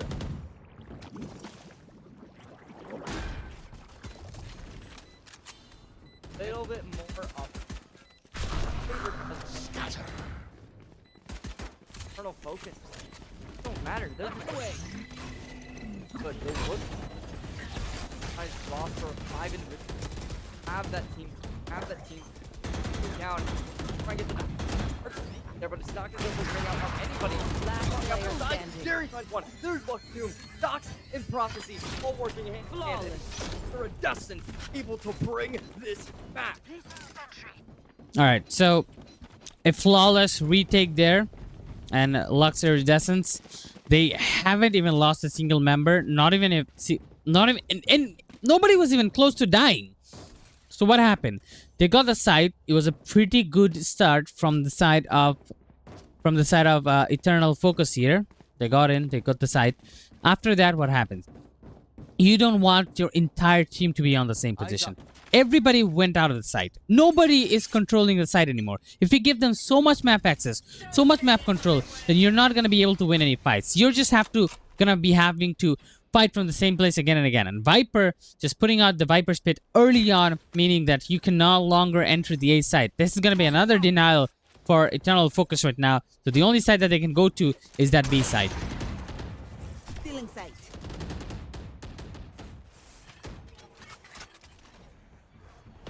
Jerry peeking out with the op, going a little bit wide, and it's not going to matter a ton, though. Willie creating the trap play, but on the opposite side, Winder's there to collect. They're going to go and pinch them straight on through. We'll be able to do Doc on the opposite side from heaven, collecting the kill, making this a focus. They got the sight, but they don't have that advantage. On the line, AB, not that Viper. Comfortable.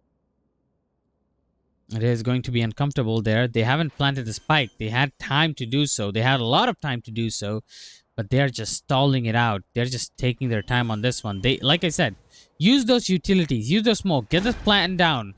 It's a game of time.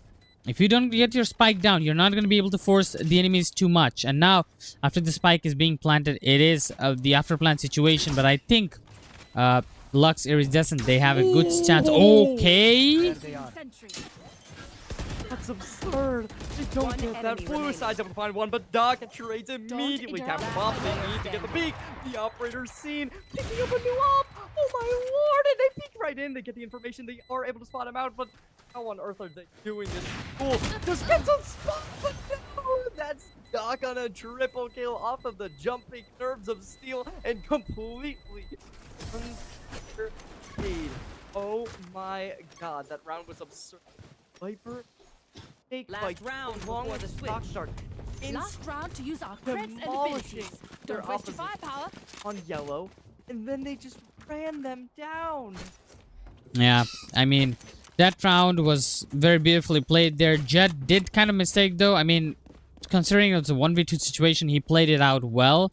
But operator is not the best weapon to pick up in that kind of situation, especially when you know the enemy is coming around yellow and then gonna try and jump you from any sides. That's one of the things. But then again, on that quick situation, he had to do whatever he had. I think he wanted to get another weapon, but he ended up getting an op because there was an op lying around right underneath his feet. After getting that op, he should have just gotten out of the side, playing the peeker's advantage, but he couldn't. He just sticked around and he paid the ultimate price, which is the round. But look at that. Spike planted. 1v3. The total focus. Gonna have to deal with Prophecy. Prophecy have a long line ahead of them. I'm able to make really well tasks. Their utility went. Solo act. Dropping down. Only Phantom in hand, but that's all. They get that one station pick and the half. 5-7. Switching Total sides. focus.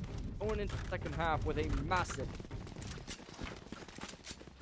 And that seems to be the case here. 7-5 is, I would say, it's still a very even scoreline. Why? Because, yeah, sure, you have a 2-round lead, but if you lose the pistol round, that 2-round lead is no longer standing in your way, so it doesn't really matter anything to me. Unless Eternal Focus win the pistol round, which will put them up in more lead, and that might cook Luxe Iridescent. But now, since the sides have been switched, I always say this, when the side switches, the flow of the game also switches along with it. So now the flow might be going in the favor of Luxe Iridescent if they are an aggressive team, and if they know how to properly execute on that attacker side. Well, we're gonna find out, Cherry, very soon. Absolutely, we're going straight on into the action. Owl Dart comes in, connect onto a one. Flip side. Hold on. But right now, they're watching. There's the Dizzy. There's the first one to enter unwavering. The two go in. They spot out the barrel, but the barrel will ring onto them. It comes out. It's going to be hit by the blind, and it's going straight on through. Hit by the decoy. Nothing. There's Doc. Able to shut down Note. And bringing the double Player standing. It's an absolute cinema. An eternal focus. I thought they might have been able to take this pistol because of how good they looked previously. Certainly looking just as good. Yeah, like I said, the warm-up phase for this team has been over. The flow has been switched, and now they're going to be able to bring the equalizer. We might see them win the bonus round as well. 7-7 will be the one that will be brought out. Now, like you said, the map itself is 50-50. So even if they bring the equalizer, I think we're going to see a very close comeback between the two of the teams. Like I said, we're having a battle between the winners, and I think this is going to be the closest game so far today. I'm not even going to be surprised if this goes to a map 3, but that's it's too soon to talk about that. Currently, we're sitting at 6-7, and another bonus round should be technically going in the favor of Luxe Iridescent unless they make a mistake. That's good. That's not a team that want to lose 5 rounds. We haven't really seen them with better economy too much. Then it's kind of a focus. This is definitely one of those rounds. They are just going to be able to dominate. Convincingly. Dropping one player, but no come on into action. Find their way to heaven. Might be able to call that one, but instantly the timing not in their favor. Going for the headshots, able to collect and win bursts as well. Just getting that kill. It's going to make this advantage favor in Luxe Iridescent definitely good, but domed with a gun. Rifle's going to matter a lot. Not one. Going to be ringing out shots. Snake Bite comes in. No, finds one, but the HP is not high enough. And Luxe Iridescent barely able to collect on the round. Actually, you know what? That wasn't that bad of a round. You know, considering they just lost the pistol round, they were able to get 4 frags, and they almost won the round. If not for that Viper, I would have said, you know, like it went another way. It should have been a lot better for the side of Luxe Iridescent though. But they won the round in the end, so all that matters. Now we're on an equalizer situation here. Both of the teams do not have a full buy. Some of them are gonna go for the light shield. Oh, unfortunate. Oh, the outlaw right there. 140 to the body. So impactful. Walking into the Snake Bite. Winder's going to be able to shut him down, and that's going to do it. Winder's going for...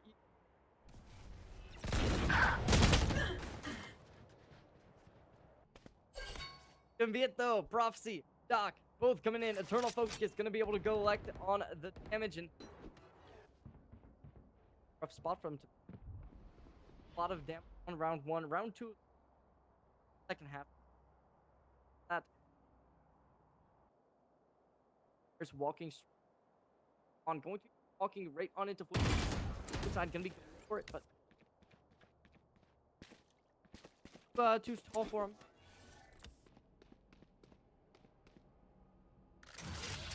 He's at it.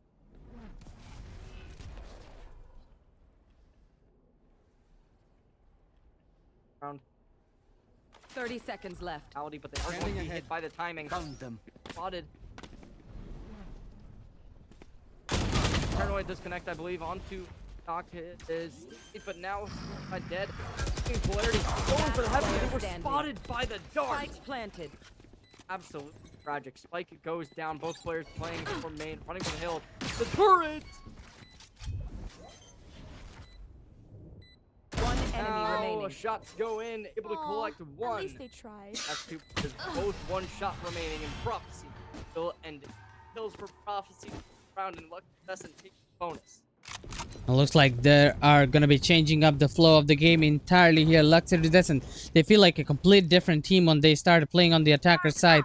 They feel much more composed. They feel like they're playing as a team much better. On the defense side, they couldn't potentially get that because every time, you know, when Eternal Focus attacked, it felt like they were coming in too strong. The defenses were not enough. But now they're not going to be attacking all together. So once broken up and once on the defender side here, they're not all together, Cherry. And when you're not all together, you know, the unity is not there. And without unity, you are weaker.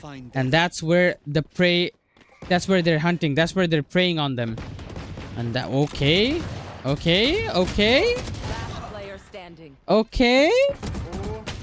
Focus taking the lead in What? the brief hardship. Come back and they've absolutely pulled it. Great round Polar- one, surviving with 3 players. Polar just got a triple with the Sheriff. Placing sentry. There's been doing it all series long, looking like that playmaker. They're just proving them on here in this American L. Let's finalize this focus. Definitely going to be on the front foot. Both players in those controllers having their ultimates on the line.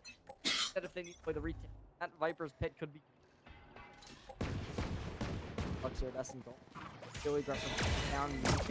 Gary's gonna be able to try and call somebody out, and they will be able to get it, but the double kill is there. Luxe Iridescent alive and still kicking. Focus with that player advantage, gonna keep it on rolling. Flu side collecting on one. Going to go for the jump peek, finds the second, looking for a third, but John the Willie not gonna allow it. Now it's up to 1v3, so certainly gonna be rough. Yeah, looks like some rounds are going to be brought back here right after that Sheriff round, that unexpected round here. Seems like they have took something back from the side of Luxe Iridescent here. Now Iridescent, if you are them, what would you do to try and change up your strats? Like, what do you think is going wrong for them, Cherry? I think they're going to force buy once again. Come into the unknown. Certainly looking like Luxe Iridescent like to be on the back foot with these rifles back in their hands. I love that strat that they employed last round. I've seen that on in a couple where when you're on that lower buy, you really like to take on iceboxes going through tunnel. It allows you to get these close range engagements time and time again. This time, however, Luxe Iridescent capitalize on a bit overzealous from Eternal Focus with stock. That kill it leads front foot. Currently though, Crash is going to be there, able to out for the side of Luxe Iridescent. They're going to be going for it. Like, they're going to be completely onto it. The lockdown is there, and now that the over that series already been done, Winder's going to be able to collect on the dome. A bit of a Viper differential, and now Luxe Iridescent lockdown's been employed, and Prophecy is able to bring back this player advantage. Spike planted. Though, they're on the high ground. Try and find somebody. Try and get shots, but Jerry's able to collect. Here's Winders gets the trade. Both kills going down for count. Luxe Iridescent Last gonna be player standing. the time not on their hands, and Fluicide still stuck on an iceberg. Yeah, they just don't have enough time there. Fluicide is the last one alive, and Fluicide, they have to get out of there. They get shot from behind. The operator needs to be saved. Oh, that's a very quick reaction by Fluicide. He's going to be able to get away with it. But that is going to be another round. What did I tell you? What did I tell you, Cherry? What did I tell you? This is going to be closest series that we've watched today. And can this get any closer than this? You get 2 rounds. I get 2 rounds. We keep it close till the very end. Look at the scoreline, 9-9. And we only have a few more rounds left in this map. But this is just the beginning of the series. This is not even the second map or the third map. This is just the first map. And it's already getting down to real business. Honestly, based on what our picks, on low economy, Luxe Iridescent. When it comes down to it, their rounds have been convincing. Eternal Focus, they're not looking bad by any means. They've been in the front seat for a while. However, now that the momentum is starting to, really, you're gonna have to change. The ultimates are looking better for Luxe Iridescent. Well, obviously the flashy. I think it's take flight. That to a actual possibly cause a lot of. Oh, Enemy tag. though, gonna be able to spot out one. Obviously, connecting. Not gonna be matterful. A lot of players. Nothing. But we're just possibly going pressure. Domed again. Raiders domed, going back and forth. Not going to be that for long. The duelist diff is also there. Polar's going to be able to collect onto one. Now, the engagement is seeing the barrel. One Emperor enemy shut remaining. down by Fluicide once more. Polar next with the op. Now it's all up Revealing to area. one. 1v4. Certainly not seeming like a win. It does seem like that, but they're gonna still try to get that spike 30 planted, seconds maybe get a little bit of economy rolling in their favor. They're gonna try to enter the site. It's a slow entry. Not gonna be able to see anything. And they waited out. Spike's gonna be planted, and Polar is gonna be able to get the last one onto John the Willy, and that is gonna be it. They're gonna get the retake, but at least get the money for the spike plant at least. Exactly. Eternal Focus has brought double digits. Maybe a bit of a caster curse. 4 players remaining. You gotta imagine that was a great round for their mentality going in the latter half of the game. Luxe here doesn't invest any of their really impactful ults. Might possibly be Time out. maybe the strategy that they want to employ. Get onto the beat. Like, then just drop that Viper's Pit while you have 5 lower economy rifles. Lower economy. General, the fact that when you don't have Placing a swarm type grenade. of a money output, going for Alarm shotgun, bot out. it comes down to it. The Viper's Pit lives. Close range weapons might definitely be like try. Nowhere to run. Alarm bot down.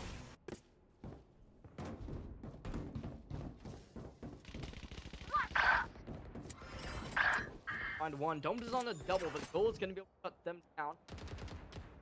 Descent, great spot right now, but Fluicide on into the battlefield. Spray. Try and get around this, possibly go for a rotation. Called out. Still though, Eternal Focus, they got that knife refresh. It's 5 knives remaining. Body shots could result in the kill, but we'll just cut it out most likely by that cloud burst. It's not gonna matter. The refresh is there. 2 knives in hand, looking to go for more. Down to 1. Thrower resorting to the rifle, trying to make some remaining. shots, able to hit Spike it. down, 1 shot, B. 1 miss. There's the kill. 1v2, and that's gonna do it. 1v.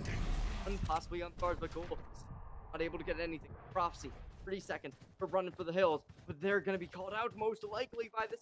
30 seconds left. Right on in. Polar gets it. Eternal Focus maintains their 11 rounds converted. Until I blind them. You know what happened there, Cherry? Do you know what happened? You know, simple thing. You just caster cursed it. You said the way that game is going, it should be Luxe Iridescence's game. And ever since that they started I losing. said they looked better. Yeah. An Eternal that round, like, don't know how Goal really completely that with a bit of a battle. That it was like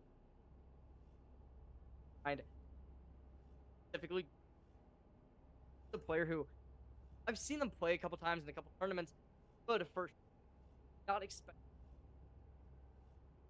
Yeah. Or they're really, really. Yeah. I don't. Note though, I know Note really reliable, so Rising seems Turret out. compared to some upside. What's it? But definitely. Yeah, definitely.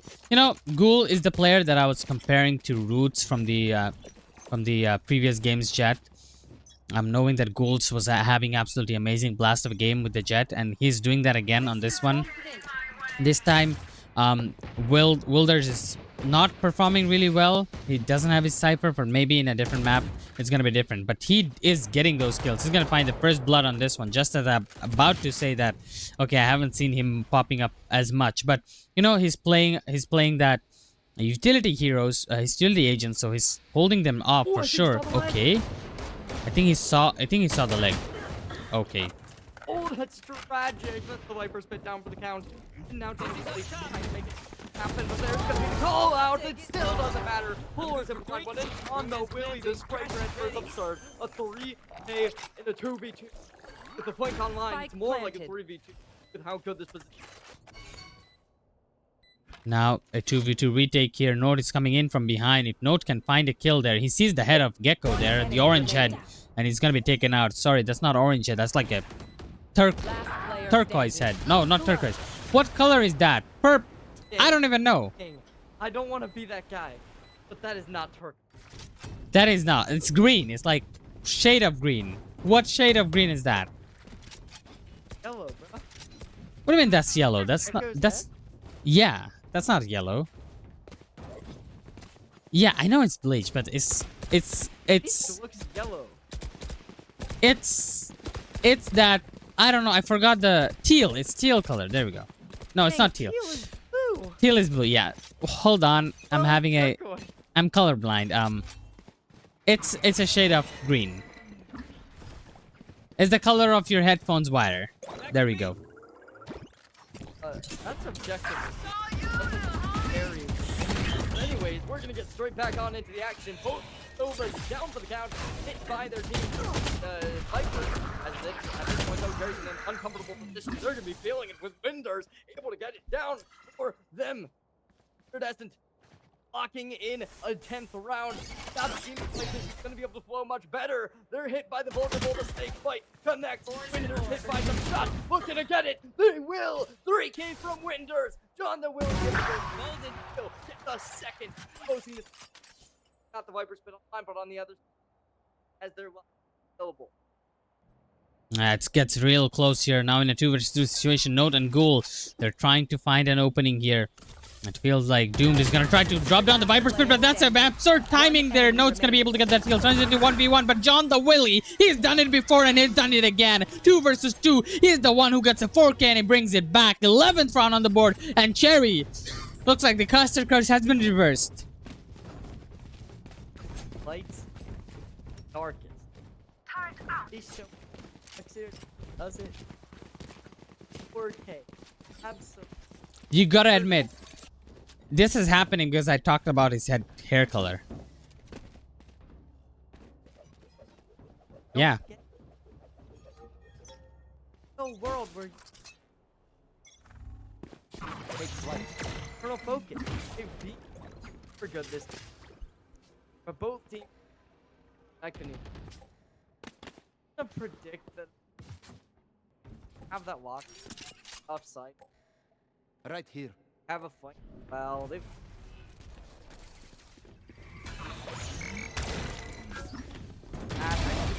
A little bit of. I don't know why they're on fight. Fire. Quite. Spike planted. Double.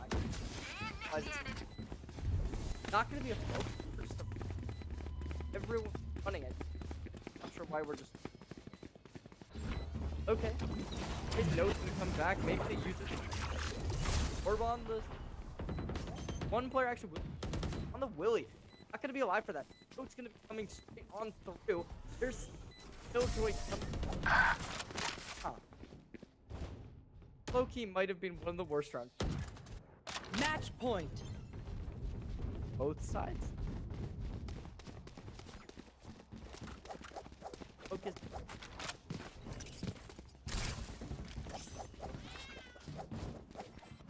Placing sentry.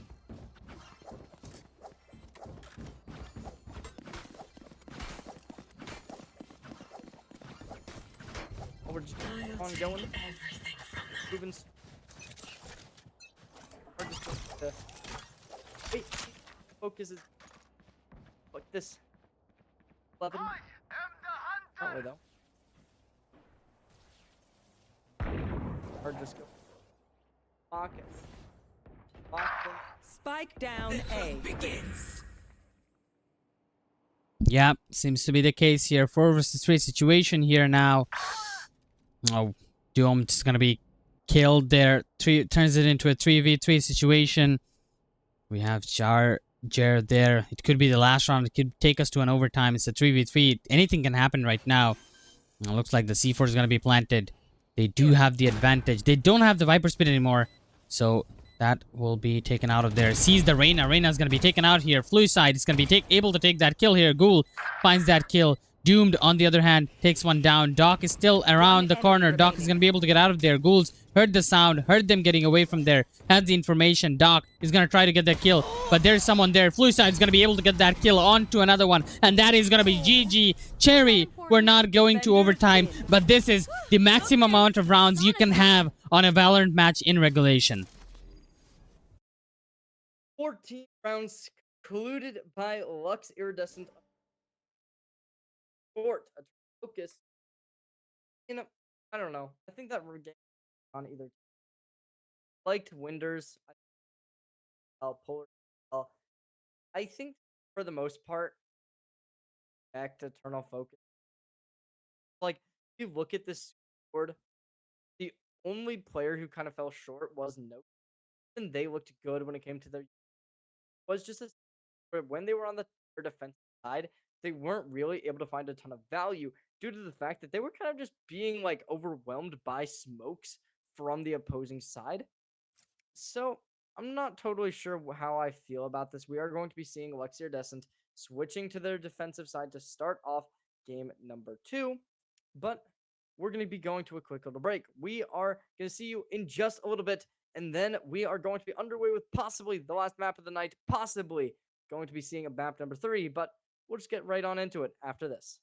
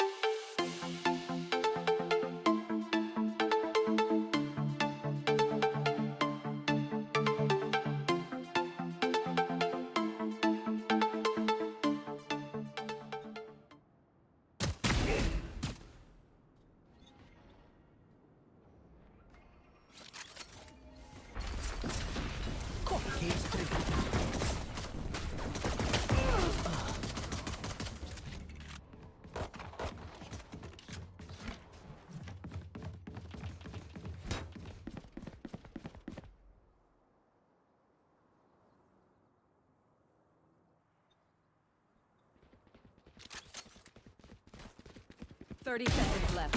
One Oh. enemy remaining. Time to jump. Have fun. Mr. Cherry, I have been able to get my hands on a very, very important piece of information. The previous map, which we watched, right? Icebox. There was a map pick of Luxe Iridescence. So this map is the map pick of Eternal Focus.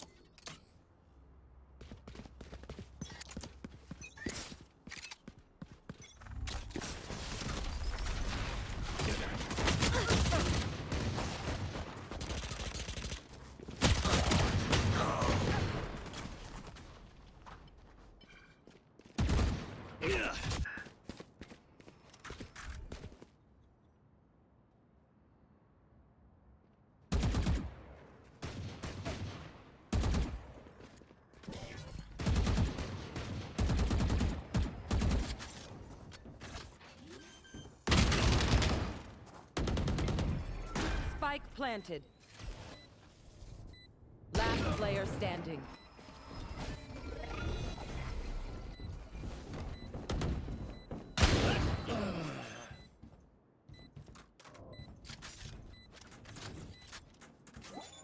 Yeah, they brought in Vandal on the second round, but they weren't able to do much with that Vandal. They will ended up saving it though. Doomed picks it up, but losing way too many members, and what is the point of having Vandal if you can't hold off like few of the pistols and sheriffs? Now, considering that they rushed in too quickly and you couldn't do much even if you wanted to, but still, I feel like they did decent amount of damage on that round. So, Eternal Focus. Not completely bad round from them. Winders getting that triple kill. Like I said, his best agent I've seen so far is that Cypher. And now he's back on the Cypher. And we should expect good things out of him. Now, since it's a Sunset, we do not see the Jet anymore because Jet is garbage on Sunset. But we do see the Neons coming in from both sides.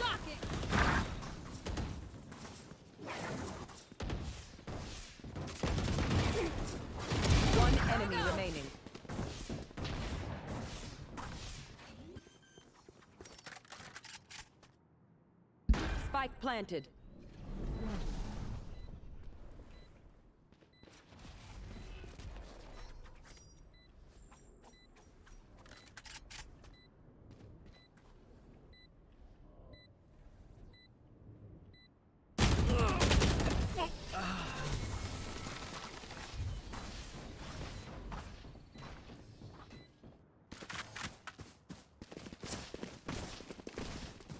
Yeah, Luxe Iridescent are not going to be able to keep that lead going for them. But then again, you know, that is just how the cookie crumbles in the end. They're going to be able to still afford the weapons, going to be able to go for the buys with the saved money that they have. But if they lose this round, that means another round is going to follow up after that. So that's going to be a chain of losses coming in. Now, we're watching Sunset, which I believe this map is also quite 50-50. Correct me if I'm wrong. So we're gonna have to wait and see how the performance ends up happening here. I think we do have a little bit of technical difficulties. Cherry's voice isn't coming. I think we need to get the microphone fixed on the Ninja there, but we're gonna get that sorted out. But we're gonna get that sorted out real quick. Don't worry. I know you guys have been missing his voice, but don't worry, he's gonna be there. One enemy remaining. Where is everyone hiding?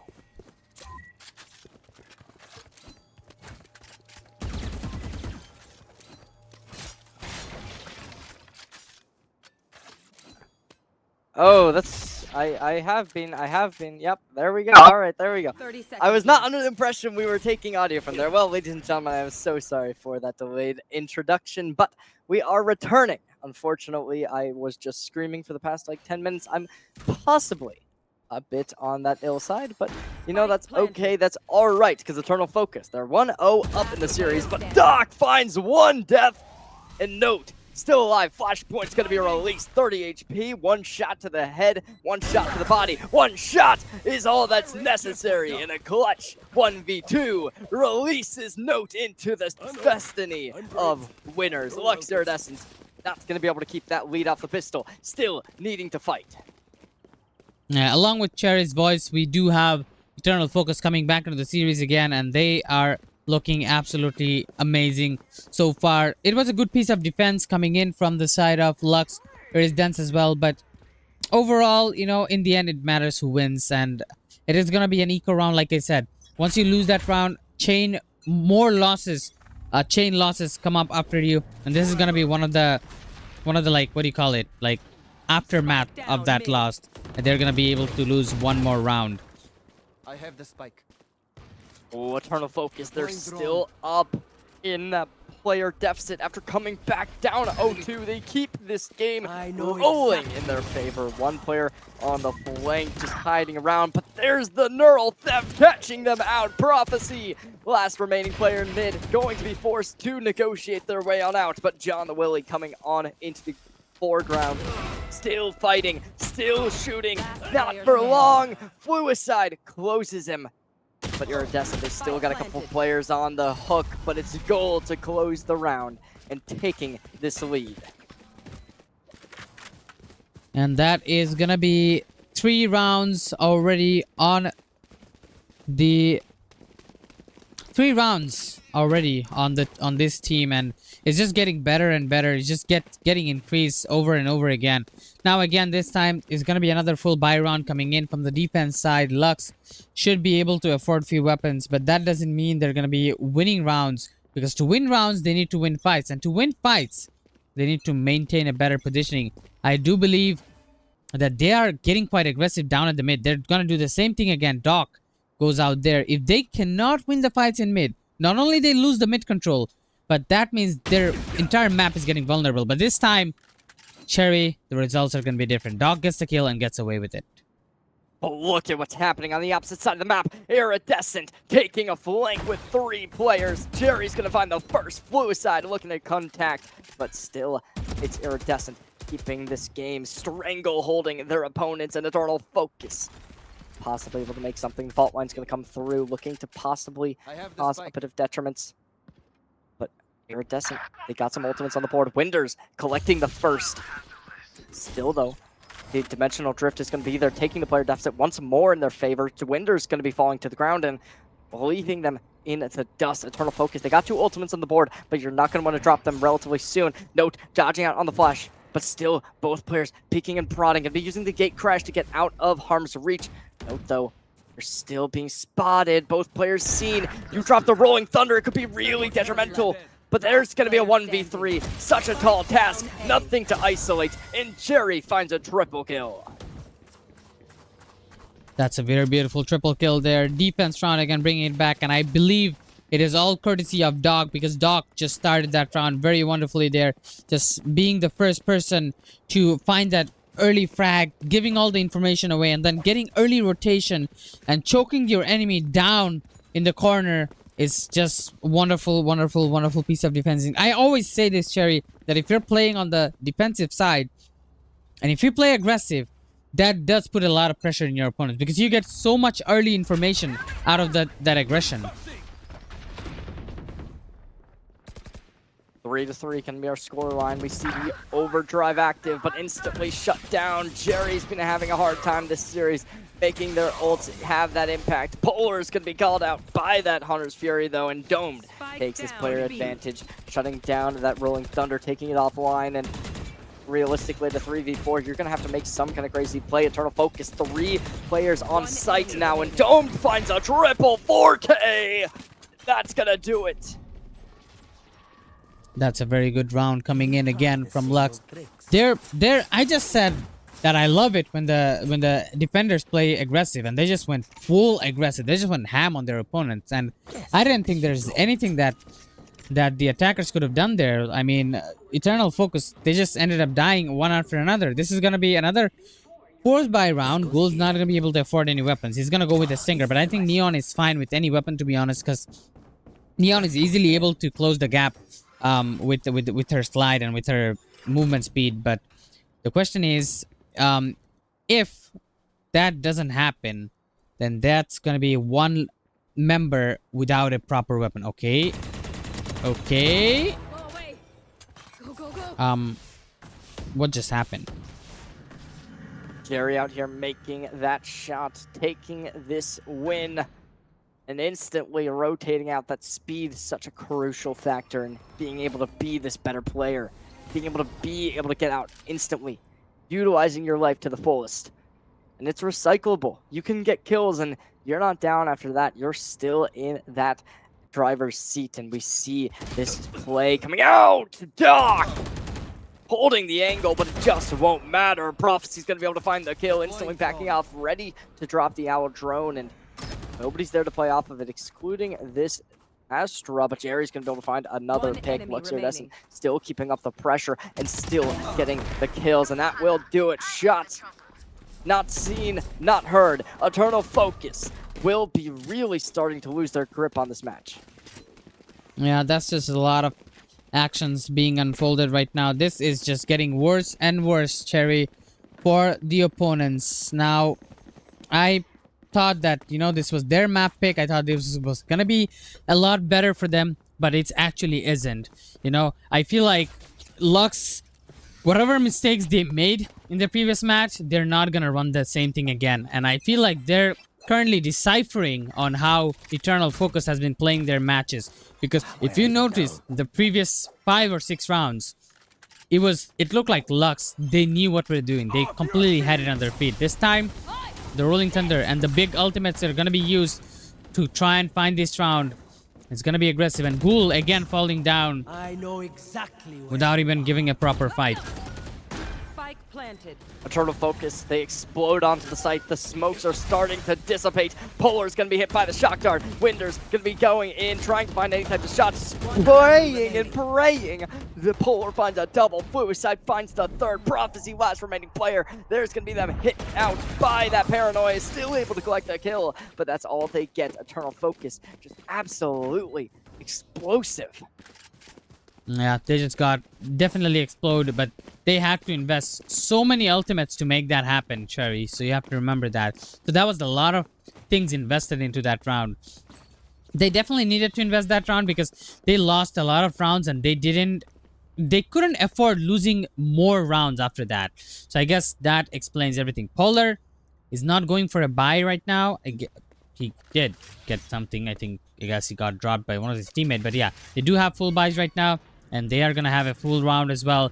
No money condition, no money problems on the defender side as well. So Luxe, they're going to be able to get all the weapons as well. Again, going down aggressive on that mid. That is something that I feel like Eternal Focus should be focusing on.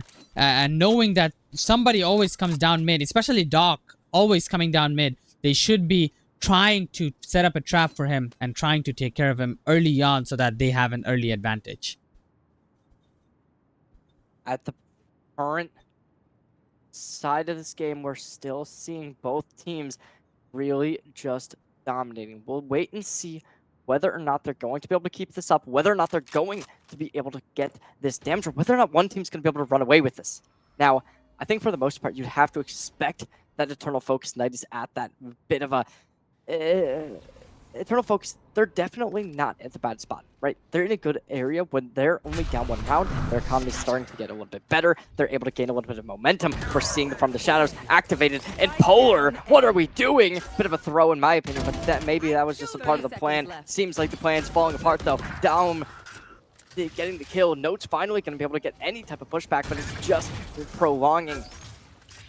Still though, both players stuck in main, and with the flank here, it's going to be very impossible to make any type of plays. Blue side going to try and get anything, but oh my gosh, running in. Note still gets the kill. Left. 9 seconds though, backs against the wall, forcing the save, and it seems as if that's just necessary. You're not getting anything out of this one, friend. Yeah, that is, again, another big piece of defense coming in from the side of Luxe. But I think more than their good piece of defense, I think it's a negligence coming in from the attacker side. Just My arms are good. We can not entering properly, just using a... I don't know. They're just not checking the corner. They're not entering properly. That's a very, very half-baked execution coming in from them, which is originally the reason why they got completely smoked off of that round. But I feel like this could be resolved pretty easily. Now, only 2 rounds left for Eternal Focus to be played as an attacker. I do say this, and I'm gonna say this again. After these 2 rounds, things can change, because I feel like they were behind on the previous map as well, Cherry, but then they were able to get back and get their scores up. Currently, we're just waiting. Biding our time. It's Eternal Focus down again in this player deficit. 4v3. Ultimates are going to be there for Luxe Iridescent as well. We've seen this Cosmic Divide being able to get a little bit of value. However, it's definitely an ultimate that is very situational. Very good in the post plants. However, Eternal Focus, it doesn't even seem like in the post plants going to be very possible. Possibly going to be getting some mid fights. We see a couple players starting possibly a high-low up towards top mid. And now peeking in, Doc's finding the kill with Winders down. It leaves you in a 2v4. Spike's not going to be able to get to the opposite side of the map. Currently, though, Polar just trying to create anything. It's going to be difficult. You got to get this kill, and they're going to avoid any contact. Unfortunately, the timing is not there for either player. So, Luxe Iridescent, they are just going to start rotating over to the B-A site. They have some tripwires there as well, so it really does help them in that regard. I'm not sure what Eternal Focus is doing. I don't know if they want to save or what. They're slow walking in spawn. And yeah, they're just going to go for save by the looks of it.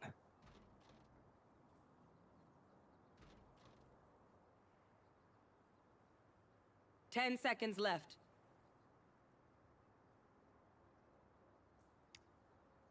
That's going to do it. 3 seconds, 2 seconds, and that is game. Luxe Iridescent, they've taken the half. Bare minimum 7-4, more likely than not going to be 8-4. Due to the economy starting to cripple and Eternal Focus, their ultimates are there. They do have that Hunter's Fury obviously coming online. Definitely going to be possible to pull that out and possibly find even a kill. But Luxe Iridescent has just been firing so heavily this game that it's going to be very difficult to shut them down. It's going to be very difficult to create an advantage. keep it together.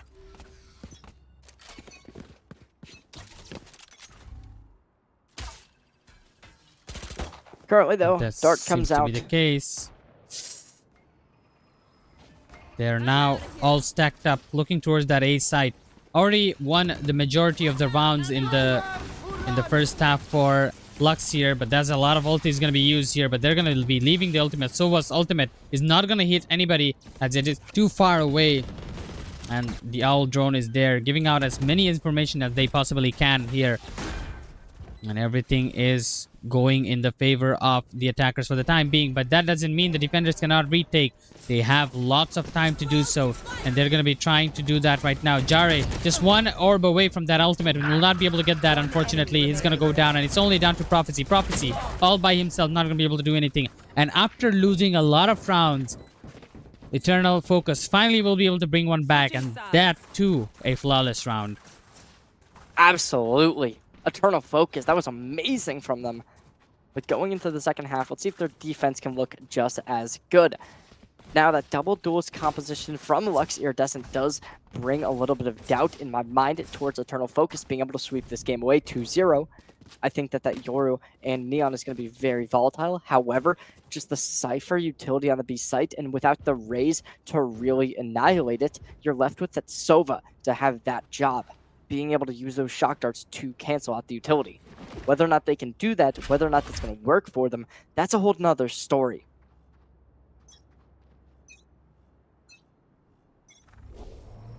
That is going to be another story here, but that's going to be another story to tell for another day perhaps, because we have this story to tell today, Cherry, and the story is going to be, is it going to be a 2-0 for Eternal Focus, because they need to come back into the series right now with this pistol round, or perhaps is it going to be a third map finally coming in this winners bracket series that we have going on right now.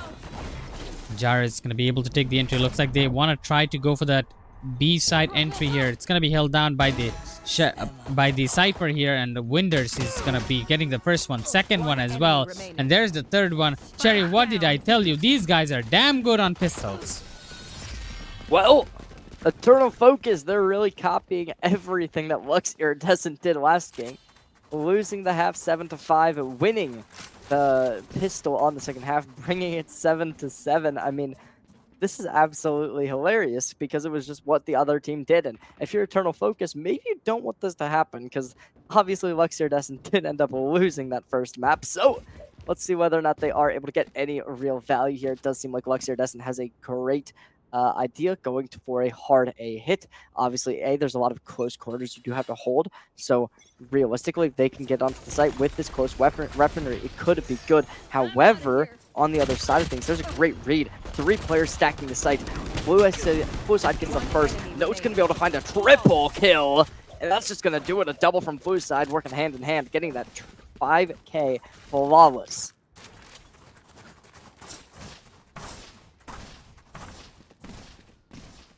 That is a flawless round coming in, which means, Cherry, we're on the equal terms already. We are sitting at 7-7 right now. Eternal Focus have already made their way back into the series. Now the question is, are they going to be able to keep going further? Because I do believe now the weapons are going to be starting to come from Luxe Iridescent. Last time they played on the attack, it didn't look too good for them because I feel like seeing Eternal Focus now over 4 maps, I feel like they're way better on defense. So let's see how this one goes. Especially this guy. Not this guy, wrong person, sorry. This guy, Winders. He's absolutely amazing on Cypher. We do see a bit of mid presence being shown, looking like it's possibly going to end towards the A site for Luxe Iridescent. A couple players moving over there. Rotations are being pulled. At this point, calling for this rotate. We're going to see Goal taking out the camera, going for it, but it's going to be Jerry to close them out. One remaining player on the site.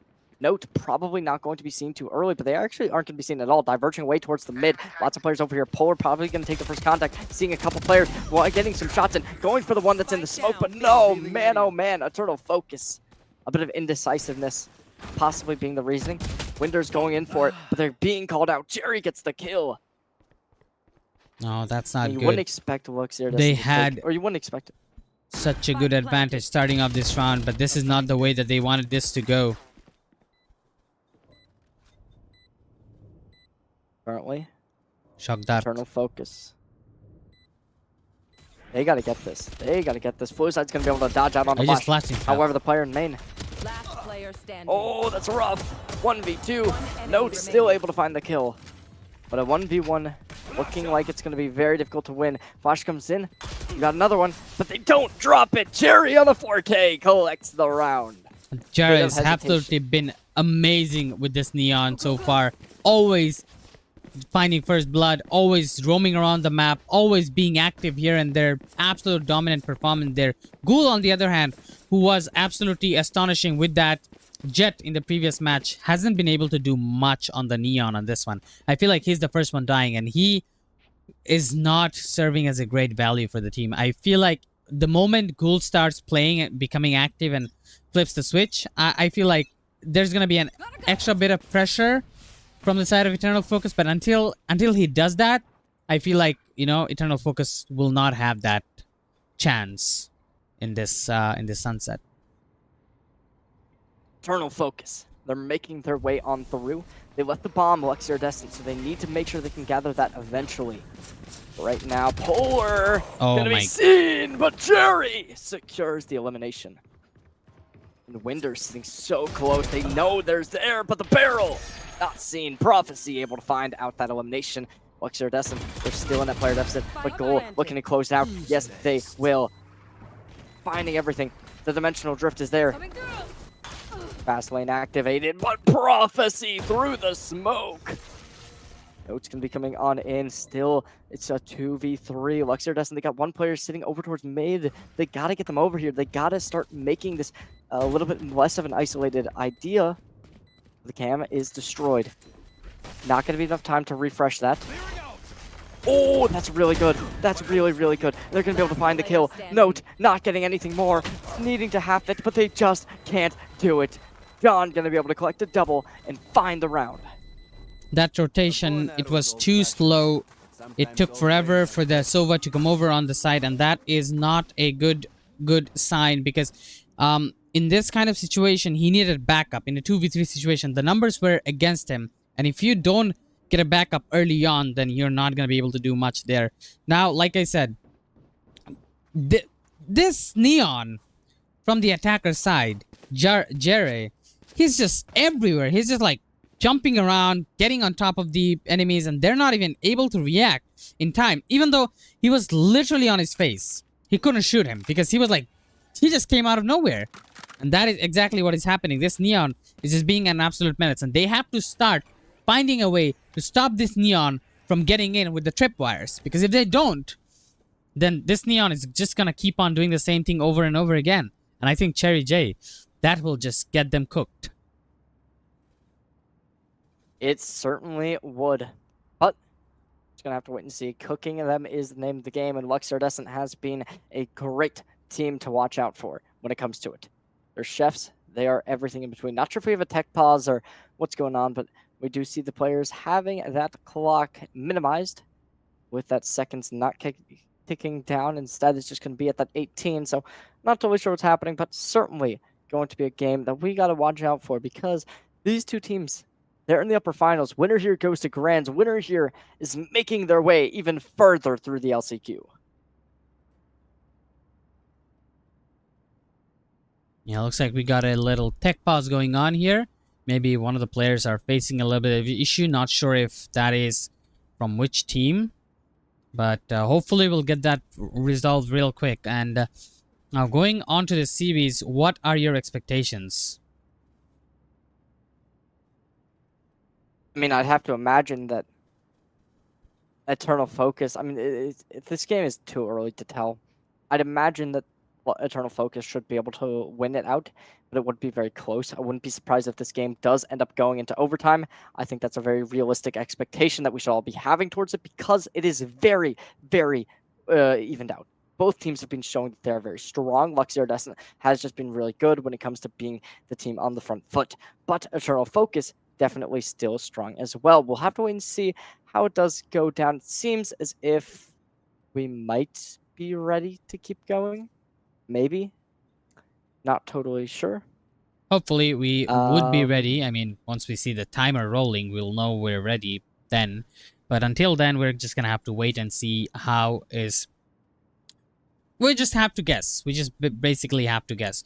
We just have to be the guest of the pause of eternity. We just have to be the guest of the waiting times. But once the wait is over, we'll probably get a really good game here coming up towards us. We got... Let's see how the buy situation is, right? The attackers, they should have proper buys, but the defenders, on the other hand, can't say the same for them. So that means double digit will be definitely brought on by Luxe right now. And after getting that double digit, they're just 3 rounds away. That means you don't get that many options to make mistakes. One mistake means you lose 1 round. Not necessarily, but one big mistake would cause you to lose one round. And 1 round is huge right now, as we're getting down to the last few rounds of the match. It's either gonna end here, or it's either gonna take us to an overtime. Either way, I'm gonna be happy with both, Cherry. I'm gonna be happy with both. Currently, we're just waiting for whatever is happening.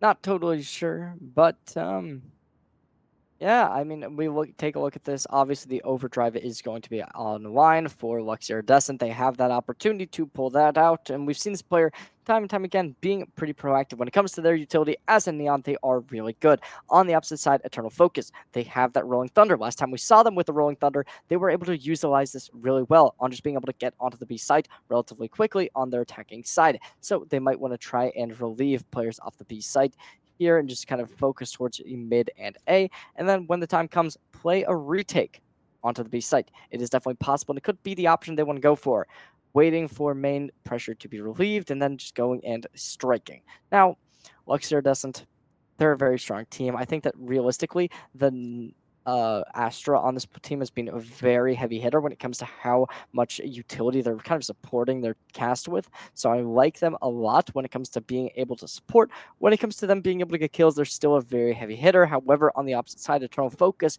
with that paranoia, they're a little bit more selfish and are able to get a little bit more value in terms of finding picks of their own. Now, on the opposite side, there's not a lot of differentials between these teams.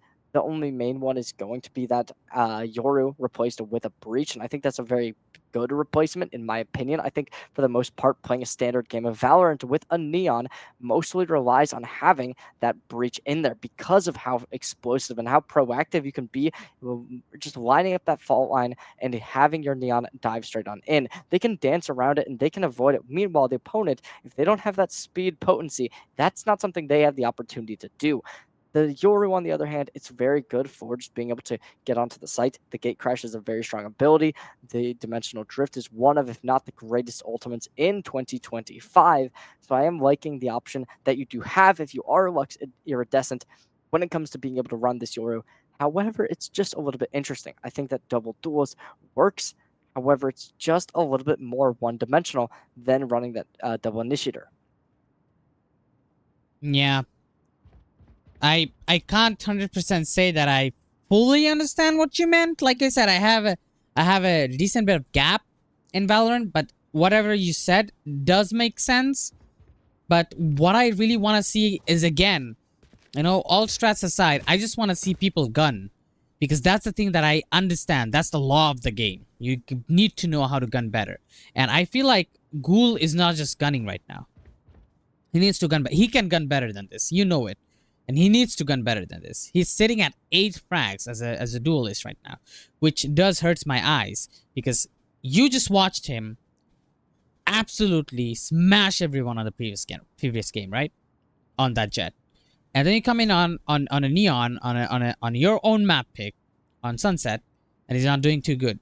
So whatever the reason is, he needs to start pulling that up. And one more thing is that this timeout is just not because of the technical timeout. I mean, yeah, sure, one of the players or teams have a technical difficulties, but that aside, this timeout in this situation will give the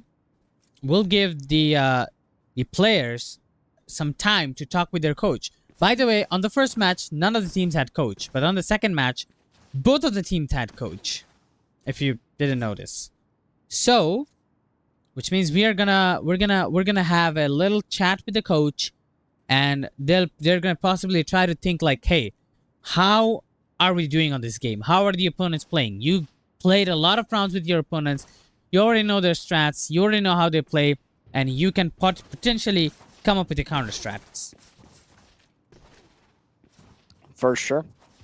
Not totally sure what's going on still, but we are just going to keep on biding our time. Obviously, both these teams, we'll see what they do end up going for. Right now, I imagine that Eternal Focus is just trying to work out what they are going to be going for, probably. I mean, I'm not sure if you have any information on what's possibly going in. I think they are going to be starting pretty soon. They just said start in the chat. Well, but I'm still not sure if they actually meant it. But well, you know what? We're gonna have them figure everything out. We're gonna send it to a quick, short little break. It's not gonna be that long, as he's already booting up as per information. But we're gonna be back real soon.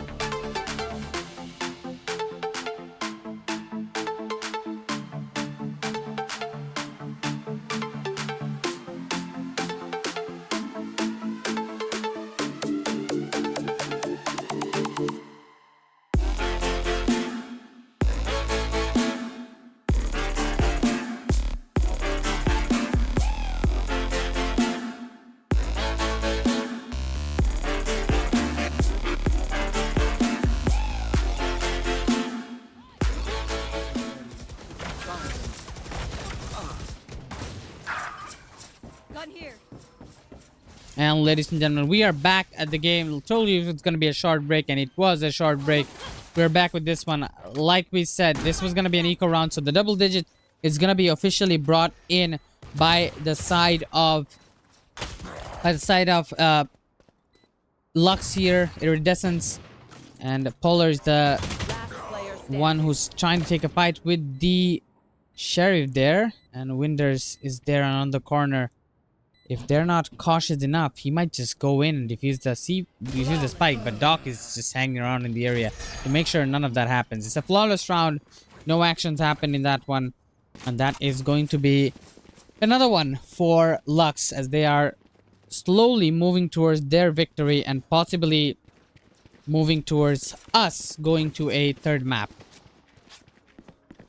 Right now, it is certainly seeming as if Luxe Iridescent has this game in the bag. They've already achieved double digits. They have a 3-round deficit between them and Eternal Focus. However, it certainly is not over. Eternal Focus having a great read on this next round, having 3 players up towards mid, possibly going to be causing a bit of a thorn in the sides of Luxe Iridescent. And yes, it will. There's a triple kill. Polar and Ghoul working super well, removing any factors of mid presence, and now just working their way up, looking to possibly go in aggressively. And there is 2 players starting to contest. The smoke dissipates, and Dome is the one to come out on top. Ghoul is not going to let him live for long. 1 remaining player in a 1v4 situation, not going to be able to get anything. And Ghoul collects that triple kill, collecting the round, and Eternal Focus go up to 8.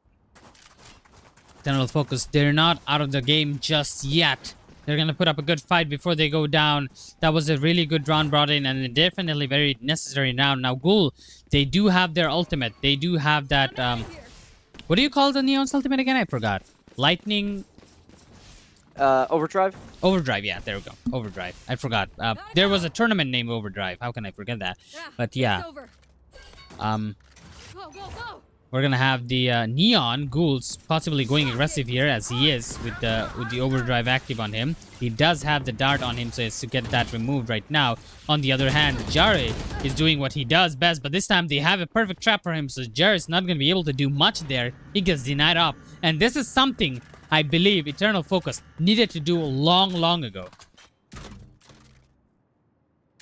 Currently, it's certainly seeming to, like, Eternal Focus might possibly be able to get this round after we see Winders right on here. I don't know if they got seen, but they are going to drop out. Doc, though, collecting on the kill. 1v1 unlocked, and unfortunately for the side of Eternal Focus, they will not win it. It's a 4v4. There's the oh my gosh, Overdrive and every single ultimate just being unlocked and being under display. It won't matter for anything. Polar 1v3, having to do it all, putting down the smoke, going for the shots, connecting. 1, 2, make it a third possibly. Shock darts go in, tapping the bomb, needing to go for it. Sprays go wild, nothing seen. Can they get it? Needing any type of... Oh my god, and it just finds nothing! Absolute absurdity from Luxe Iridescent, barely being able to close out the round. Eternal Focus, 1 round away from match point. That was a huge gamble from Prophecy there. Prophecy makes his prophecy that, you know, he didn't make sure that he made sure that he didn't have defused the spike, and when he made sure of that, he knew that he had time to play with, and he did use the perfect timing, and you know, I mean, there was nothing that Fluicide could do about it, Polar could do about it. He just waited and waited, and in the end, the wait didn't help him much, and he just ended up going down, which will put them up in 11th round now. Now this is looking really bad for Eternal Focus here. I know exactly where you are.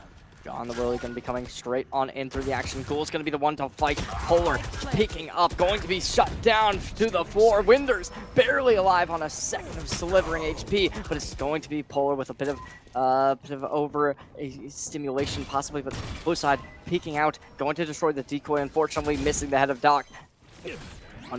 Player on the bomb, going to have to get off, trying to spray, nothing to be found. 2 players looking for any type of situation, but it's just going to be so unfavorable. And Luxe, Iridescent, pulling up a 12th round, looking like they're 1 round away from a map 3. My quiver is never full. Yeah, that match point is brought over by the side of Luxe here. And I do believe a lot of mistakes were made from Eternal Focus on this one. And thus, they're going to have to fix those mistakes on the map 3. Perhaps if we go there, but we still have 4 more rounds to be played. Or maybe 1, depending on how they perform on this one. They will have proper buys on this one. Not exactly proper, but they will have something on this round. Still not the best of weapons, but again, this Neon, look at him. Look at Jer. Look at Jer. What is this man doing? Currently, planting is going to be achieved. Jerry pushing forward, but goal with the headshot. John the Willie going to be able to get the trade, though. We see the Dimensional Drift active, looking to try and get something. Winders finding the first, shutting down Prophecy. Fault line's going to be there. Winders getting a second. Note pulling up, but it's John the Willie to get the next, bringing back the player deficit, but the spike goes down. Polar making nothing with a Bucky, but it just doesn't matter. John the Willie gets a 4K, but they still can't conclude it. The rounds continue. It could have been the end, but it wasn't. They're able to hold off onto it, so it doesn't get forced off to a 3rd map yet. For the time being, we're gonna watch the decider between the 2 of them. It's still on the match point, so still can't sit tight, still can't be comfortable here.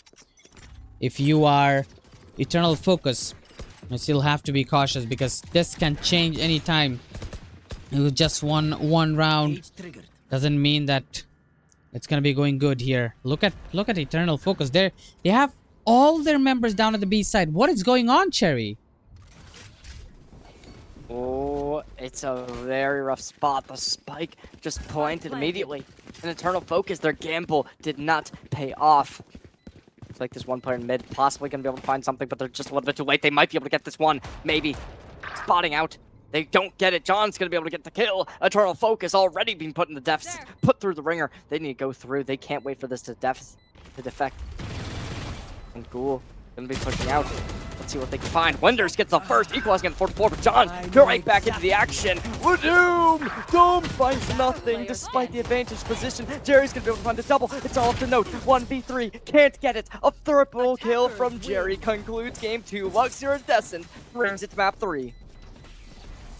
And that, you gotta give it out to them. That was wonderfully played by Jer. It was Jer single-handedly carrying out the entirety of Luxe in this Luxe Iridescence there, because what an amazing play. Look at that. 6 first bloods, 23 frags, and John the Willie just supporting him all the way through. Just absolutely amazing performance by these 2, and they just were absolutely amazing. I mean they played better. Eternal Focus, they made a lot of mistakes. They couldn't stop Jerry, and they just weren't good enough on the defense side. And I feel like they did a lot of like one-sided things. Like in the last round, you saw like they took a gamble.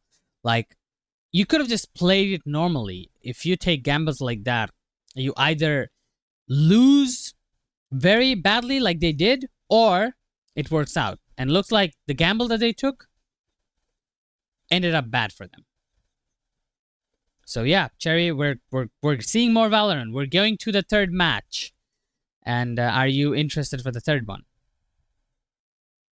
I mean, I'm super interested.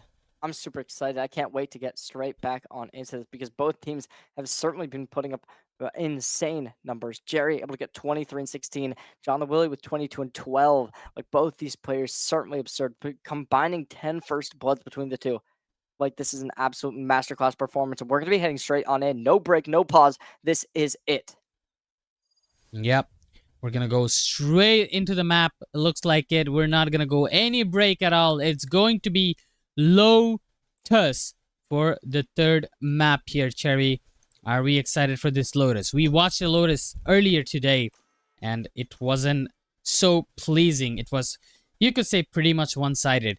Are we expecting a different kind of results here, considering how close these two matches has been and how well these two teams are? I think you gotta think this is going to be going to overtime. Lotus, I'd imagine, just based off of compositions, I kind of prefer what I'm seeing from this defensive side. I think that Winders looked really good on this Sentinel position, so seeing them swap from the Cypher to the Vice is a breath of fresh air, and I really do like this. I think despite the nerfs, Vice is still one of the best Sentinels in the game, especially on the map of Lotus, where you can really just lock down that C site. I'm loving this Initiator rollout of that Breach and Fade, and I think for the most part, it's just pretty standard. Neon's really good still on the map of Lotus. I think it's probably her best map, so I like seeing it here. On the opposite side, I don't hate it. I think that the Raise Your is a little bit interesting. They've ran it before. We've seen it already on broadcast tonight, and I don't think it's bad, but I just don't think it finds as much value as one would like from a single duelist composition. Besides that, though, it's pretty standardized. They're not going to run the Breach because they have to replace it with that Yoru. And then besides that, it's just like they're running that Astra, they're running that Cypher, and it works. It works. I mean, this isn't a bad comp by any means. It's not like you're running without a Sentinel where then the C site becomes extremely exploitable. It's just a little bit interesting, and I don't know how I feel about it just yet.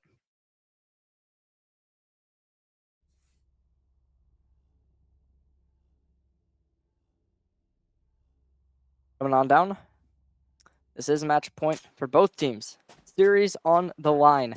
Everything on the line. Needing to close this out. But Eternal Focus. They're on the attacking half. They are going to be starting out on the front foot. I wouldn't be surprised if they can make it 7-5, 8-4, maybe even a 9-3 if they really pull out all the stops. Due to that double duelist nature that they do have approached. But instantly, it is interesting.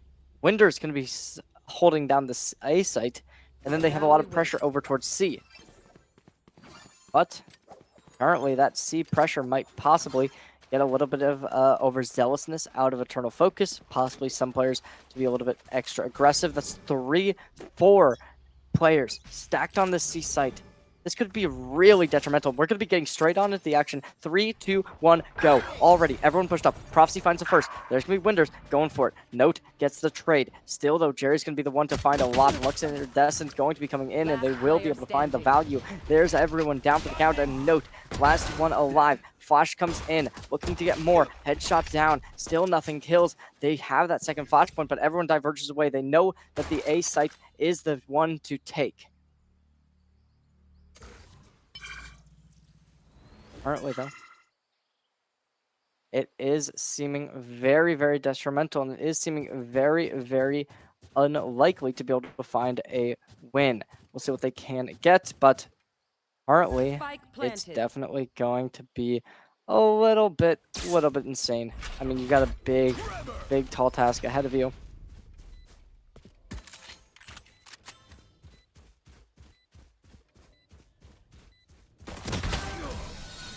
Now it's just going to do it. That's it.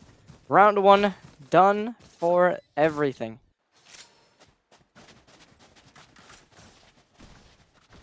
Can they continue it? We'll have to wait and see. Obviously, it is still just such a big, tall task.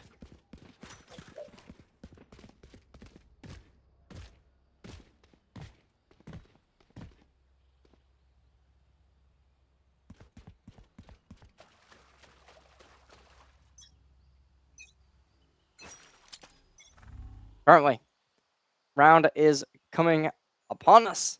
We see some B pressure already seen. Now Luxe Iridescent with a lot of players up for the taking.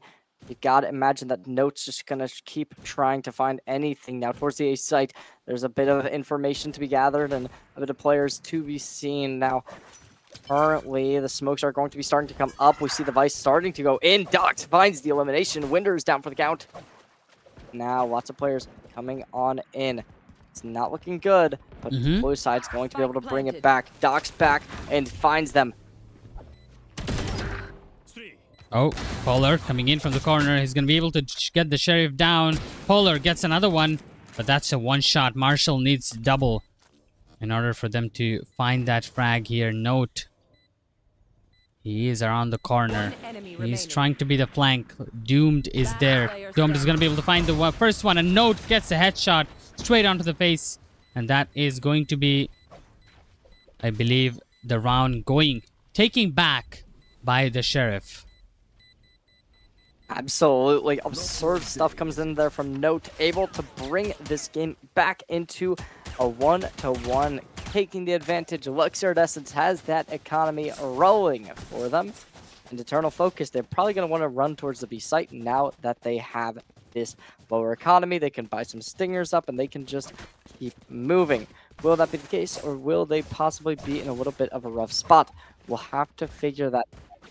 We'll have to wait a little bit until we do get that concluded. Still, though, both teams are looking good. Both teams are looking like they can possibly take this win. And especially after that Thrifty, you do have to start to have a little bit of hope for the side of Luxe. Focus, or not, sorry, Eternal Focus, just due to the fact that they are having such a powerful game. However, Jerry with a Sheriff makes me think that this is a little bit weird, a little bit odd. Possibly going to be another engagement. Jerry's going to be a little bit overzealous, pushing in to the B link into C. Now it's a 3v4. Eternal Focus, despite winning out on that previous round, it seems as if this is not going to be their game to win. Ghoul goes in, finds the kill. Domed is gone, leaving Eternal Focus in a bit of a blunder. Coming in, John the Willy finds one. Eternal Focus trying to repeat, and they might just do it. Luxe Iridescent barely scraping by. One shot, and John the Willy still unable to collect, but they will in the end. Absolute tragedy. Feels like absolute tragic there, but I tell you what, Cherry, this is not over yet. This is just starting out, you know? Yeah, I mean, it's crazy though. Eternal Focus, they are so unfortunately out of everything they would possibly want. Luxe Iridescent, they've come into this with a decent economy. They've come into this with a decent situation. A bit of a scramble, a bit of a rage is happening. John the Willy going to be Jerry finding a double, Doc finding a third, and Luxe Iridescent getting two remaining players to try and make anything happen. They cannot do it. It's still seeming like Eternal Focus, they're just going back to back. They're playing ping pong and they can't find a clear winner. The better team has not been decided. However, this round might just do it, with a flawless possibly to be on the cards.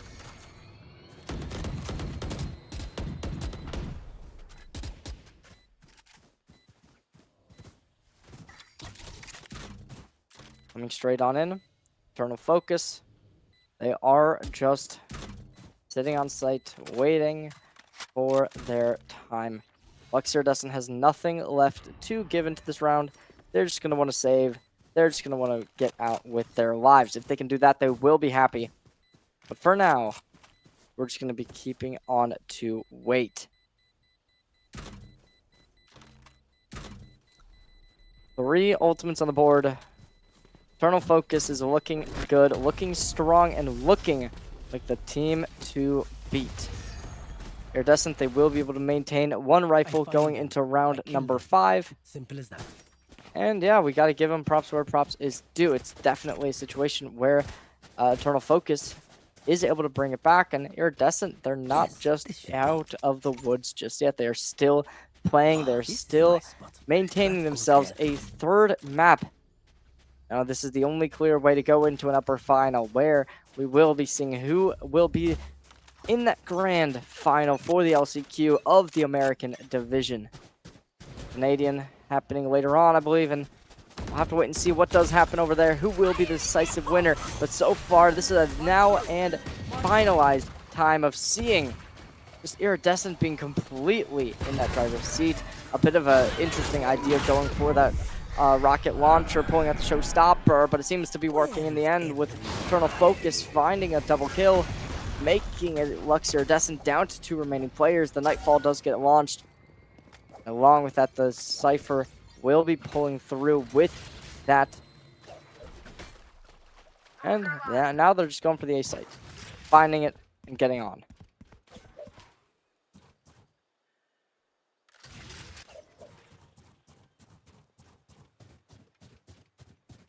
Spike planted.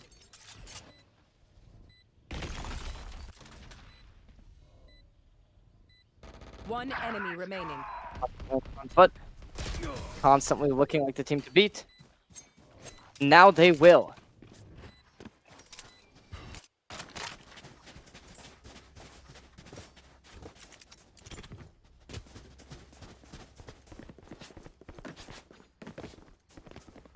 This goes here.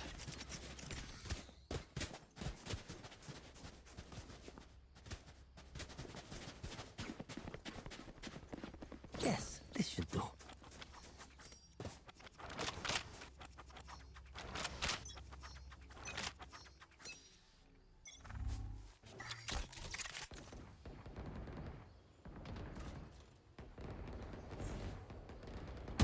Spike Currently, though, A. both teams are going to want to try and compete. Both teams are going to want to try and fight. Luxe Iridescent are keeping up the pressure, keeping up the momentum, and it's a 2v5. Paranoia comes out. Iridescent trying to get any One type of enemy aggression, remaining. and they will. Polar finds a triple. Note finds the last flawless round, and the Eternal Focus is still not able to gain that lead. They take a round, and it bounces back.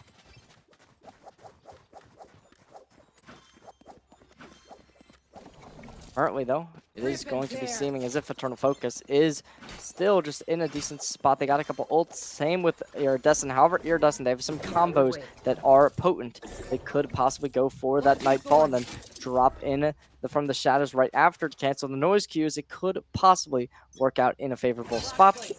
But right now, they're just going to have to worry about the now and here. Lots of players stacked up towards A main once more. Door gets opened. Still, though, both teams are going to launch themselves straight forward. Dimensional Drift gets activated. Ghoul's going to be here, but as of now, both teams are just locked and ready. Coming on in, Iridescent's going to be seeing Winders going for the kill. Jerry finds it. Steel Garden activated. Doc still finds the elimination, but they do have their primary jam despite that gate crush, able to get them out. Now Iridescent, they're going to have to deal with the plant on the opposite side. It was a bit of a fake, and now Eternal Focus have the site for free. You are divided. Cosmic Divide comes out, able to clear out Heaven. John the Willy still finds Polar, though it was a bit of a misplay from the side of Iridescent to go for this, and now certainly getting shoved right back into their face with everyone falling. A 4v4 turned into a 4v0, dismantled and dismembered. With this round win, Eternal Focus, they're still just going back to back to back.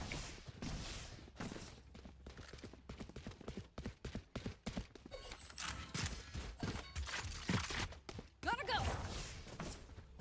Who will be the team to win? We're still just wondering and waiting. We'll have to wait and see. Eternal Focus, they're currently up 4-3. Iridescent, they're in a decent spot, but Jerry still finds the kill. Ghoul's going to be the one to fall, and now it's all up to Note to get the next. Able to trade it out, and now bringing us to a decent spot. Jerry's going to be able to find out Note, and it's a 3v4. Still, though, there's going to be the Prowler dropped in. Second Prowler, they're just really throwing in this utility, looking to maximize the potency, and Polar finding a double, looking like Winders coming straight on into the action, not going to be able to find too much. It's all up to Polar. They've been able to find two this round. Can they find a third? Switching over the rifles, down 10 bullets in the chamber. We're seeing the peak. Shots will ring out, and bomb not going to be in the hands of Eternal Focus. The flank is going to be there still. Possibly going to want to try and play in tree. 50 seconds. Time for a rotation if they can get that bomb relatively soon. Polar probably in the worst spot possible. They need to isolate something, but it's going to be John to get the kill. Eternal Focus finally possibly able to run away with this round and take this game.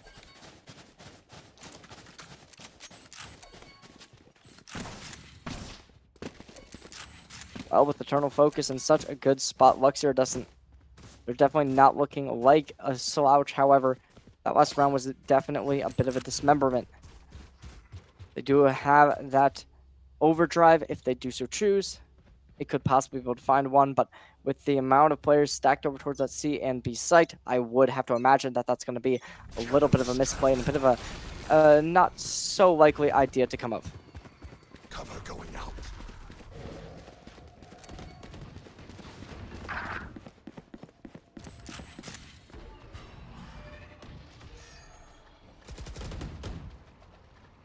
Coming straight on in. Fuller shooting out. Ghoul's going to be able to get the headshot. John the Willy down. Spike Eternal planted. Focus. Looking to make any type of play. Looking to make any type of action. Still, though, Eternal Focus isn't able to get too much. They do have the Showstopper online. They still do have some stuff to be done. Who's traveling? And currently, Eternal Focus is just in such a good spot with the bomb down. There's going to be the ult coming in. There is still the overdrive they do have to worry about, but it's just not going to be there. Taking the rocket launcher, not going to be able to do much. Doc's able to find a double. The defuse is started. Doc needs to be able to get something here, but they are just going to go. They are spotted, and that's a thrifty converted. That was some decent rounds played in by both of the teams again, and what to expect, Cherry? It's the same things happening all over again. Both of the teams are fighting it all hearts out, and I'm not surprised with the score right now. 4-5. It can't get any closer than this. These two teams are very head-to-head and neck-to-neck. Now, going into the third series to decide a winner, Luxe, they have a decent chance. So does the Eternal. Sorry, I think we have the names wrong. Oh, wait, you're actually Yeah. so right. Well, Yeah, there we go. I just noticed that. Apologies. that is unfortunate. Well, Eternal Focus, they are still in a good spot. It doesn't really matter. Both teams have been pretty back and forth. And now, blue side going to be coming straight on in. The Boombot's not going to be able to detect them. Opening this revolving door. And Winders finding the first, but having that paint shell right on top of them. Still, though, the nade's going to come out. Flash is going to be able to connect onto Winders. However, the Winders still going to be shut down. 4v4 on the site, but it has been taken. Eternal Focus, they do have this Rolling Thunder if they do so choose to play for the retake. I know We'll see what they do end up doing with this. Oh no. Flushide is going to be able to get that kill. Jared gets taken out here. They're going to be trying to enter that C site here, trying to retake it. To be precise, John the Willy is not going to be able to do much here. And the bomb, spike is planted for outside, but they will not be able to do much to defend it. They're going to be taken out, and that is going to be the 5th round. The equal. You know what, Cherry? It doesn't matter if the overlay was wrong. We're back to square one. One dream ends, another begins. Well, square one for these teams is a bit of an overstatement. I'd say that this is probably like square 4, square 5, square 6. I mean, it is equalized, but you gotta imagine that the economy for Luxe Iridescent isn't going to be able to hold through for these last 2 rounds. Yeah, we take a look at this. Doc only has 500 creds. Jerry only has 400 creds. Domed especially only at 100. And we even see Jerry with only a Spectre in hand. Like, I think Eternal Focus, bare minimum, they should be good for the next round, even if they lose. And I think there's a good chance they will be good for both this round and the next round. And the next round after that. So, realistically, it's going to be looking very good for them. We see a bit of a default play coming out from Luxe Iridescent. 2-1-1 setup. And immediately, actually it's 2-1-1-1-3 setup, and Dimensional Drift's going to come out. Doc's trying to spot out all the enemies, and they will be able to get contact onto 2 of them, looking to try and get something. It's interesting seeing both players still standing in a main. There's the first kill. Fluicide able to get down onto John the Willy, but it's just going to be the site taken from the side of Luxe Iridescent. That is unfortunate. Just see each other down at the window. They're gonna be taken out. Lux, they do have the site opened up for them, but Eternal Fire now onto the retake. They're gonna come forward. Doc is gonna be able to get a kill there. Immediately teleported his way out of the danger. Way out of the danger, way out of the site here. The Nightfall is gonna come in, connect onto all 3 members. They know they have the information on where the enemies are gonna be, but they're losing all their members. It's all down to Yoru, who went to the safety. Now he has to get back in, force himself inside, but Node's gonna be able to get that kill. Find the beautiful headshot, and they are gonna win another round. Eternal Focus looking real good. The economy, like you mentioned, was bad already as it was for Luxe, and now it's gonna get even worse. Last round, they might not even have proper buy. No sense in saving now. Well, Luxe Iridescent, Enjoy the arsenal. they definitely are backs against the wall. Now, after Eternal Focus won map 1 and lost map 2, you'd imagine they would be in bad spot. However, Lotus definitely seems to be their proving ground. They have 3 rounds in a row. Can they convert a 4th? We've seen the first 2 maps today go to 7-5 in this upper final, so would just make sense in this poetic fashion to see map 3 go 7-5 as well. Now, we do see Winders as similar to what we've seen them all game, holding down the C site. And the Luxe Iridescent going to try and brute force their way straight on in. Instantly getting the location picked up, trying to get some shots in. Isolating this Yoru. The decoy is not going to be able to find too much. Winders finds first. Winders trying to get a double. Can they get a triple? Yes, they can. The gate crash, not finding much. And there's going to be the kill. Ghoul's running straight on through and firing so Winders. hard. This Vice is just absolute dominant, absolute danger. Didn't even need it to use that ultimate in the end, but they're gonna be able to just find more than enough kills to win that round, and that is gonna put Eternal Focus to a 2 rounds deficit. But then again, you know, Cherry, 2 round deficit doesn't really mean much because that will be easily tackled once they win the pistol round. But knowing Eternal Focus, they have been winning a lot of pistol rounds, so I'm not even going to be surprised if they win this pistol round as well. Luxe Iridescent, they need to be able to take this if they want to equalize. If not, Eternal Focus will be able to take this 9-5 most likely. However, the aggression from A main likely going to be seen by Eternal Focus, forcing them to either go for that C site or B site. Immensely, though, they are going to actually be making a little bit of pressure over towards A. We see both the Omen and Neon working hand-to-hand, possibly get a bit of pressure over there. Instead, though, Eternal Focus, they got their spike over there now. Seems like they might even want to wait for this, which is absolutely absurd in my opinion. They're making a lot of noise. Now, with this, Luxe does have the opportunity to possibly come out of the block. And there's hitting right on the side. Definitely out. As of now, Luxe Iridescent lost sight with John the Willy unable to hold it. Cool is going to be able to find another as well. Eternal Focus has absolutely forcing a 5v3. So they did. Now it is going to be in the advantage of Eternal Focus Academy. Eternal Focus here. Eternal Focus. They do have the site to themselves, and all the frags are going in their favor. It's all down to Jared. Jared's gonna be able to find a few frags. Jared has to go for more. Finds a right click onto the classic, throws away the nade, and that paint shell is gonna deal some damage. But blue side is there, and they're both looking at the same way, and they're gonna get it. What did I tell you, Cherry? They're damn good at pistol rounds, and they are proven. They have proven once again why they are. I honestly was not expecting that classic. I wish my classic was like that. However, mine doesn't. Theirs doesn't either. Another pistol round going out of their reach. Eternal Focus is going to have to deal with this deficit. We'll see how they do end up going for it. Obviously, 9-5 would be the most likely scenario.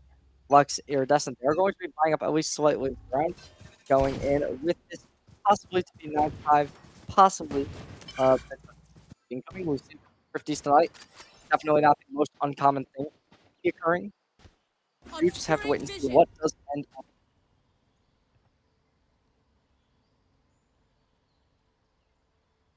It's going to be a slow start. They're still looking at the C side here, waiting for the utilities. All the smokes pass by. Astra smoke is still there, holding them off for the time being, but now Ghoul is looking forward to it. They're not giving away any information or any vision, but they're being cautious. Gonna break the tripwire, which will trigger all sorts of utility here, but they have it gone, and Ghoul is being impatient there. He's gonna go up and get taken out just by a classic, and that's not good. Your duelist, he just did not die, Cherry. You know what he did? He went in and gave away a free weapon to the opponents. Now it's all up to Jerry. Sheriff in hand. Shots go wild. Connect. A little bit of pressure possibly. And that right click! Oh my god, they tried. 30 seconds. Some way they stayed alive. Winder's gonna be coming in. They also fall. That might have just done it. Luxe Iridescent. It seems as if it might just be a thrifty round, Vandal in hand, but two sheriffs going to cause the wall bang is absurdity, and Lux in essence somehow collecting. Thrifty. They do find the perfect angle, good prediction, and shots through coming through the wall. Like I said, you just don't have to go in like that. Ghoul seems like he kind of lost his presence. Maybe it's because it's, you know, they've been playing for the whole day. I believe this is their third series of the day, and he's not having a wonderful time so far. His performances hasn't been that well, but overall, you know, as a team player, I do believe they're still performing really well. Eternal Focus, they do have 2 rounds advantage still. That round loss doesn't mean they're out of the tournament yet, or they're in a bad situation yet. We're gonna see Note getting a double kill there. Look at that, Eternal Focus just decimating their opponents right now. If you guys can win a thrifty, so can we. Brings out all the sheriffs and gets all those kills. Not totally sure how the match is going to be concluding. However, what I can do for sure is Eternal Focus. It's seeming like they're in the fight with a couple rounds, but Dome not going to keep that way. Enemy remaining. Bring back the defense. Floor finds one, instantly TPing.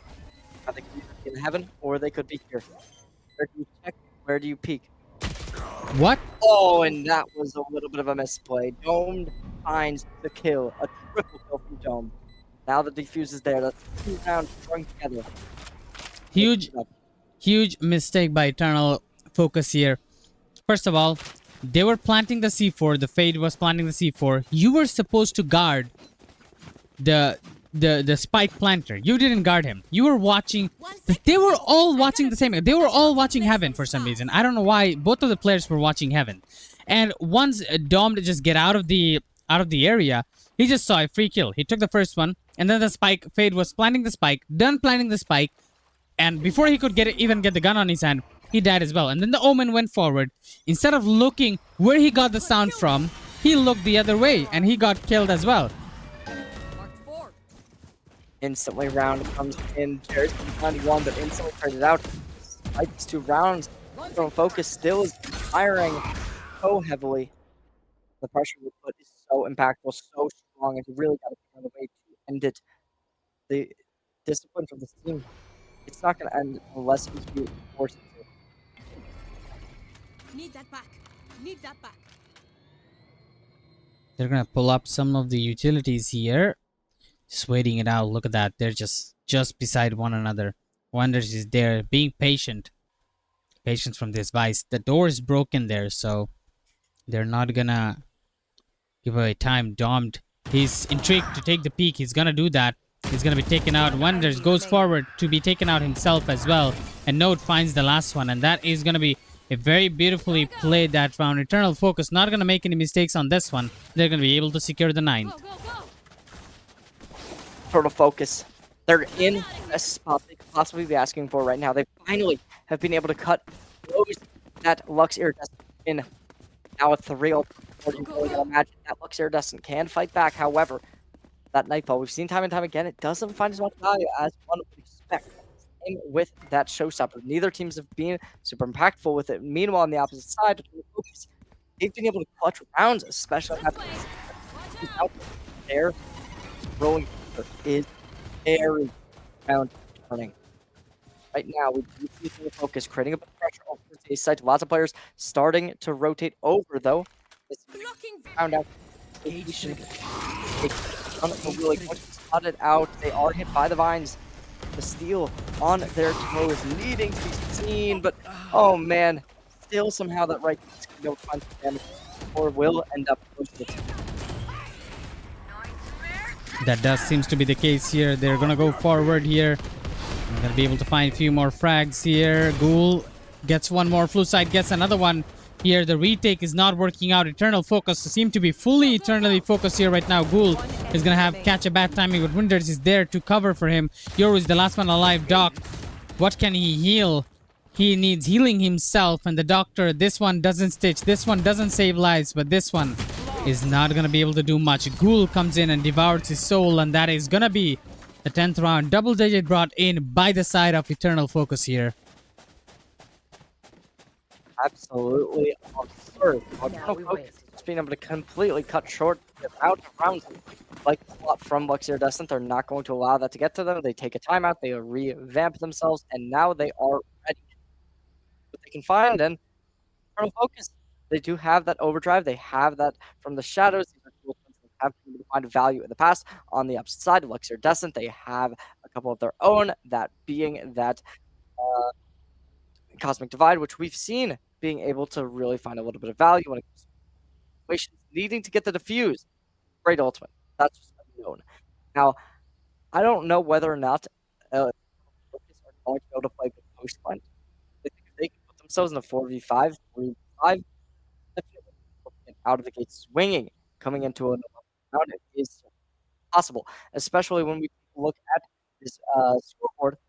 3 out of 5 players on this Luxe Iridescent squad are going to be running it down with light shields.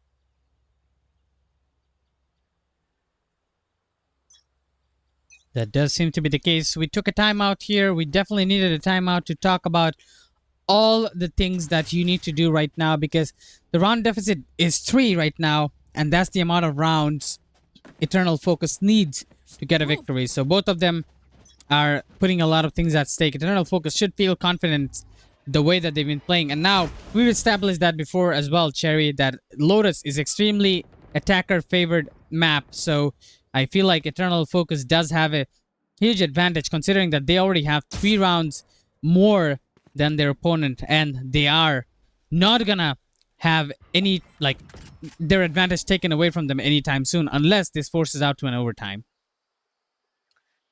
I mean, this definitely seems like a round Luxe Iridescent. I think that these 3 players on the site possibly could close this gap to only what it started on the half of that being 7-5. Do that, it would No charges. A nice little Face your fear. start coming in. There's the nice ball. Will push unwavering, needing to get more, but they will be hit by the tripwire.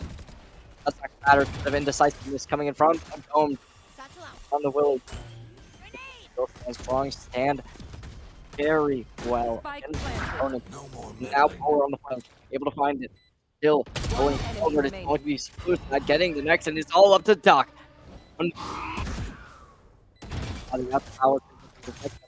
Side 4 points in the reload. The HP not really there. It's going to be defeated. Cool. Full HP. They have a dimensional drift, but you're not going to want to pull that out to 1v3. Nobody to play off of you. All up to Doc, and they get 3 extra kills. They just go for the save after that'll get hurt. The jump to no and Doc still finds a second, finds a triple. Before tapping the bomb, still possible. Wait, do they have this? No, They don't have time. Nope, yep. Yeah. That is gonna be it. That is a beautiful, beautiful round played by Eternal Focus. Like I said, they have the advantage. Despite having 3 members on the side, Cherry, 3 members, they couldn't do much. That Nightfall, when it came, it all break down. They had to leave. They had to reposition themselves, and panic started striking on them. And then there comes a Ghoul. He came in faster than the Nightfall came towards the opponent. So he went in, got all those. Like I said, Ghouls needed to be active, and looks like he heard me. He is playing a lot active, and he is playing a lot better right now. Sitting at 14 frags, and that is going to put them up in 11 rounds. And now, with the no buys available on the defender side, Luxe, I don't know how they're going to be able to defend this, because I feel like this is going to be match point, Cherry. This is going to be match point. Seeming very, very likely. Eternal Focus having a lot of aggression over towards the B side with goal input is very high up. They is there to be broken relatively simply. Able to do that possibly allow to get light, possibly for some rotations. We will see Domed very close by, looking to possibly get involved with fight. But currently, it's going to be a lot of pressure as well. Starting to create a standstill over the pressure from everyone. It seems as if we might possibly have an engagement. Yes, we will possibly. But Windows down. Windows getting taken down, and leaves Notes to be the next one to fall. Polar's going to be able to find one with us. Somehow, such a low equal high. Doc's going to be at 11 HP. Not what you want to be at a round like this.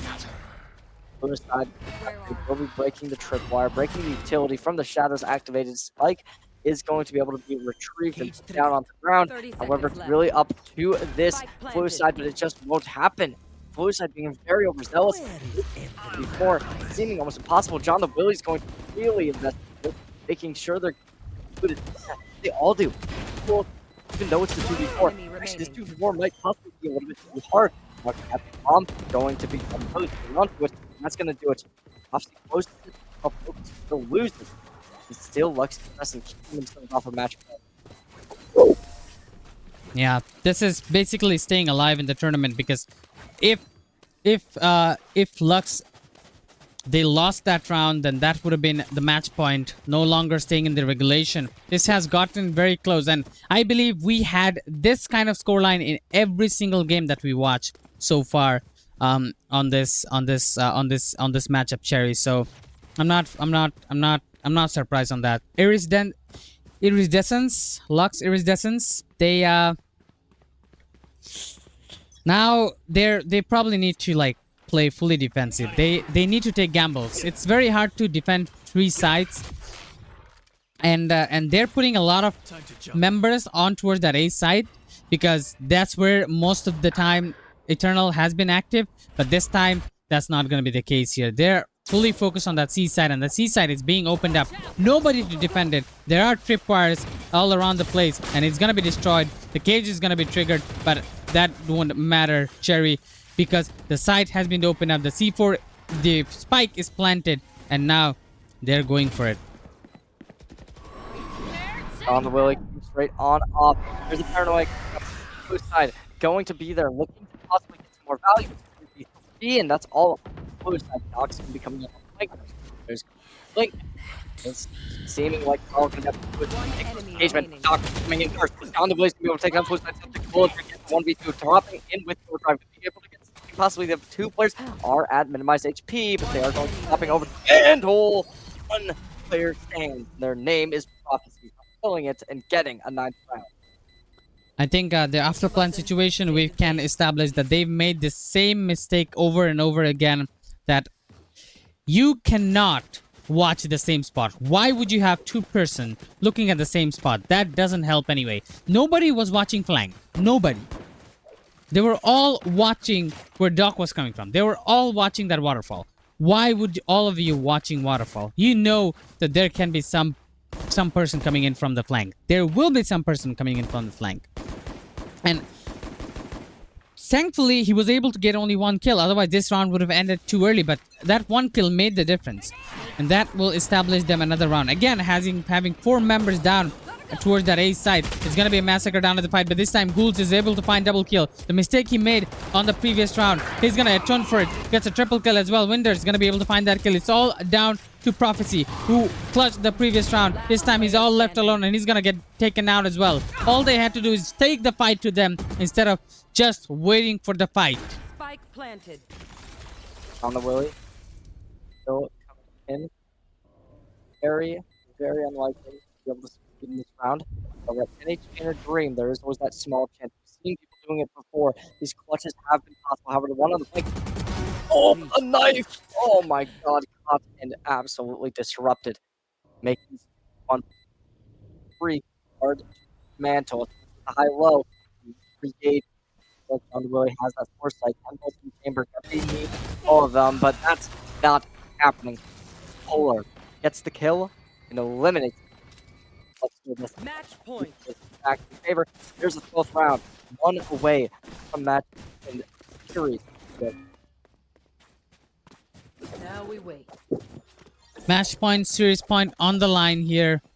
And the money is not, the creds are not available for Lux Iridescence here to possibly afford the best weapons that they can possibly have. I'm assuming they don't have proper utilities either on them to fight it off, but they're gonna try their very best. Again, it's gonna be an A side as they found good success on the A side, so they're gonna try and go for it once again with not the best weapons they have. They're not gonna be able to defend it as good as they could before. And Cherry, I think this is pretty much looking like it's over. Definitely feeling as if this game is going to be remote.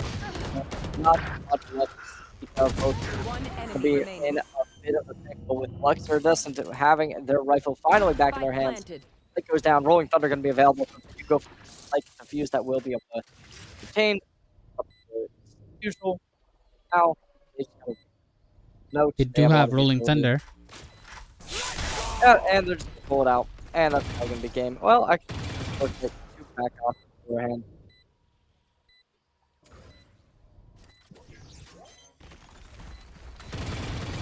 Run in. Winders. Wait, Wait. Hello? Wait. Hello? Wait. Hello? Wait. What? Huh. That Well, apparently Luxe Iridescent So, I have established, even if, I'm gonna just say this, okay? Even if Eternal Focus win this, they're very bad at after plan situations. They've proven it so many times. That's something that I need to work on, definitely. I feel like they've lost a lot of these rounds just because of that. Again, similar situation as I mentioned before, same problem. You plant the spike, you spread out toward the map. You try to get as much as map control as you can. You have both members at tree, looking at the same spot. What does that do? Nothing. That puts you in a really bad spot. Goal's able to find a double. There's obviously finally able to put them down, and as we said, they put them in a bad spot. I don't know why they're doing this. I don't know what they're doing.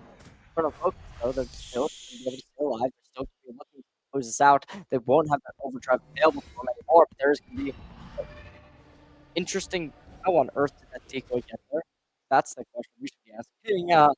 Well, I guess there's two yours on literally the opposite sides of the map of each other. Anyway, Lux Iridescent is starting to make some rotations. They have that core located in. That's possibly going to be able to hold out the divergence through breakable. Really check the camera, looking to make sure we we have them with the opportunity to make sure they're going A. We know this allows someone to start stacking web or does it's really good. They're going to be able to apply that knife onto two players, canceling the sound effect. And now forward back line, finding the first, going to not be able to find One the second. enemy Due to remaining. a little bit of a 30 spray seconds. misplay, but still not going to matter because now find nothing. Blue side takes him down. Attackers An win. eternal focus, eternally stay alive.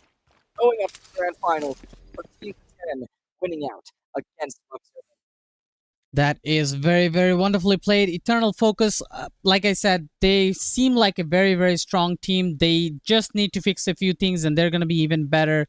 But overall, you know, like I said, there can be only one winner and we have a winner, and that is going to be Eternal Focus. And look at this score. This Winders, how does a Sentinel have 6 first bloods, Cherry? You tell me. I mean, it's just how good they were. They were constantly being put as that player who was just in. Like, they were always able to find kills. It didn't matter. Yeah, the Guardian God. They were being pushed. They were just so good at being Yeah. able to make it a 4v4 on that site. So, you know, it really was great from Eternal Focus. They were able to take the win 2-1. Lux Iridescent definitely not falling apart. So, ladies and gentlemen, make sure to stay tuned because we have even more matches coming up for you later this week, upcoming weeks, and even more.